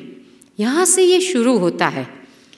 And turns the triple key of knowledge, works and love in the locks of the spirit. ऐसा कहा जाता है कि 10 जन्म की तैयारी हो तब इंटीग्रल योगा कोई कर सकता है, या तो आप वहाँ तक पहुँचते हैं.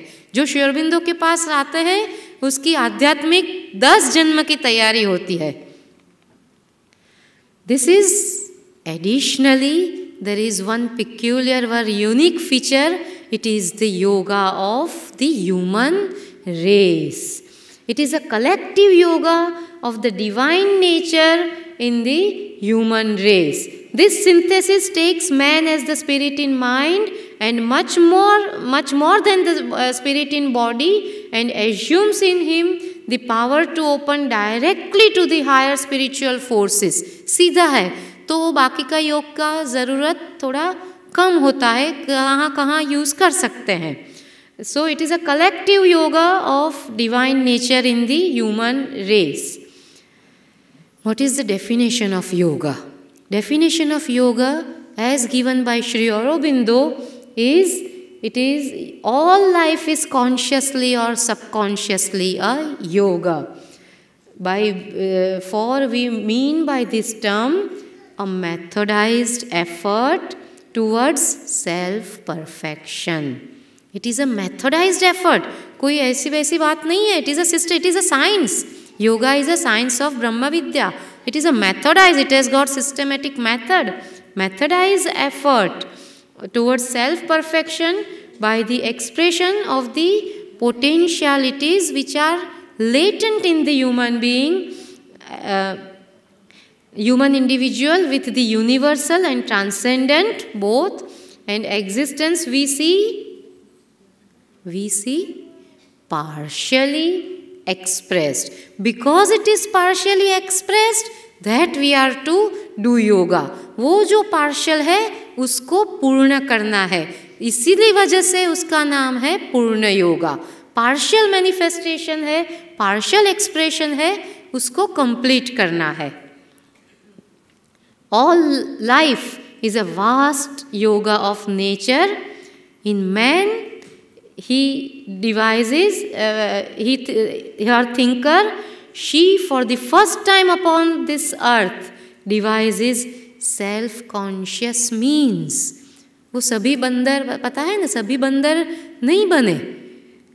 अभी बंदर तो है लेकिन उसका कुछ कोई व्हील नहीं था, कोई उसकी व्हील नहीं है. मनुष्य में तो कॉन्शियस व्हील दी है, और वो व्हील से वो सेल्फ कॉन्शियस मीन्स इसका खुद का एफर्ट चाहिए. You have to collaborate in the process of yoga.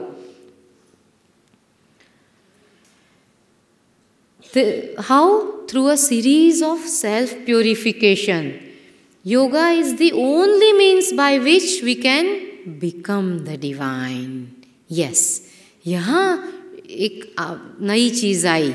अब तक किसी ने ऐसा नहीं बोला. सब लोगों ने बोला कि मोक्ष ले लो, वहाँ वो you attain that divinity, और वो then it should be, you should have moksha. But Sri Aurobindo says there is complete turning, so much so that you become the divine. As Swami Vivekananda said, yoga may be regarded as a means of compressing one's evolution into a single life or a few years. Objectives of integral yoga. What are the objectives of integral yoga? It is yoga for the divine humanity. That is important. कल भी किसी ने बोला था कि ये yoga, I think बाबूली भाई ने बोला कि ये तो कलेक्टिव योगा है. ये किसी एक को हिमालय में जाके शांति मोक्ष मिल गया ऐसा वैसा योग नहीं है. ये पूरी मानव जाति का योग है. यहाँ ही भगवान ने श्री अरबिंदो को बोला था कि you will work for the human kind, लेकिन means you will not work for this country but you will work for whole race. So ये पूरी मानव जाति के लिए योग दिया. और the humans, what are the objects?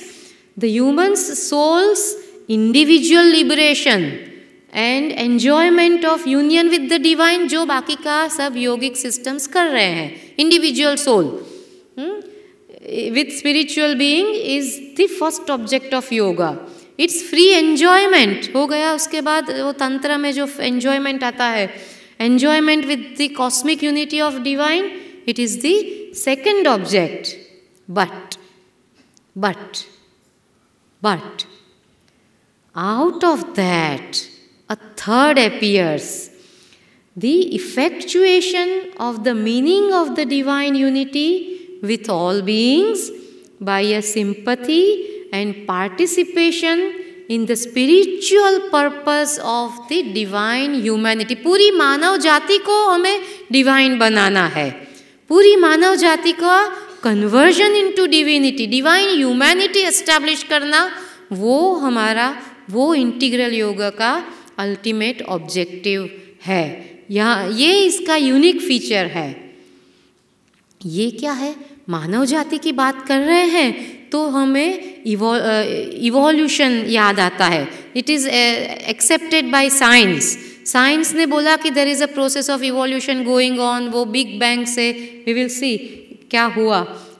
तो वो मैटर से लाइफ आया, लाइफ से माइंड आया, और माइंड से श्री अरबिंदो ने बोला सुपर माइंड आया. ये इसलिए हुआ क्योंकि super mind was already involve in matter. One which is evolving, it was involve, वो उसमें गर्भित था, इसीलिए वो हो रहा है. इवोल्यूशन कोई ऐसे वैसे नहीं हो रहा है. अदरवाइज वो जड़ तत्व में से चेतन तत्व कैसे बनेगा? वो उसमें चेतन था तो वो बन रहा है. What is the genesis of existence? A miracle of the absolute was born. Infinity put on a finite soul. All infinity put on a finite soul. It is infinity that put on a finite soul. All ocean lived in a wandering drop. A time-made body housed the illimitable. To leave this mystery out, our souls came here. This is the genesis. If we glance at the process of evolution, 4 billion years ago, वो पूरा big bang theory बताती है कि सूरज में से एक बहुत बड़ा धमाका हुआ. The earth was a mass of heat, gases and fumes, conditions that could never harness a life. But the miracle happened. Life did appear on the face of earth. 2 million years ago, there was no place for reason, will and intelligence in the blind animal instinct. वो उसमें life I, vegetative kingdom आया, फिर animal आया, और उसके बाद उसमें मन तत्व आ गया, माइंड आया. Mind came into being with the appearance of man. Man survived. He explored. He grew. He thought. He dreamed. He sang. He created. And he destroyed. He leaped to the moon. He spanned the outer spaces. He fathomed the oceans and he penetrated the atom. It should have been a perfect world, but it is not. Why it is not? Why it is not? Every political principle man adopted, every national policy he conceived, every religious truth he believed, every moral structure he erected, almost everything he created, since his existence, is falling apart with an urgency that was never before. With a scenario of chaos, disorder, disharmony, misery and confusion. The root cause of this crisis is neither social, nor political, neither economic, nor religious. It is an evolutionary crisis, says Sri Aurobindo. It is an evolutionary crisis. Man cannot be the end of millions of years of God's labor. भगवान ने जो ये labour की है, उसका man जहाँ तक पहुँचा है, that is not the final objective, final summit. The journey that began with inanimate matter cannot stop at this imperfection, and it should go on. Man is not the last summit. all nature's activity, in fact, hence means it is a progressive return.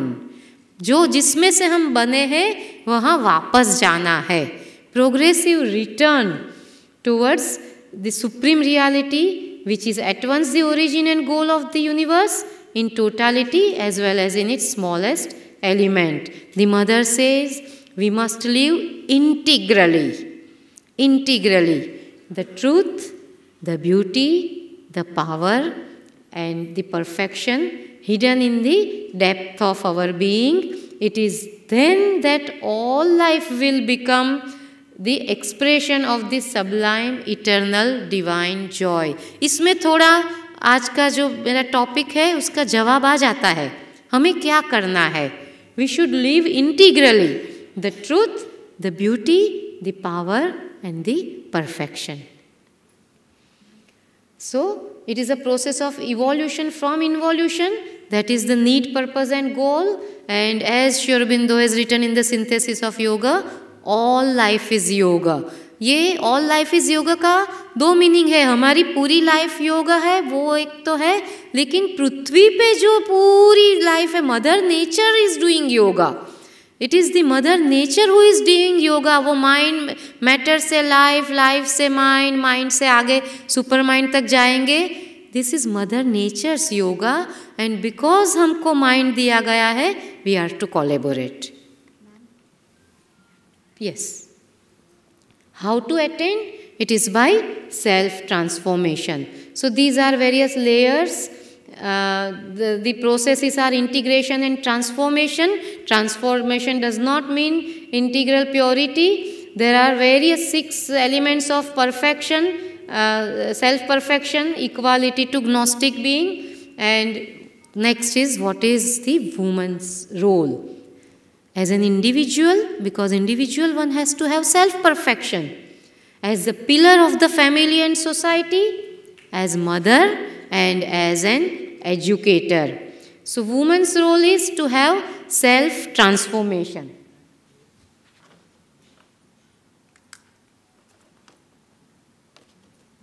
One is this and another one is this. This is the actual what we are, and this is how we should be. There is a soul and we have to transform. There is a soul and we have to train our mind, life and body in such a way that they reflect the inner light. At present it is like this. इसमें भी दिया है लेकिन वो दिखता नहीं है. तो woman's role is to train mind, life and body in such a way that it reflects the soul power. The golden light, we all know, thy golden light came down into my brain and every grey room of the mind sun touch became. It came into my throat, it came into my heart. So I'll skip this, how psychic transformation is to be done, how spiritual transformation is to be done, how mind is to be silenced, and then there is a transformation of vital. Somebody talked in the morning, and yesterday Tara Didi read out this. Let beauty be your constant. She read out on harmony and beauty of mind and soul, harmony and beauty in thoughts and feelings. This is let beauty of the soul, feelings, thoughts, actions. Because woman is given that special capability of expression of beauty and harmony. And ultimately, we have to have the supramental body and a new race we are to have as a further step in the process of evolution. So lastly, 3 things we must have, 3 things indispensable to begin with. Absolute sincerity in the whole being. हमें क्या करना है? We should be absolutely sincere in the whole being and all its activities. Complete self-surrender. Aspiration, rejection and surrender तो किसी ने already बोल दिया. Without that, there is no yoga. So complete self-surrender without any reservation. Patient work on oneself, and at the same time, a steady conquering of perfect, unshakable peace and equanimity. यही base है integral yoga का. These are the references. Victory to the Divine Mother. Thank you. Has been an all-rounder and has a specialization in English literature and has been in touch with the field of education for the past 23 years. She is an ardent believer in the mother's philosophy of education as a tool for empowerment for the psychic, vital, and mental growth of children, and in turn of the community as a whole. Therefore, she is currently on a quest for undertaking research in ECCE practices in the country and the social psychological impact that it has on young children. We welcome you, ma'am, on stage.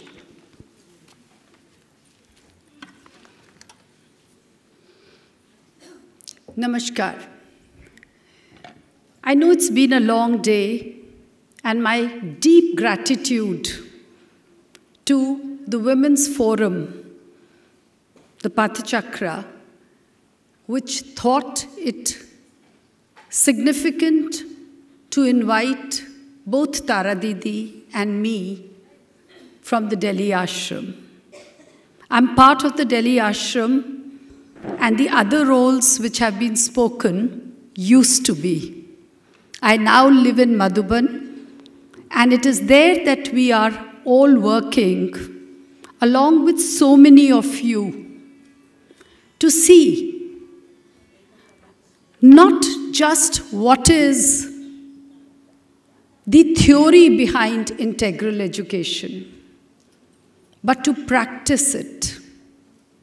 And practice it in our own ways. So I'm delighted that so many of you, especially when that presentation was made about Kolkata and the Pathachakra, we came to know so many of us as human beings, not as men or women, have come together. Because the moment we talk of feminism and the moment we are not talking of a bra-burning feminism, what we are talking of in the true sense are two halves, the man and the woman. The man has a role and there is no competition. The woman has a role and there is no competition. Much before, in the Vedas, in our Indian tradition, women were given a particular significance. With the invasion, and especially with the Mohammedan invasion, there was a dichotomy which started. And it is there that the confusion has come. Yesterday, when we went to Path Mandir, somebody gave us a little book in which the mother herself has said, when I talk to Tara, that is our Tara Didi, I am not talking to a woman. I am talking to Tara.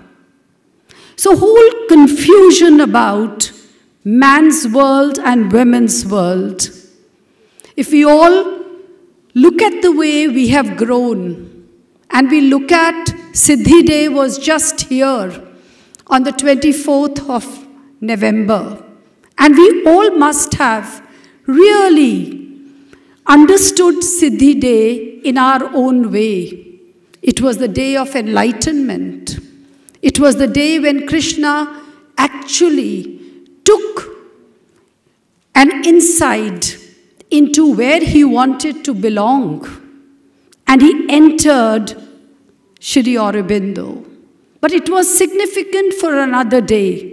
And if we want to understand feminism, and if we want to understand mother, then Shri Aurobindo also on that day brought mother and her Shakti to the forefront.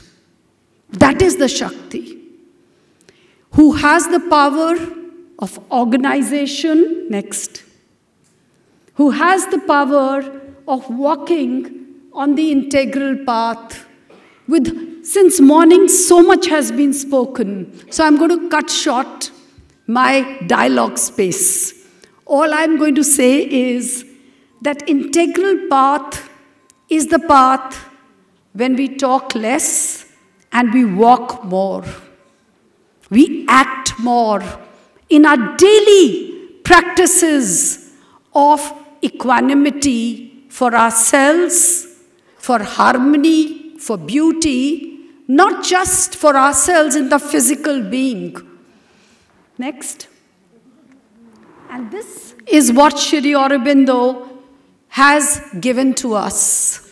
We can all collectively, sitting there, it'll be nice if the audience can get up.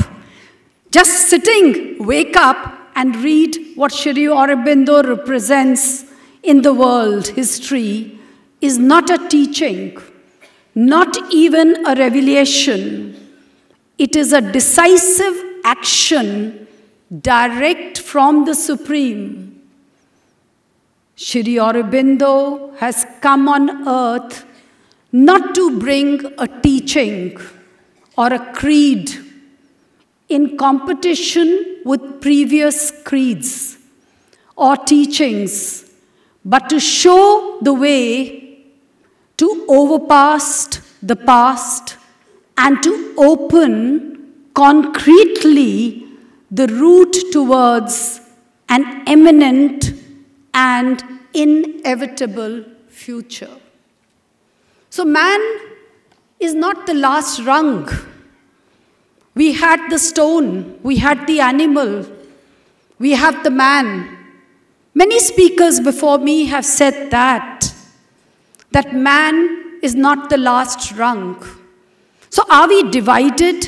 Have we moved away from our soul where we once belonged? And if that is so, then what is our purpose?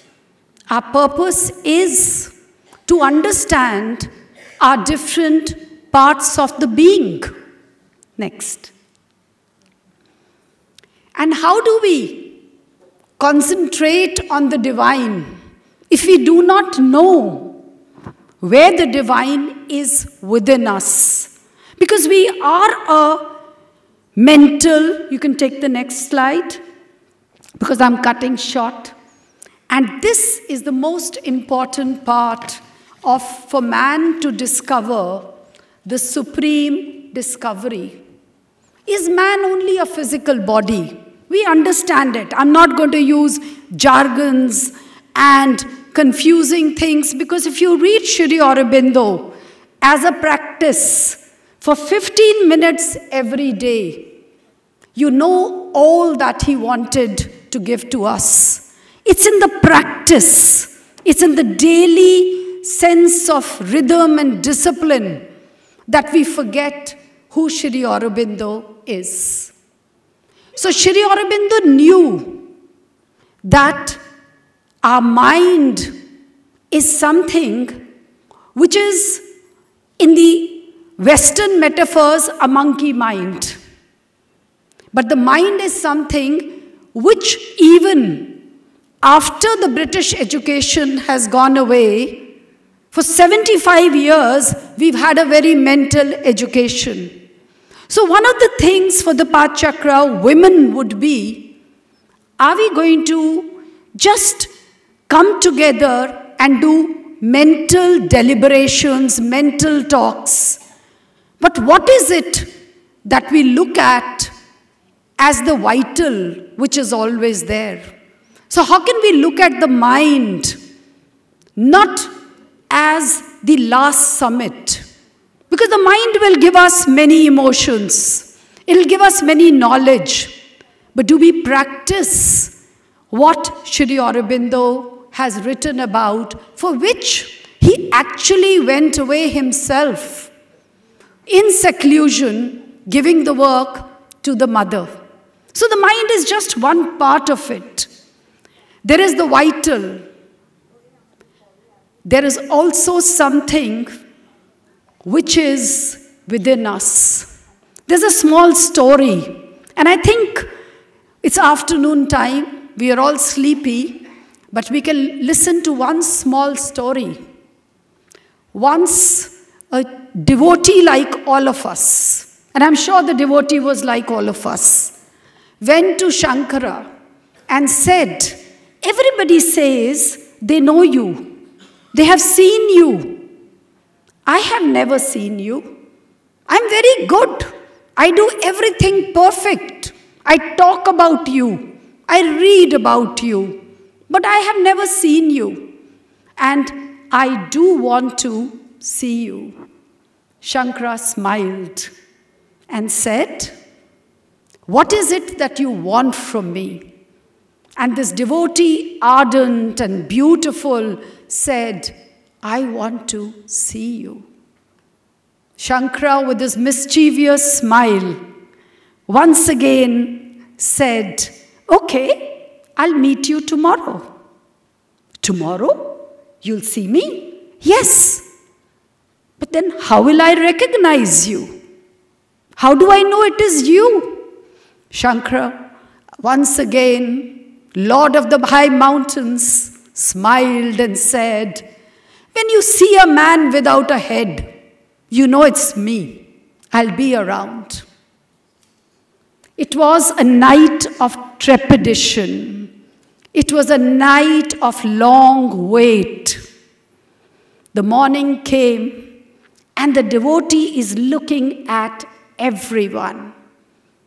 This one has a head. This can't be Shankara. This one has a head. Can't be Shankara. So the mental, the vital, everything was confused. Till he came in front of a mirror, the mirror of his psychic being. What Didi just showed us, the light. And there he saw he was the headless one. So where is Shri Aurobindo? Not outside, in the mountains high or in the temples. He exists within us. And this August gathering, if we can find time to stay with our own selves, same time, same place, every day. We gather books, we amass books, but to find time for a 10 or a 15 minute, same time, same place, practice, to see yourself without the head. Otherwise, we'll keep talking of the planes of the being. And then there is another incident. People would go for meditation, and Mother has written about it, that people would say, they would go for meditation and come out very angry and say, today my meditation has been spoilt because the children were making a lot of noise. And even Shri Aurobindo is getting disturbed. This is a story which Tara Didi has brought us up on, because she lived in the ashram, and she was one of the naughty children, not our gracious Tara Didi of today, who used to play in the courtyard. So somebody complained to Mother that these children create a lot of noise, and Shri Aurobindo gets disturbed. And the mother said, Shri Aurobindo does not get disturbed. Do you get disturbed?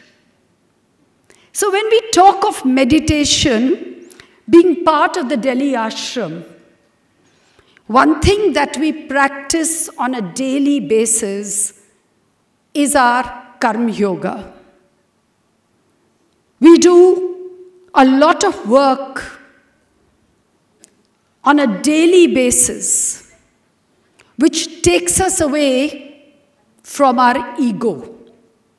And we all know about Shri Aurobindo's ego, which had to be annihilated in your Calcutta, in the Alipur jail, because he felt he was the only one who could fight for India's independence.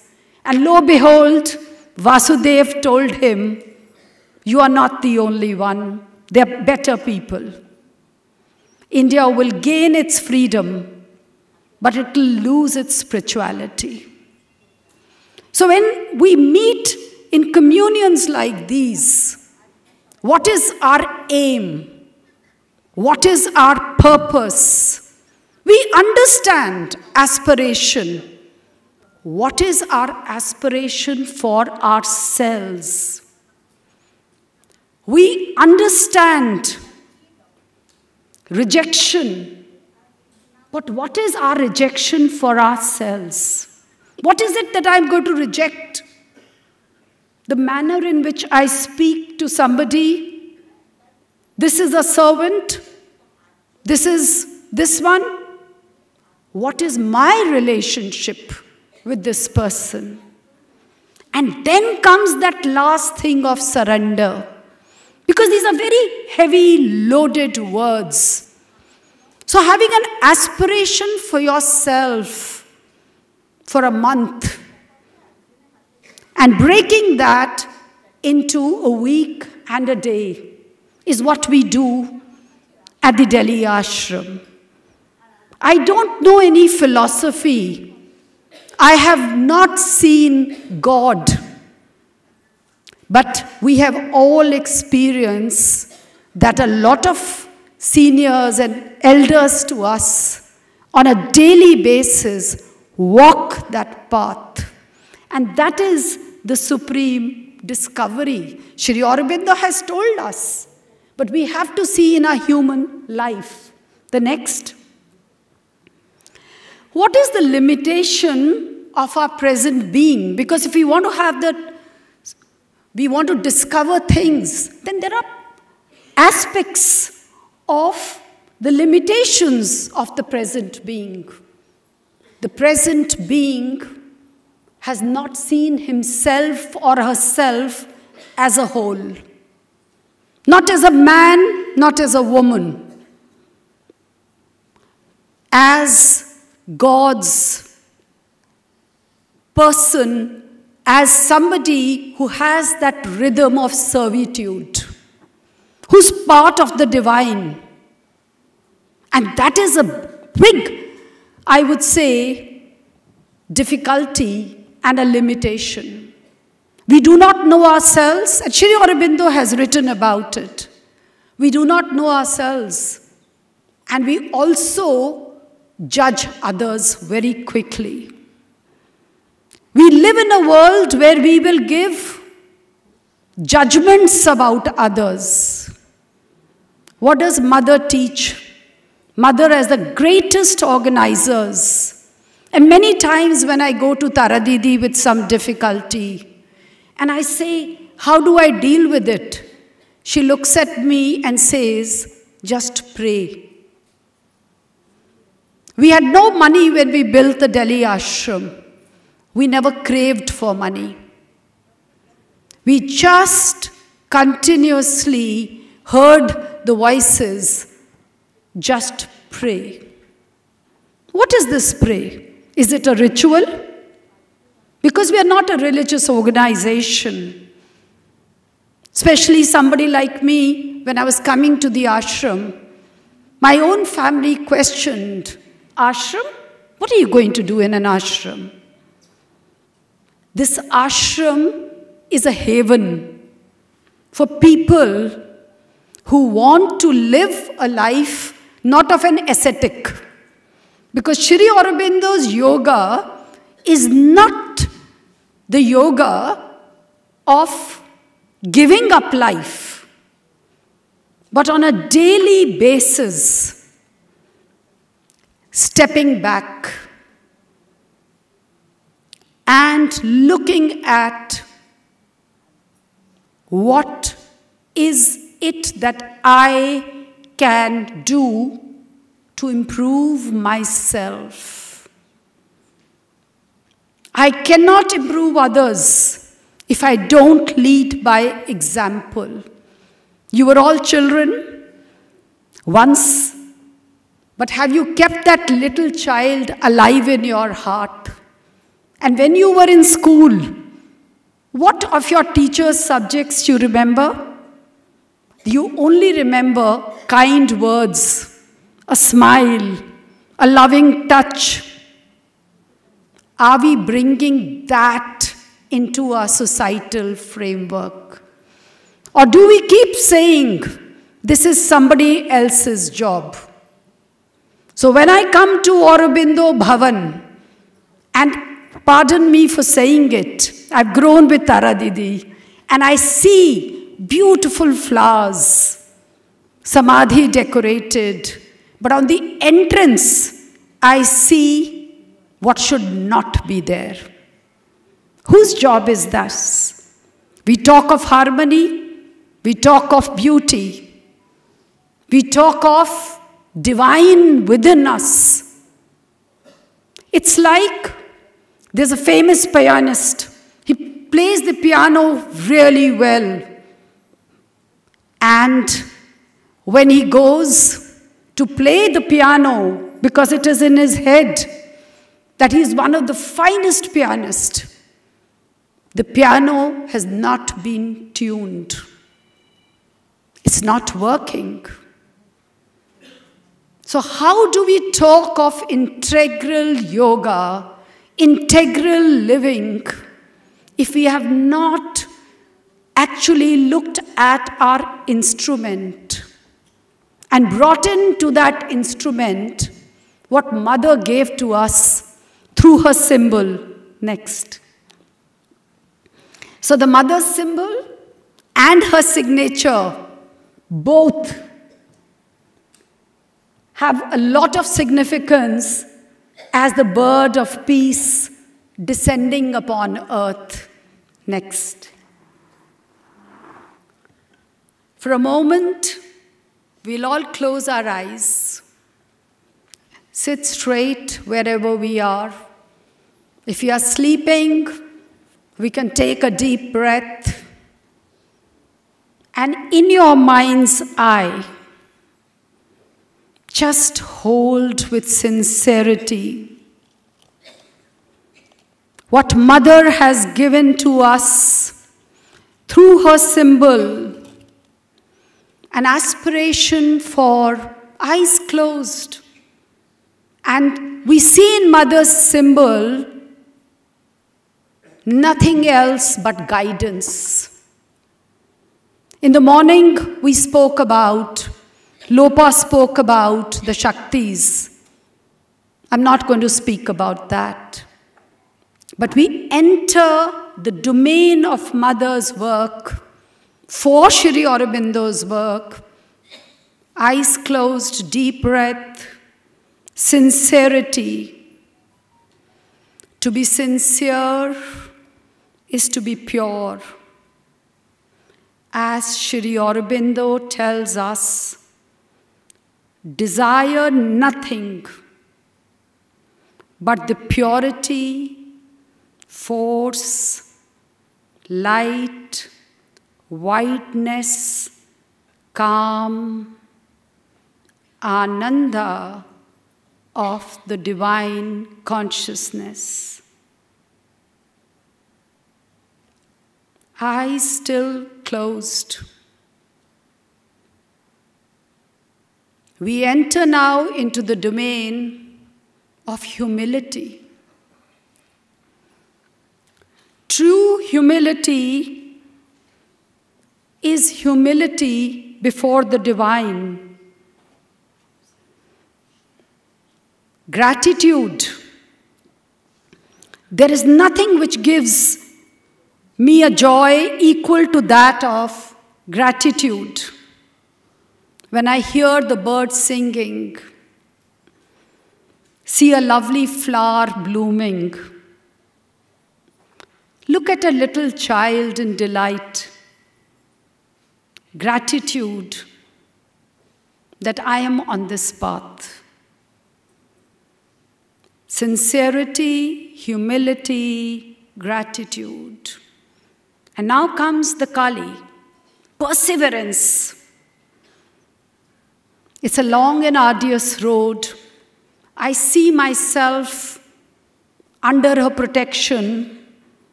wanting to change,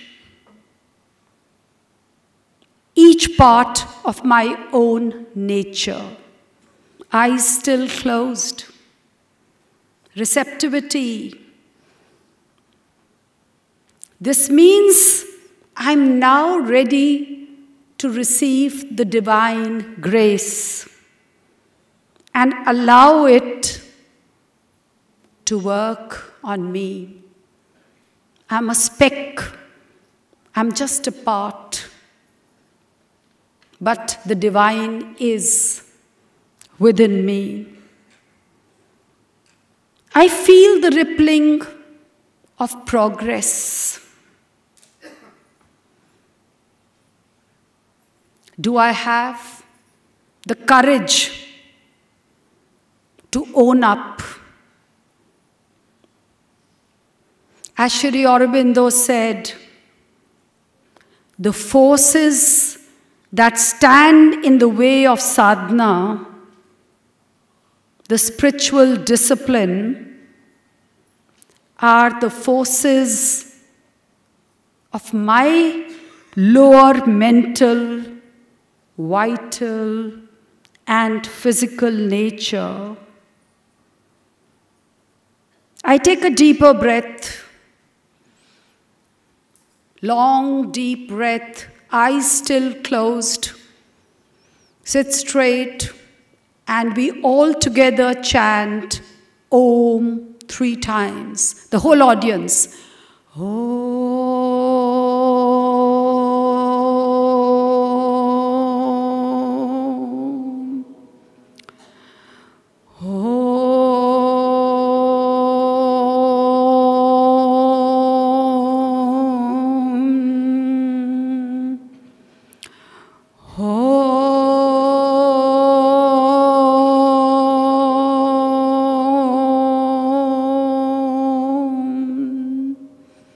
We gently rub our palms, holding on to the first 8 qualities Mother has given to us. We cup our eyes with our palms. Very gently, we open our eyes within our palms and bring down our hands and look at each other. And when we look at each other, we look at with goodness in ourselves and the other. The generosity that I have, I also see how generous the other is. And once I have goodness and generosity, I look at the other again. If you look at the people sitting next to you, man or woman, equality. And the moment we can look at man and woman as one, in the home there will be peace, so will there be peace in the world outside. And with this, how can we not quote from the last? The role women play on the sunlit path. What is the role women play? We play the role of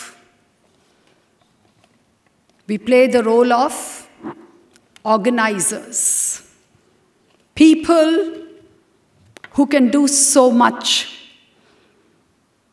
Bhaiya in the morning talked of cooking and the consciousness that he brought up. It's a special quality when you are knitting, stitching, looking after the children. These are not arts. These are your moments for yourself. A woman cannot nurture if she does not nurture herself. Next. So, where I stay in Madhuban, These are the women and photographs of our women. So each person, the role is to express the divine power. And with this, I'm not going to take more time. We go to the next slide, and we are going to render something. I'm reading something, I'm rendering something which has come to me very spontaneously, and I put it here this morning.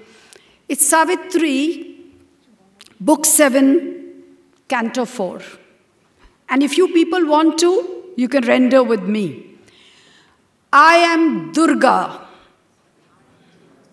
goddess of the proud and strong. सबको खाना मिला था, थोड़ा ऊंचा. I am Durga, goddess of the proud and strong, and Lakshmi, queen of the fair and fortunate. I wear the face of Kali when I kill. I trample the corpses of the demon hordes. I am charged by God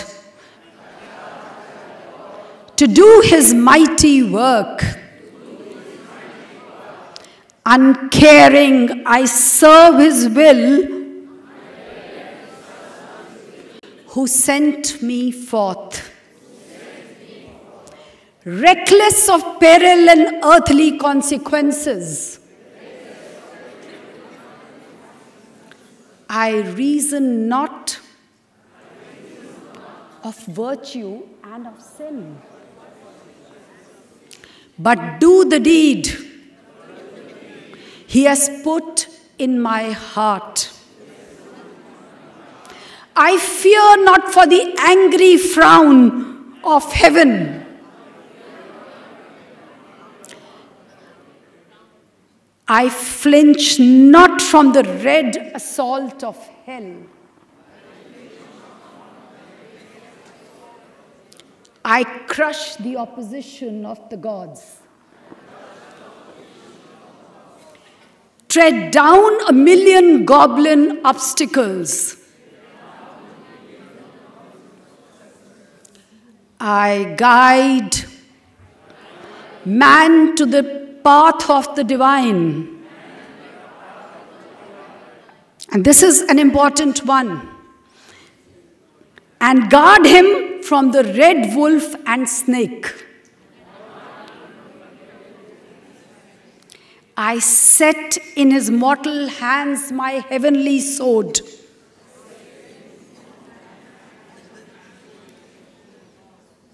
And put on him the breastplate of the gods. I break the ignorant pride of human mind and lead the thought to the wideness of truth. I rend man's narrow and successful life and force his sorrowful eyes to gaze at the sun, that he may die to earth and live in his soul. So what more do we want? We are here to see that every morning the sun, just leave it. Every morning there is the sun which comes, holding us. And the moment we learn personal aspiration, personal rejection, and not surrendering ourselves to the mind and the vital, these can be the beginnings. There's much to discuss, much to share. But I'm leaving this place now down to go down and belong where I do with the multitude, that we are all one. How do we all come together in big or small ways and learn from each other? It's been a beautiful learning from yesterday to today. And I'm very, very grateful for this great privilege to come and do Shri Aurobindo and Mother's work in service. Namaskar.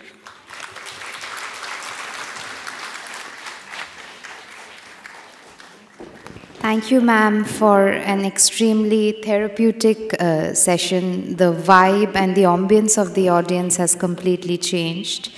With this, as we end both the talks, I would request Sri Gautam Banerjee, trustee of Sri Aurobindo Pathachakra Gopalpur Akoni, to please come up on stage and sum up both the sessions.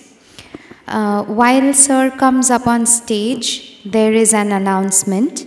We are running very late, so we are not announcing any formal tea break, but tea is being served outside. So at your comfort and convenience, please one by one, you may go and get yourself some refreshments and come back. Thank you so much. So we welcome Sri Gautam Banerjee, trustee Sri Aurobindo Pathachakra Gopalpur Akoni, to sum up the session. Since the program is still on, I would request our audience to kindly come back, because there is a very interesting interactive session waiting after this.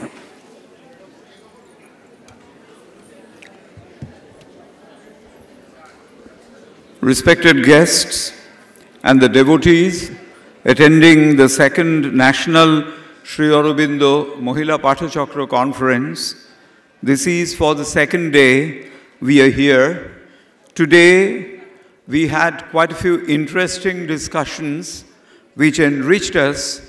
As we are running much late, I'm just glossing over about our discussions, just a few points.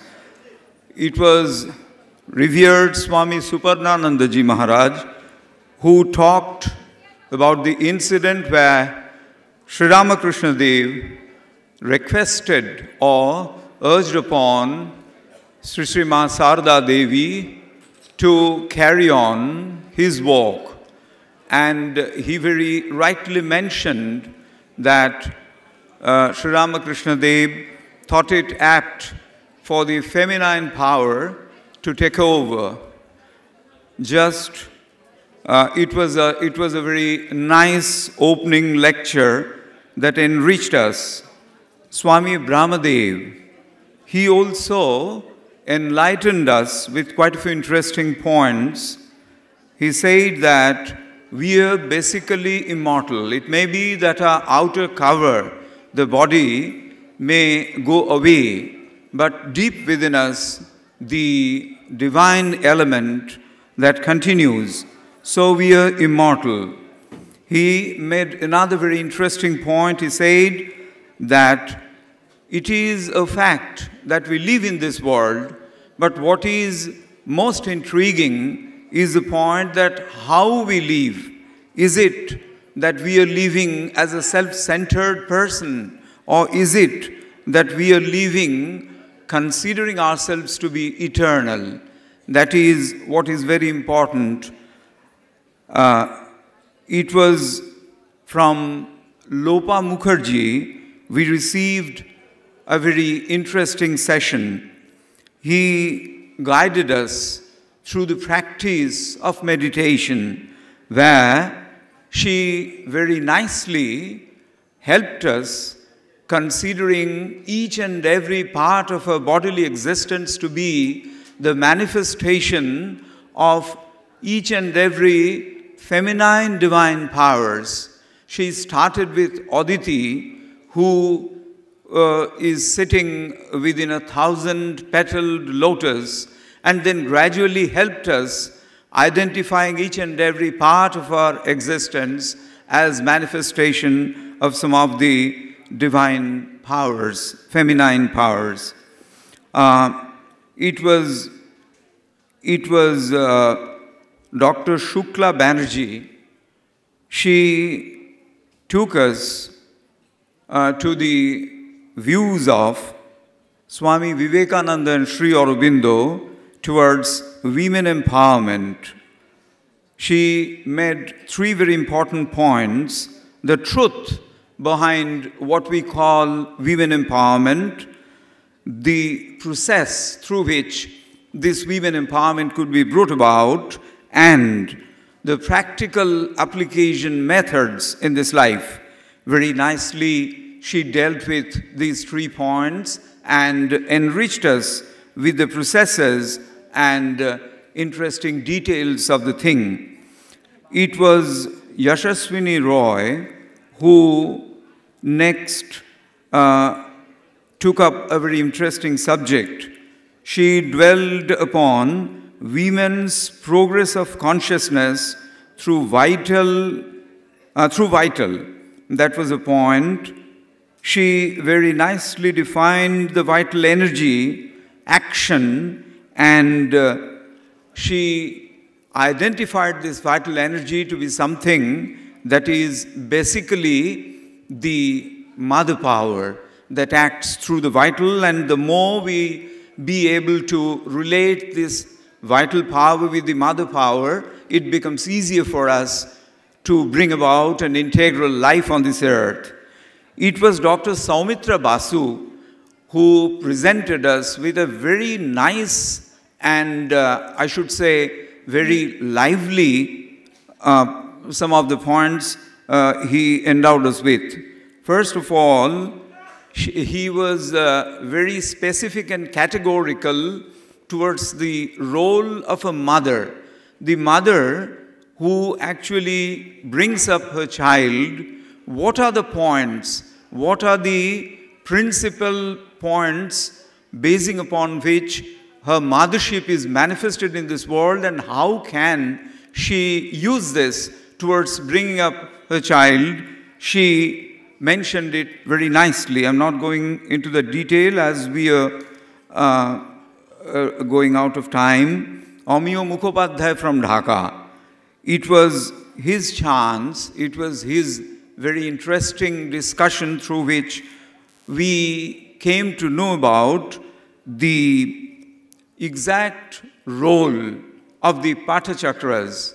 I'm not speaking about Mahila Pathachakra or Purush Pathachakra. It is the Pathachakras, the study circles about Sri Aurobindo and the mother. How we can progress through these Pathachakras.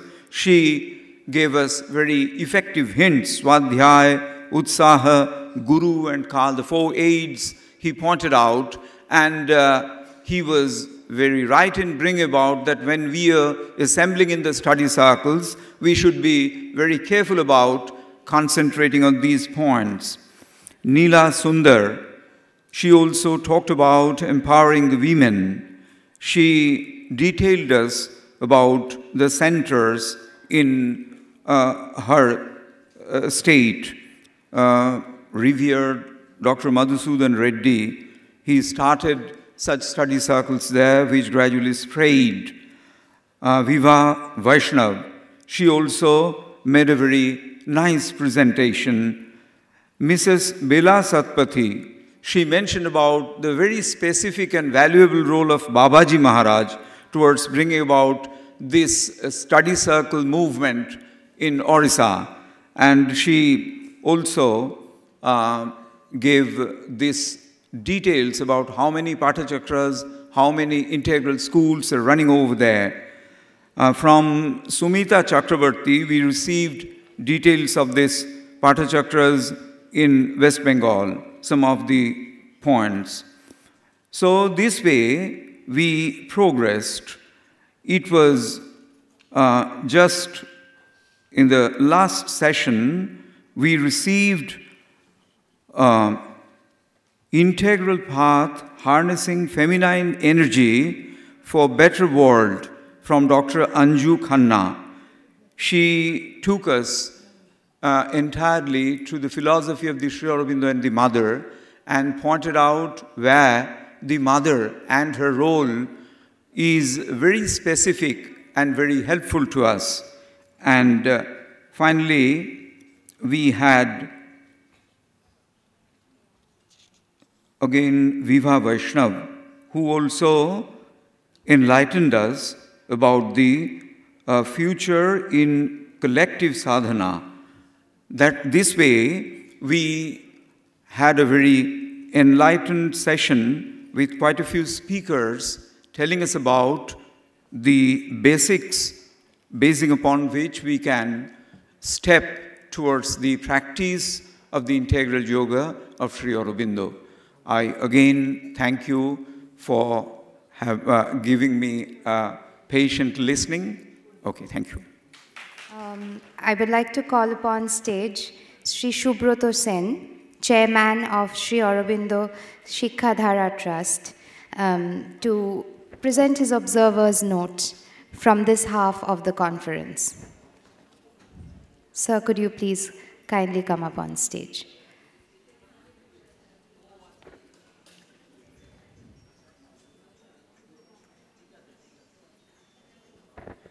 Ladies and gentlemen, we have Sri Subroto Sen, Chairman Sri Aurobindo Shikhadhara Trust.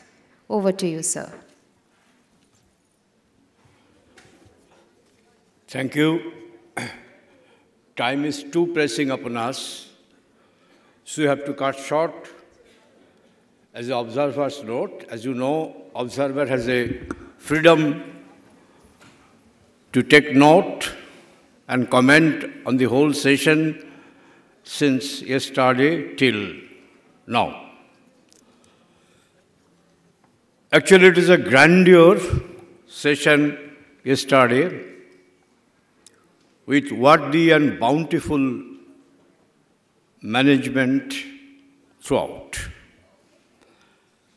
And this day also beautifully arranged by the team of Sri Aurobindo Mahila Pathachakra West Bengal Trust, with direct collaboration of Sri Aurobindo Bhavan, Kolkata, and GOLPARK Ramakrishna Mission Institute of Culture. So we are indebted to them for this success.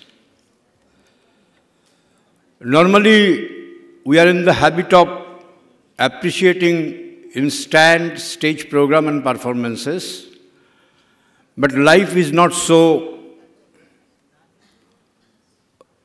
momental, so this performance can be tested immediately after end of this session. What is this follow-up? What you have learned? And what you will have to do toward the next year? So immediately I reminded a quotation from Sri Aurobindo. It is a warning to us. She said, "Distrust a perfect fool seeing success. But when having succeeded, thou findest still much to do." So for last 2 days, what we have done, we must not be bewildered by the external performances we did, but we must attempt to follow from the next day, tomorrow onwards, because life is perpetual. Our aim is to work upon our life. As we are scrap material, we have to develop our own from the scrap material to finished goods, to the ways and means. As we have learned here, from yesterday to till date, now, this is our task, the pressing task upon us. Nature is pressing upon us, either to survive or to fall down. It is truly said that survival of the fittest. We are at the moment of colossal problems. History has never thought of it, civilization, because it is as if the darkest moment. But we are waiting for the next dawn, the dawn of tomorrow. Now I will say about, I have been advised rather by Saraswati, because she knows my temperament work, my thrust of work. So he requested me to tell about my ideas as Pathachakras. Just before this conference, immediately after conference of Urisha, the Mahila Trust was founded just a year ago. Not a year has been completed. So since then, they have been attempting to spread the Pathachakras in different areas. Already 10 or more Pathachakras have been started newly, besides the old Pathachakras. I may, as the observer, suggest, take a topics in every Pathachakras, understandable to the commoners, as to how to awaken from this mundane life to a life further, and what he had been facing. So I must suggest to the Pathachakra organizers to select topics, a chronological topics, as a preparatory stage, because we conceive to the mind everything first, then we go into delve into ourselves to find out the lackings in comparison to our goal.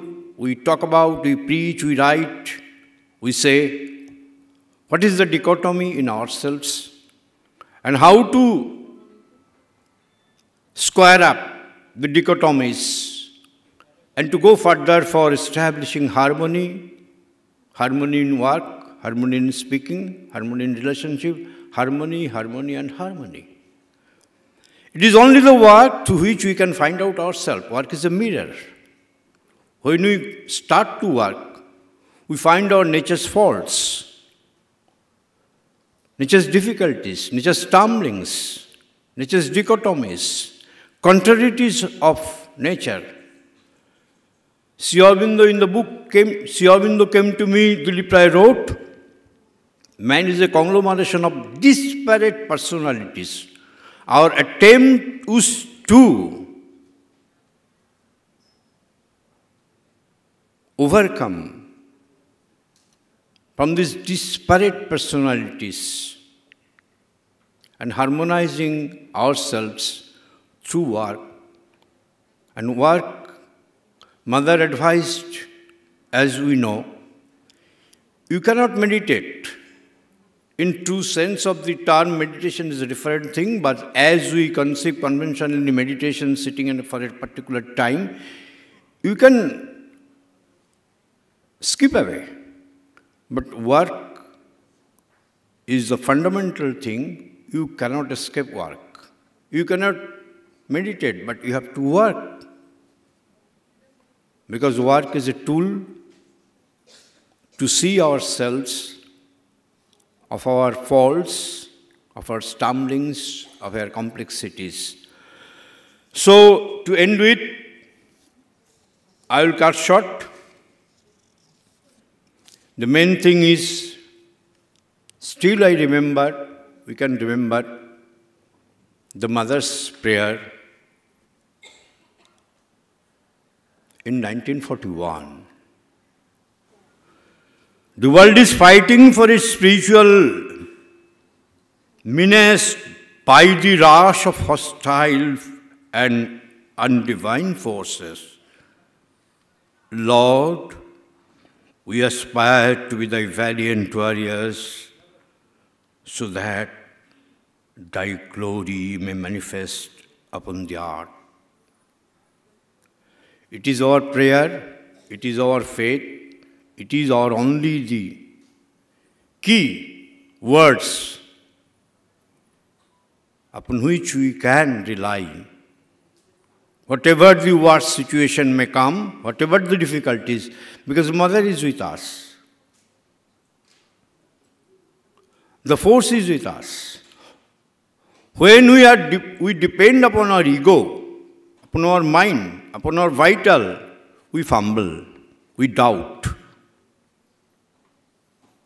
When we rely upon her force, everything can be done. As in Savitri, all can be done if the God touch is there. Finally, to the worker, for the worker, the last words of Sri Aurobindo I'll say to conclude as an observer. When we face the challenges, especially in Bengal today, as you all know from other states, Bengal is going through a tremendous crisis in all fields. You see to television, print media, social media. But our challenge is also, should be, more. Nothing to fear. Sri Aurobindo said in the Hour of God, he who can stand up in it on the truth of his purpose is he who shall stand. Even though he fall, he shall rise. Often we forget his assurance, as he said in the Hour of God. But you remember, as his assurances to us, the whole of humanity, nothing to fear. Even though he seems to pass on the wings of the wind, he shall return, nor let worldly prudence whisper too closely in thy ears, for it is the hour of the unexpected, the incalculable, the immeasurable. So, may we end this session with this assurance. Even if we face unimaginable, unprecedented challenge before us, the Herculean task before us, it is his assurance to all of us. Thank you.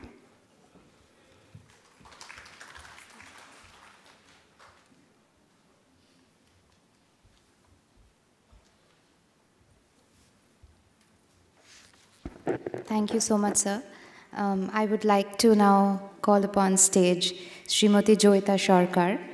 She will be performing a devotional song for us. Ma'am, we welcome you on stage.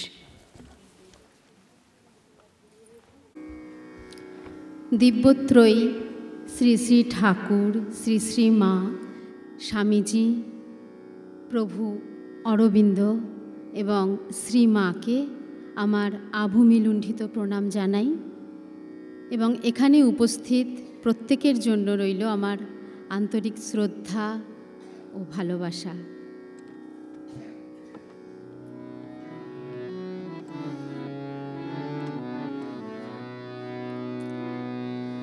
Ghani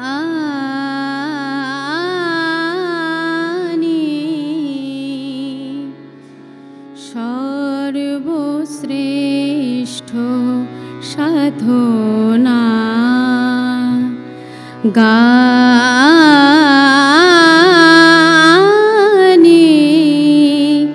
সর্বশ্রেষ্ঠ সাধনা লাগে না ফুল চন্দন মন্ত্রতন্ত্র লাগে না গানি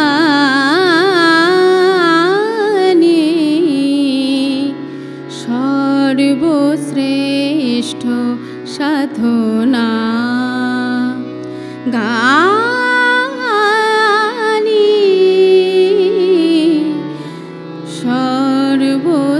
সর্বশ্রেষ্ঠ সাধনা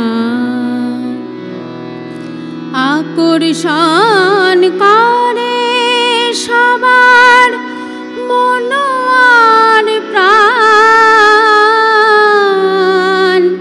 গাহরে মন আমার গাহরে প্রভুর গান ভুলে যায় মধুর গানে সেই নিঠুর ভগবান না এসে পারে না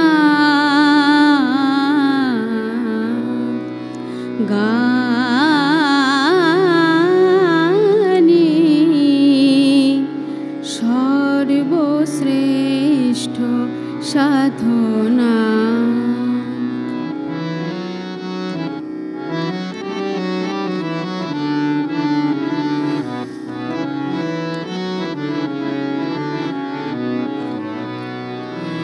সঙ্গীত সাধনা করো শক্তি পাবে মনে মহাশক্তি বসিবে হৃদয় আসনে বিশ্বধর সর্প ঠাকুর দেব পঞ্চাননে হরিনাম কানে মত্ত শিবনেত্র মুদে না গানি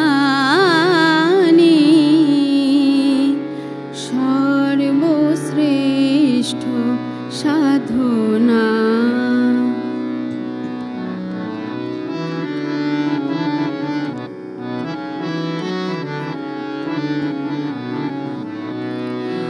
ভবানী ভবানী বাধা গানে ছন্দ গুলি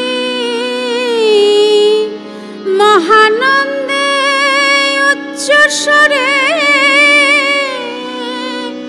বলি কালী কালী শিহরণ জাগরণ দুলে সদা শ্রোতাগুলি প্রেম পবনের গীত মধু মধু রচনা Ghani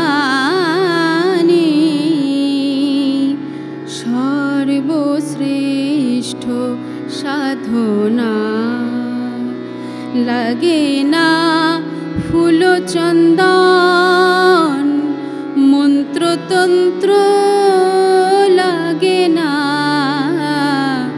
Ghani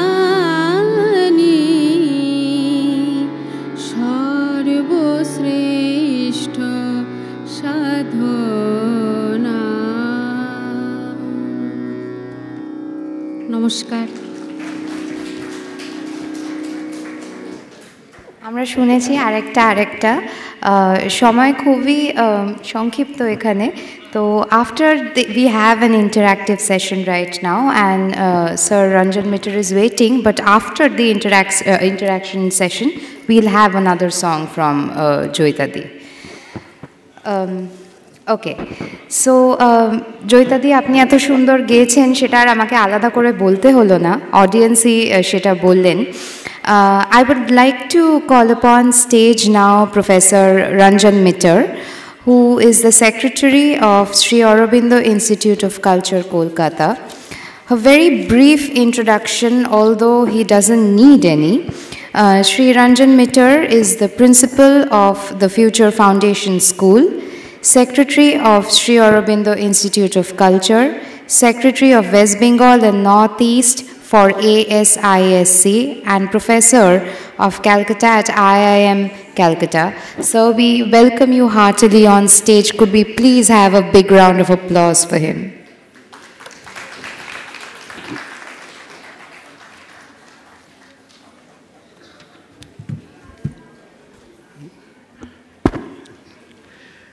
Good evening.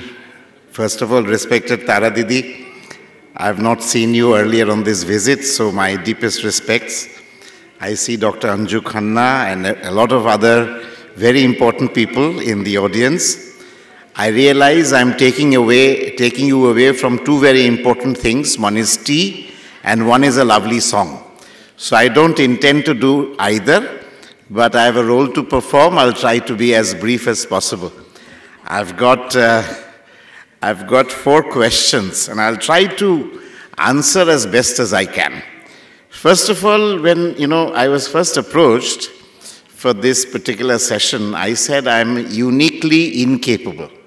Because, first of all, I'm not a lady. How should I comment on what ladies should do? But anyway, they forced me, so here I am. So I'll just... there's this question, and I think it's a good place to start. They say, the question is like this, runs like this. We see that in Lakshmi House, a larger number of female employees are deployed across various roles compared to male employees. What is the experience like working with the women folk there? I think it's a good place to start. So let me tell you, when I first came to work in Lakshmi's house, before that I used to work in the corporate sector. And in those days, and I'm talking about 22 years ago, in my entire team, the only people who were women were people concerned with advertising, marketing, office secretaries, because I worked with, and the other people, let's say in finance, in accounts, and many other roles were typically men. So the ratio was probably 85% men and 15% women. Unfortunately, when I walked into Lakshmi House, as some of you might know, I came after the very sad demise of my mother, who's popularly known in Bengal and elsewhere as Joyadi. And when I started, I exactly felt lost for this very reason. Because I didn't know how to cope. I was used to an environment of 15% women and 85% men. And here, there were maybe 2 or 3% men and 98% women. So it was the sense of awkwardness on my part. It's not that they made me feel unwelcome. But what happened was, at that moment, I had done 2 little things. One is for the work which the functional role that I started performing. One of the functional roles was, I was made principal of the school. So because I didn't have a B.Ed qualification, I had to seek the blessings and the approval of our board. So for which I went to Delhi, and they were very kind to say that, you can do your B.Ed in some time, but you start performing your role.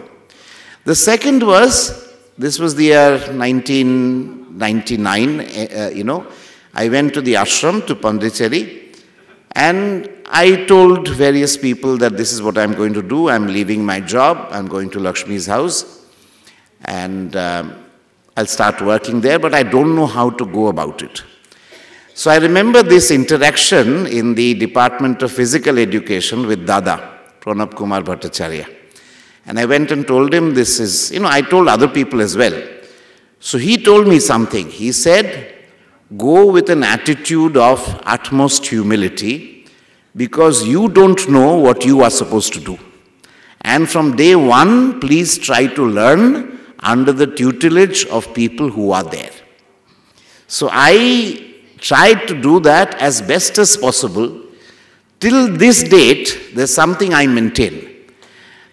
Because you see, when I look at Lakshmi's house, and it is a place, Mother said, it is her home. And the fact of the matter is, it is by and large a women-driven organization. I have played from day one till today the role of a facilitator and a facilitator only. I believe, and I still believe, that I'm a kind of stopgap between my mom, who is not physically alive, and some other people who now run it in a more collective manner. I'm that facilitator in between. And I've tried to learn. I don't know how well I learned, that the women in the organization can testify, but my attitude so far has been that of a learner.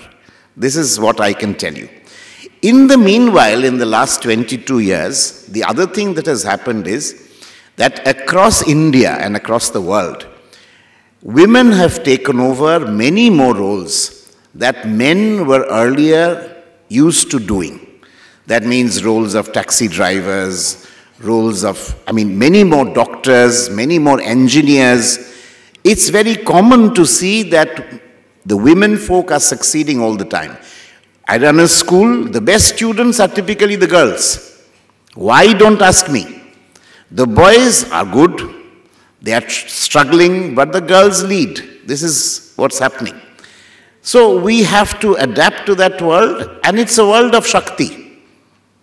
So in that world of Shakti, where, we need to adapt to that role, and we need to support the women in their women empowerment, or whatever we wish to call it, women's emancipation. We need to support the idea that, girls will stand up, and if they lead this country and this world, I think it will be definitely a far better place, because by and large, they're far more mature, I've observed, in dealing with many issues and many problems. It's not that men are useless, that's not what I'm trying to say, but I think in many ways, women at least mature very early. When I see them young, the girls mature earlier than the boys. So I think that's my starting point. What is the experience like? Since I've stayed a learner, I've not had a problem. So, and I think in the world of today, we are in a learning environment. The word learning organization is even very common today across organizations. If we believe for a moment that we know what is there to know, we already have what it takes, then it's over, we are dead. At every moment of our lives, we need to say, of course in Sri Aurobindo's, thinking, but much more so even in organizational theories, it's very clear that unless we believe that we are eager to learn at every moment of our lives, the game is over. So we need to learn, we need to evolve. Which brings me then to the second question, which says, one second, this was the first question actually, but I just took the second question first. He says, by conducting Mahila Pathachakras, a larger section of the society, can it be reached out? Please share your thoughts. I think, of course. But the only thing I would like to say is, when I was a kid, we had a Sri Aurobindo center at home. And I know of many people in Kolkata who had Sri Aurobindo centers in their homes. And the Sri Aurobindo centers stayed that way, and when the people who passed away, sometimes they became apartment houses or whatever, the centers closed, but otherwise the centers stayed. And there are still some centers running like that, but the numbers might have reduced, simply because of the reason that, people moved from one area to another or whatever. What I do feel is in those days it used to go like this. You went to a center for meditation, not a center, but a home for a meditation on a particular day of the month, and there would be a reading from something, from Sri Aurobindo's or the mother's works. There would be a collective meditation. Typically, you might have some agarbattis and other things of the ashram on sale. So if you're running out of agarbattis at home, you could purchase there. And you could also have some books if you wanted to purchase.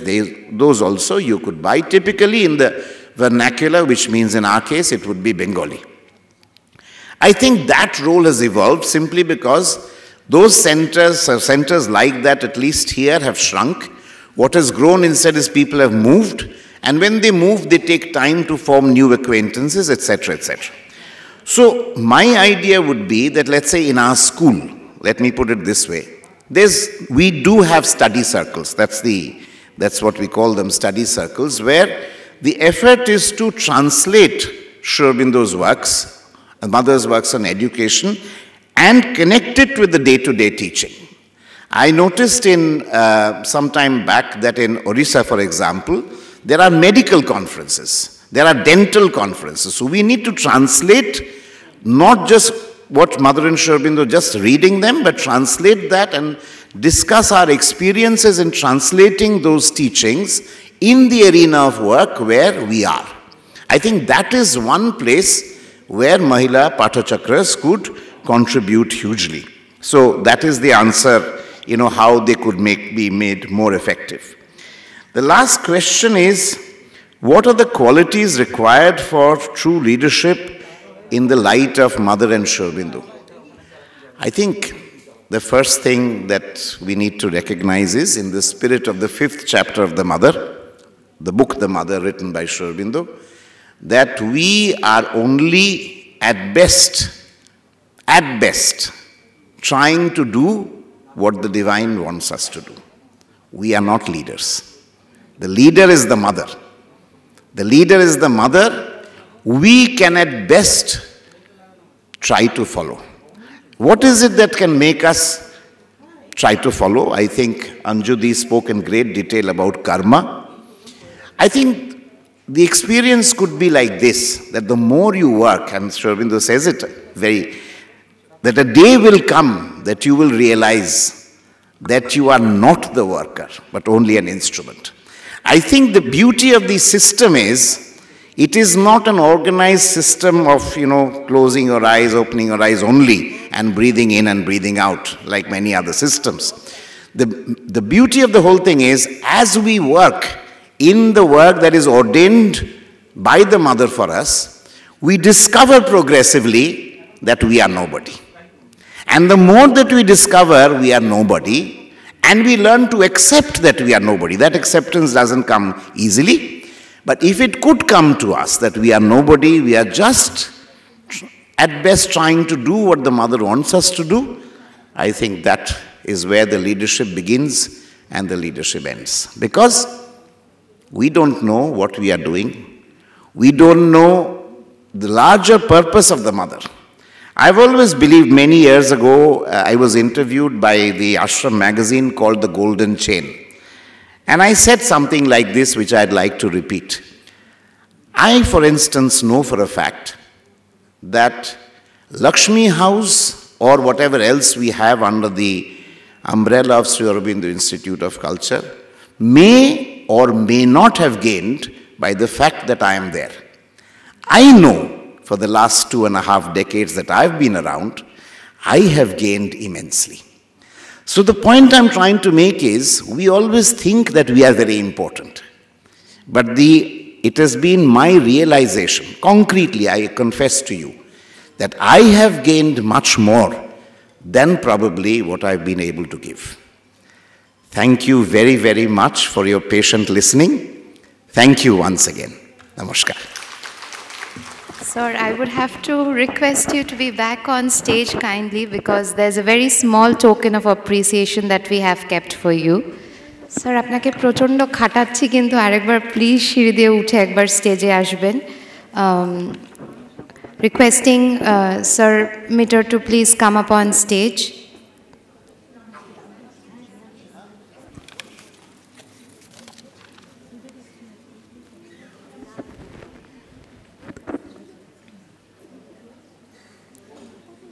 A very small token of appreciation from Sri Aurobindo Mahila Pathachakra to you.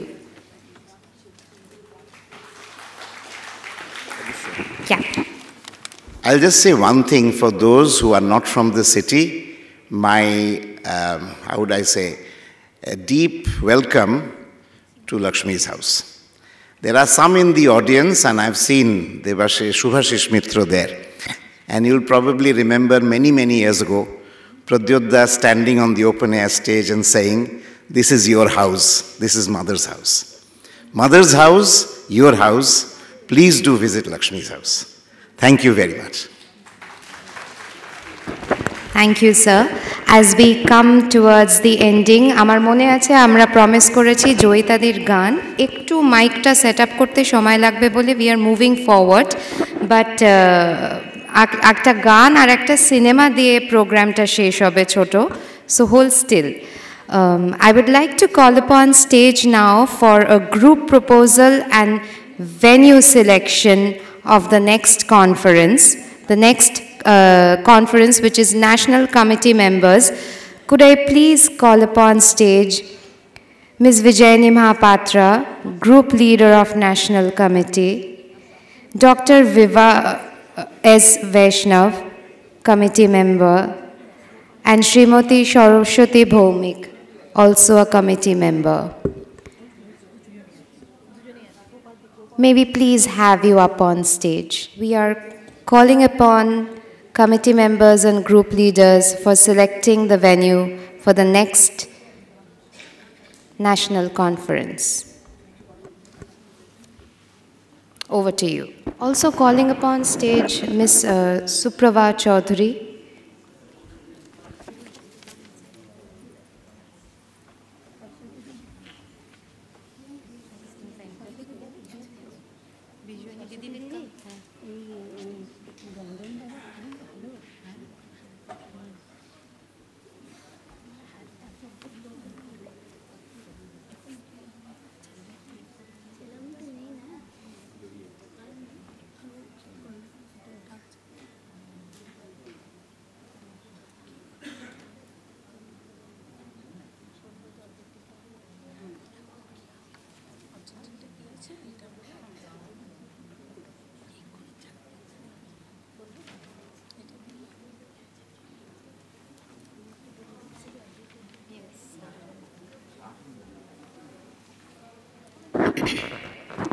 Master Aurobindo, all our respected dignitaries.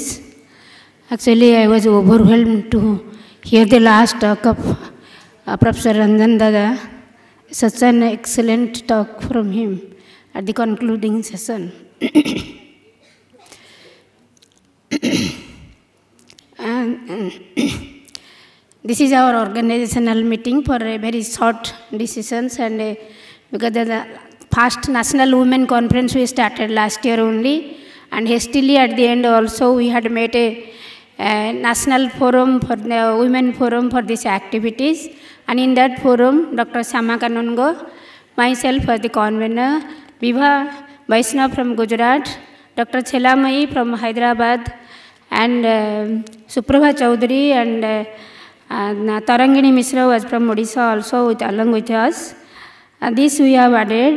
Actually now, after doing this work in West Bengal, we find a lot of interest in other states. Actually, mother is working. It is not anybody's work. It is her work. That's why the supramental power is working and creating interest in other states also, so other places also. So now we need more organizers to work, and lot of work we have to do. And actually, what Ranjan Dada told us, actually, we have to see, first we have to realize this is her work, and we are only doing as her servitors, as her servant. How she will guide us, more and more we go inwards. The organizers who will work, we must go inwards. We must find out our psychic being. The psychic being must come to the forefront, and we must, the body transformation is the important thing is our body will be transformed, our total being will be transformed. So those things we have to put it into practice. So many discussions have been made. Actually, I am very grateful actually to the Saraswati Didi and her team, Biswadidda and the total team in Kolkata and West Bengal. It's excellent actually, such a very good coordination and lot of activities. Gargi Didi, so many people, so many Didis have working day and night.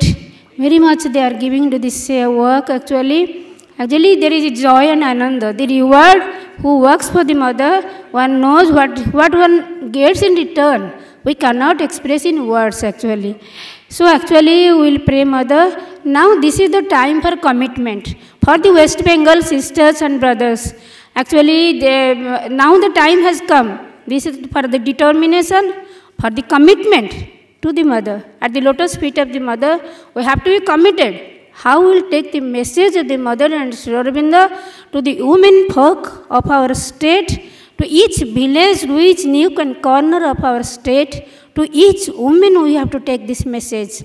The why, what is the purpose of our life, how we should spend, what is the methods, very simpler methods mother has given us. How we have to love her. She is the goal. Gantavya Salda, Vishwanath Das सब time बोलें.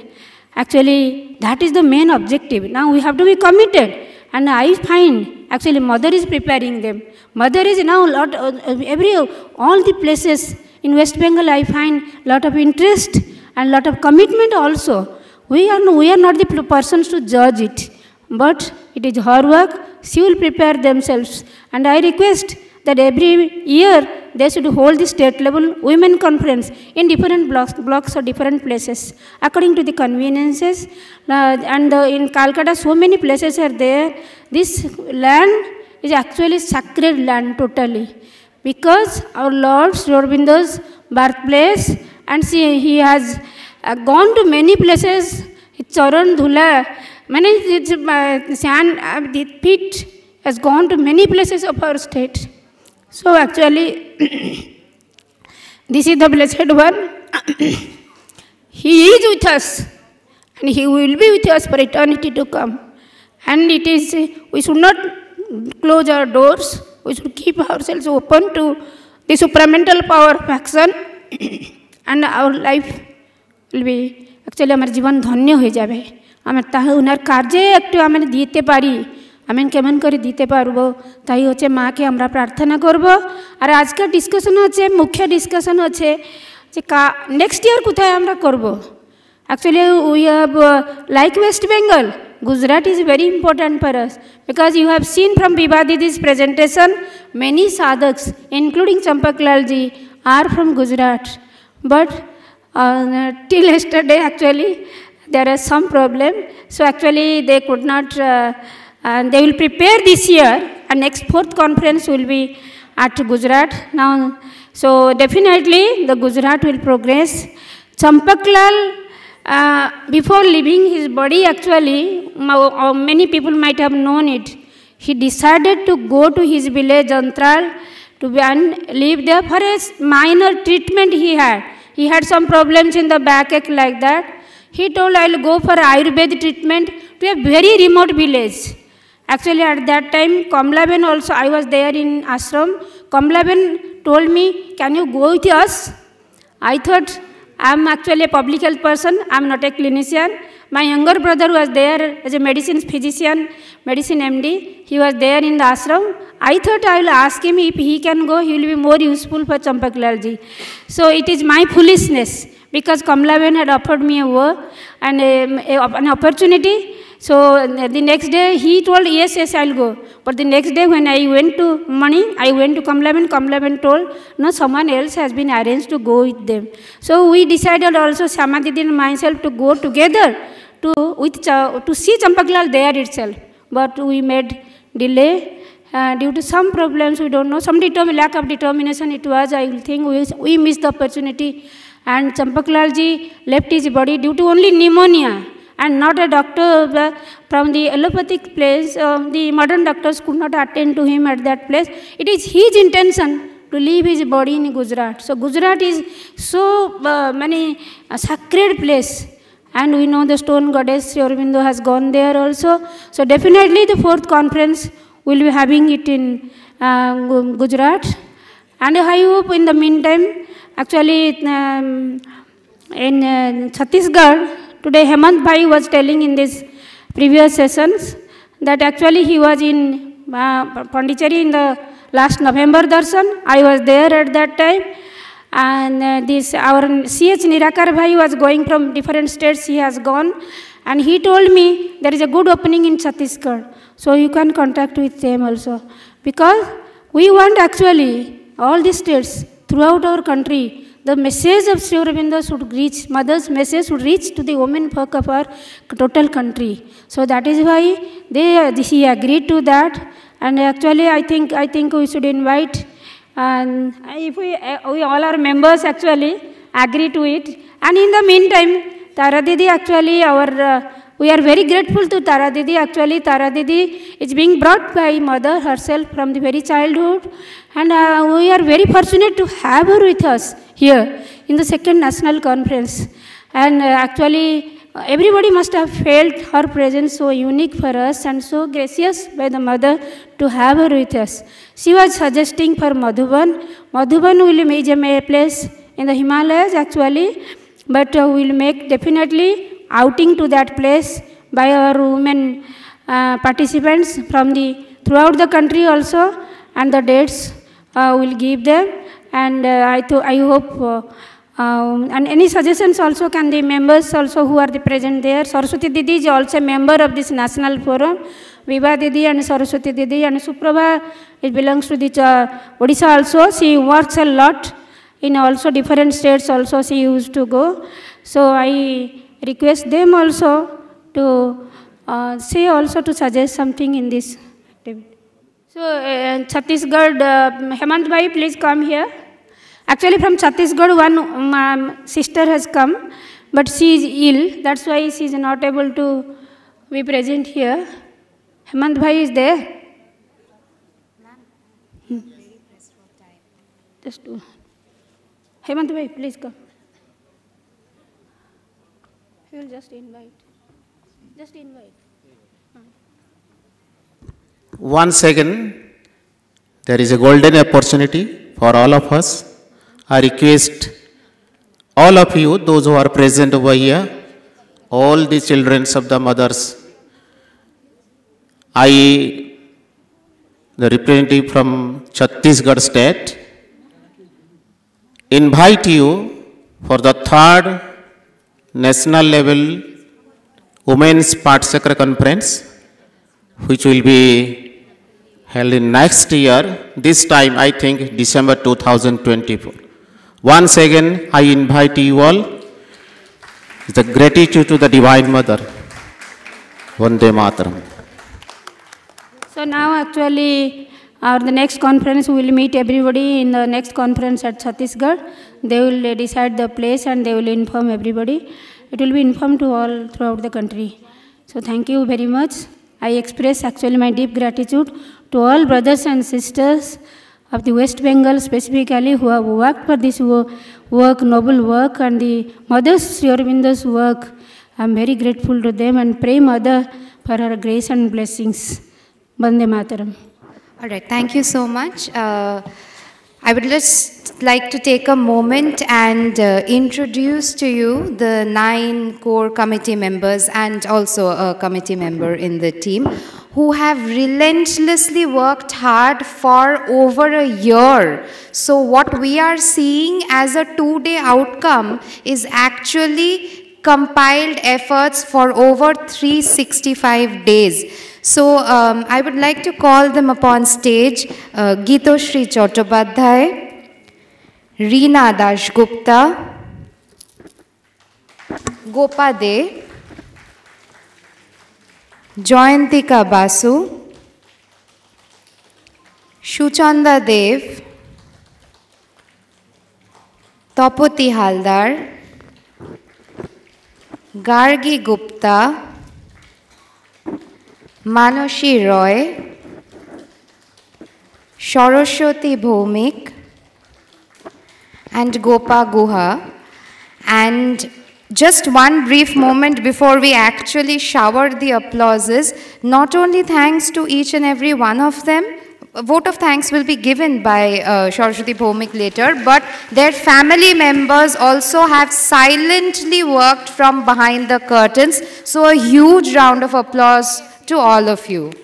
Much deserved and very well organized. To close the program, I would like to call upon stage Saraswati Bhomik to offer vote of thanks formally to close the program, and then as promised, Joyita Di will sing a song and a movie will be shown to you. I, Poulomi Roy, am taking your leave for the evening. Thank you so much.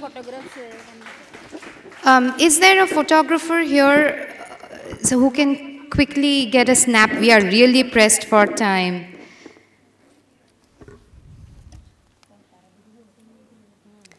Thank you so much. I would request everyone to kindly vacate the stage except for Srimati Saraswati Bhaumik, who will... Okay, so requesting our dear Tara Didi and Dr. Khanna to, if you could kindly come up on stage for a photograph, will that be trouble?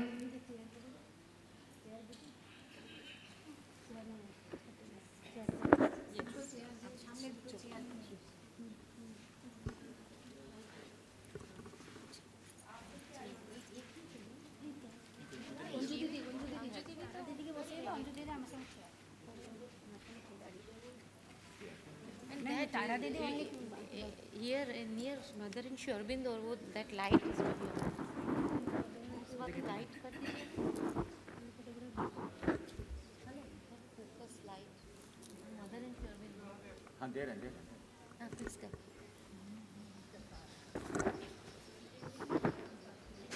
Aurobindo. Months of planning and hard work all together on stage.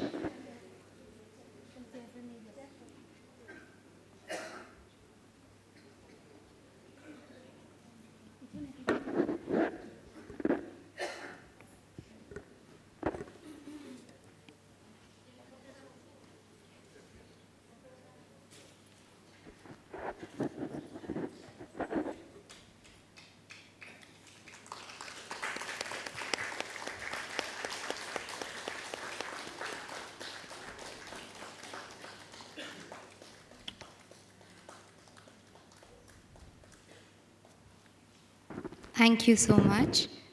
Thank you, Tara Didi. Thank you, Dr. Khanna. Thank you to all of you. I would request all of you to kindly vacate the stage so that Saraswati Bhaumik could offer the vote of thanks. Pranam. Before I convey formal vote of thanks, let me remind you about three devotional, distinguished workers.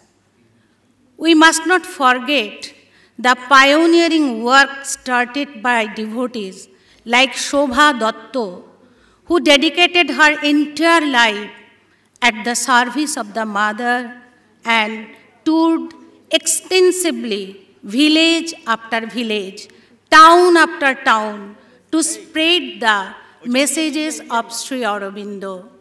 The work was further carried forward by Joya Mitro, who proved herself to the most capable worker of the mother and Sri Aurobindo's work.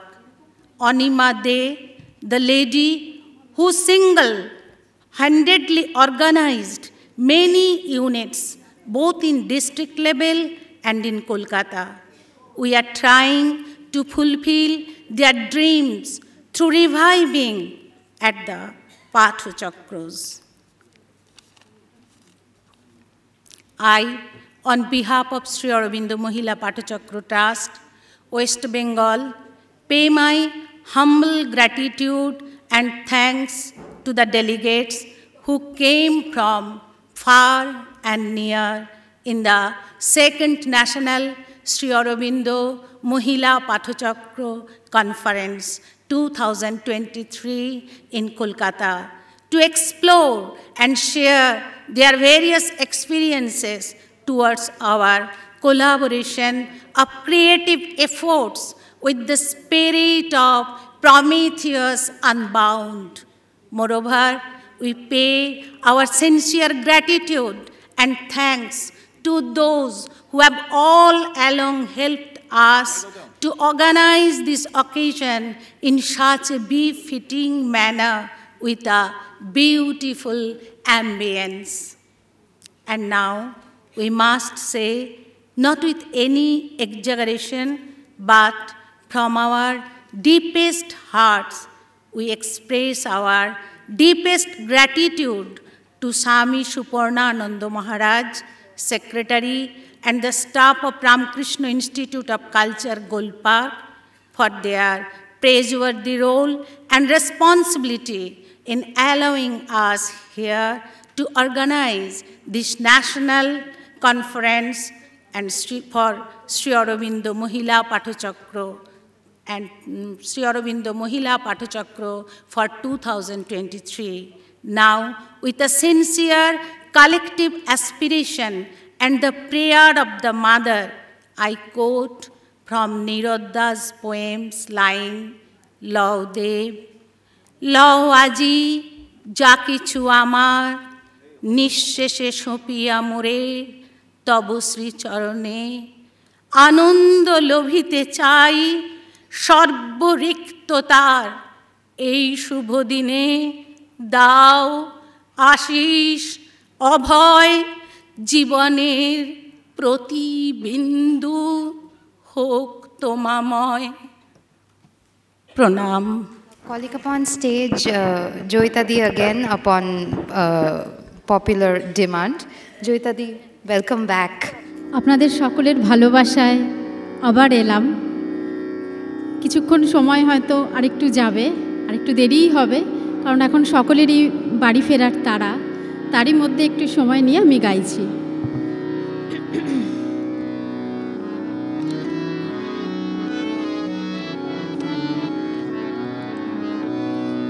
আমি সুরে সুরে ওগো তোমায় ছুঁয়ে যাই, আমি সুরে সুরে ওগো তোমায় ছুঁয়ে যাই, নাই বা পেলাম দরস তোমার, নাই বা পেলাম দরস তোমার, গানে গানে যদি তোমায় পাই, তোমায় ছুঁয়ে যাই, আমি সুরে সুরে ওগো তোমায় ছুঁয়ে যাই।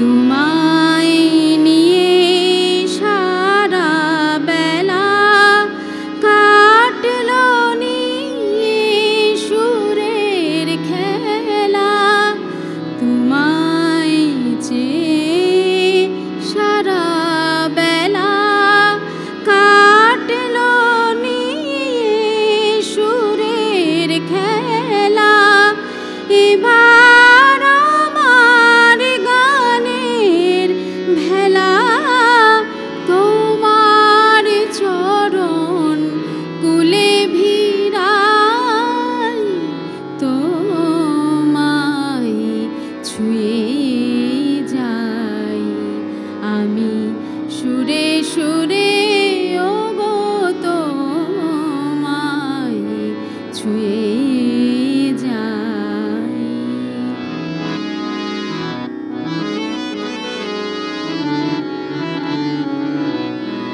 যুগে যুগে প্লাবন আনে যে সুর চরাচরে, জানি সে যে তোমারি প্রেম উপর হতে ঝরে, যুগে যুগে প্লাবন আনে যে সুর চরাচরে, জানি সে যে তোমারি প্রেম উপর হতে ঝরে, জীবন্ত্রে আজ তোমায় পুজি, ছন্দে গানে তোমায় খুঁজি, জীবন্ত্রে আজ তোমায় পুজি, ছন্দে গানে তোমায় খুঁজি, তোমার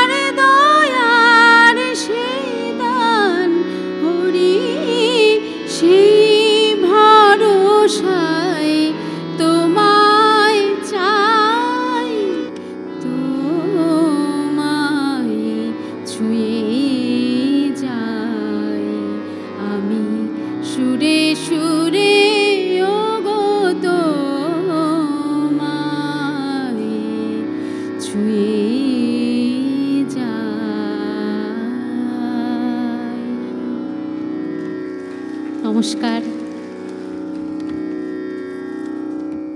We would request, without further loss of time, to start the brief film.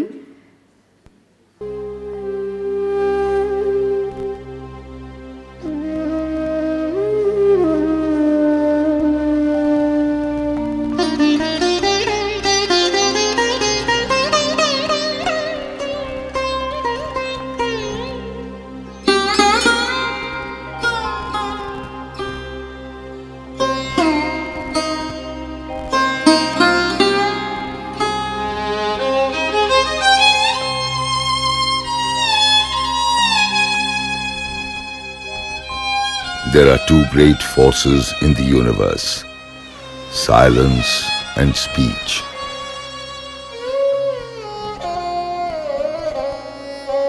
Silence prepares, speech creates.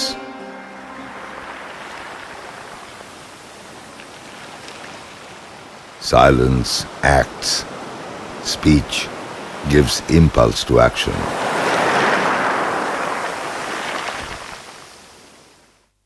Silence compels, speech persuades, said Sri Aurobindo on the 15th of August 1924.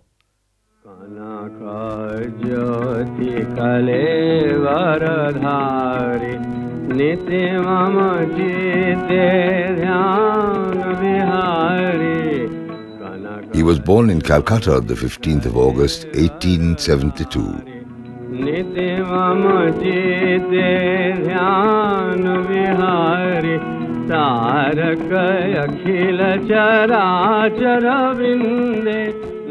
The 52 years in between, however, was not exactly a period of silence. His involvement in Indian politics is well known. Taking off humbly as a patriot, he went on to the position of the head of the Indian National Congress. As a political activist, he wrote profusely for different political journals, edited them, and lectured extensively on the prospect of the country's liberty.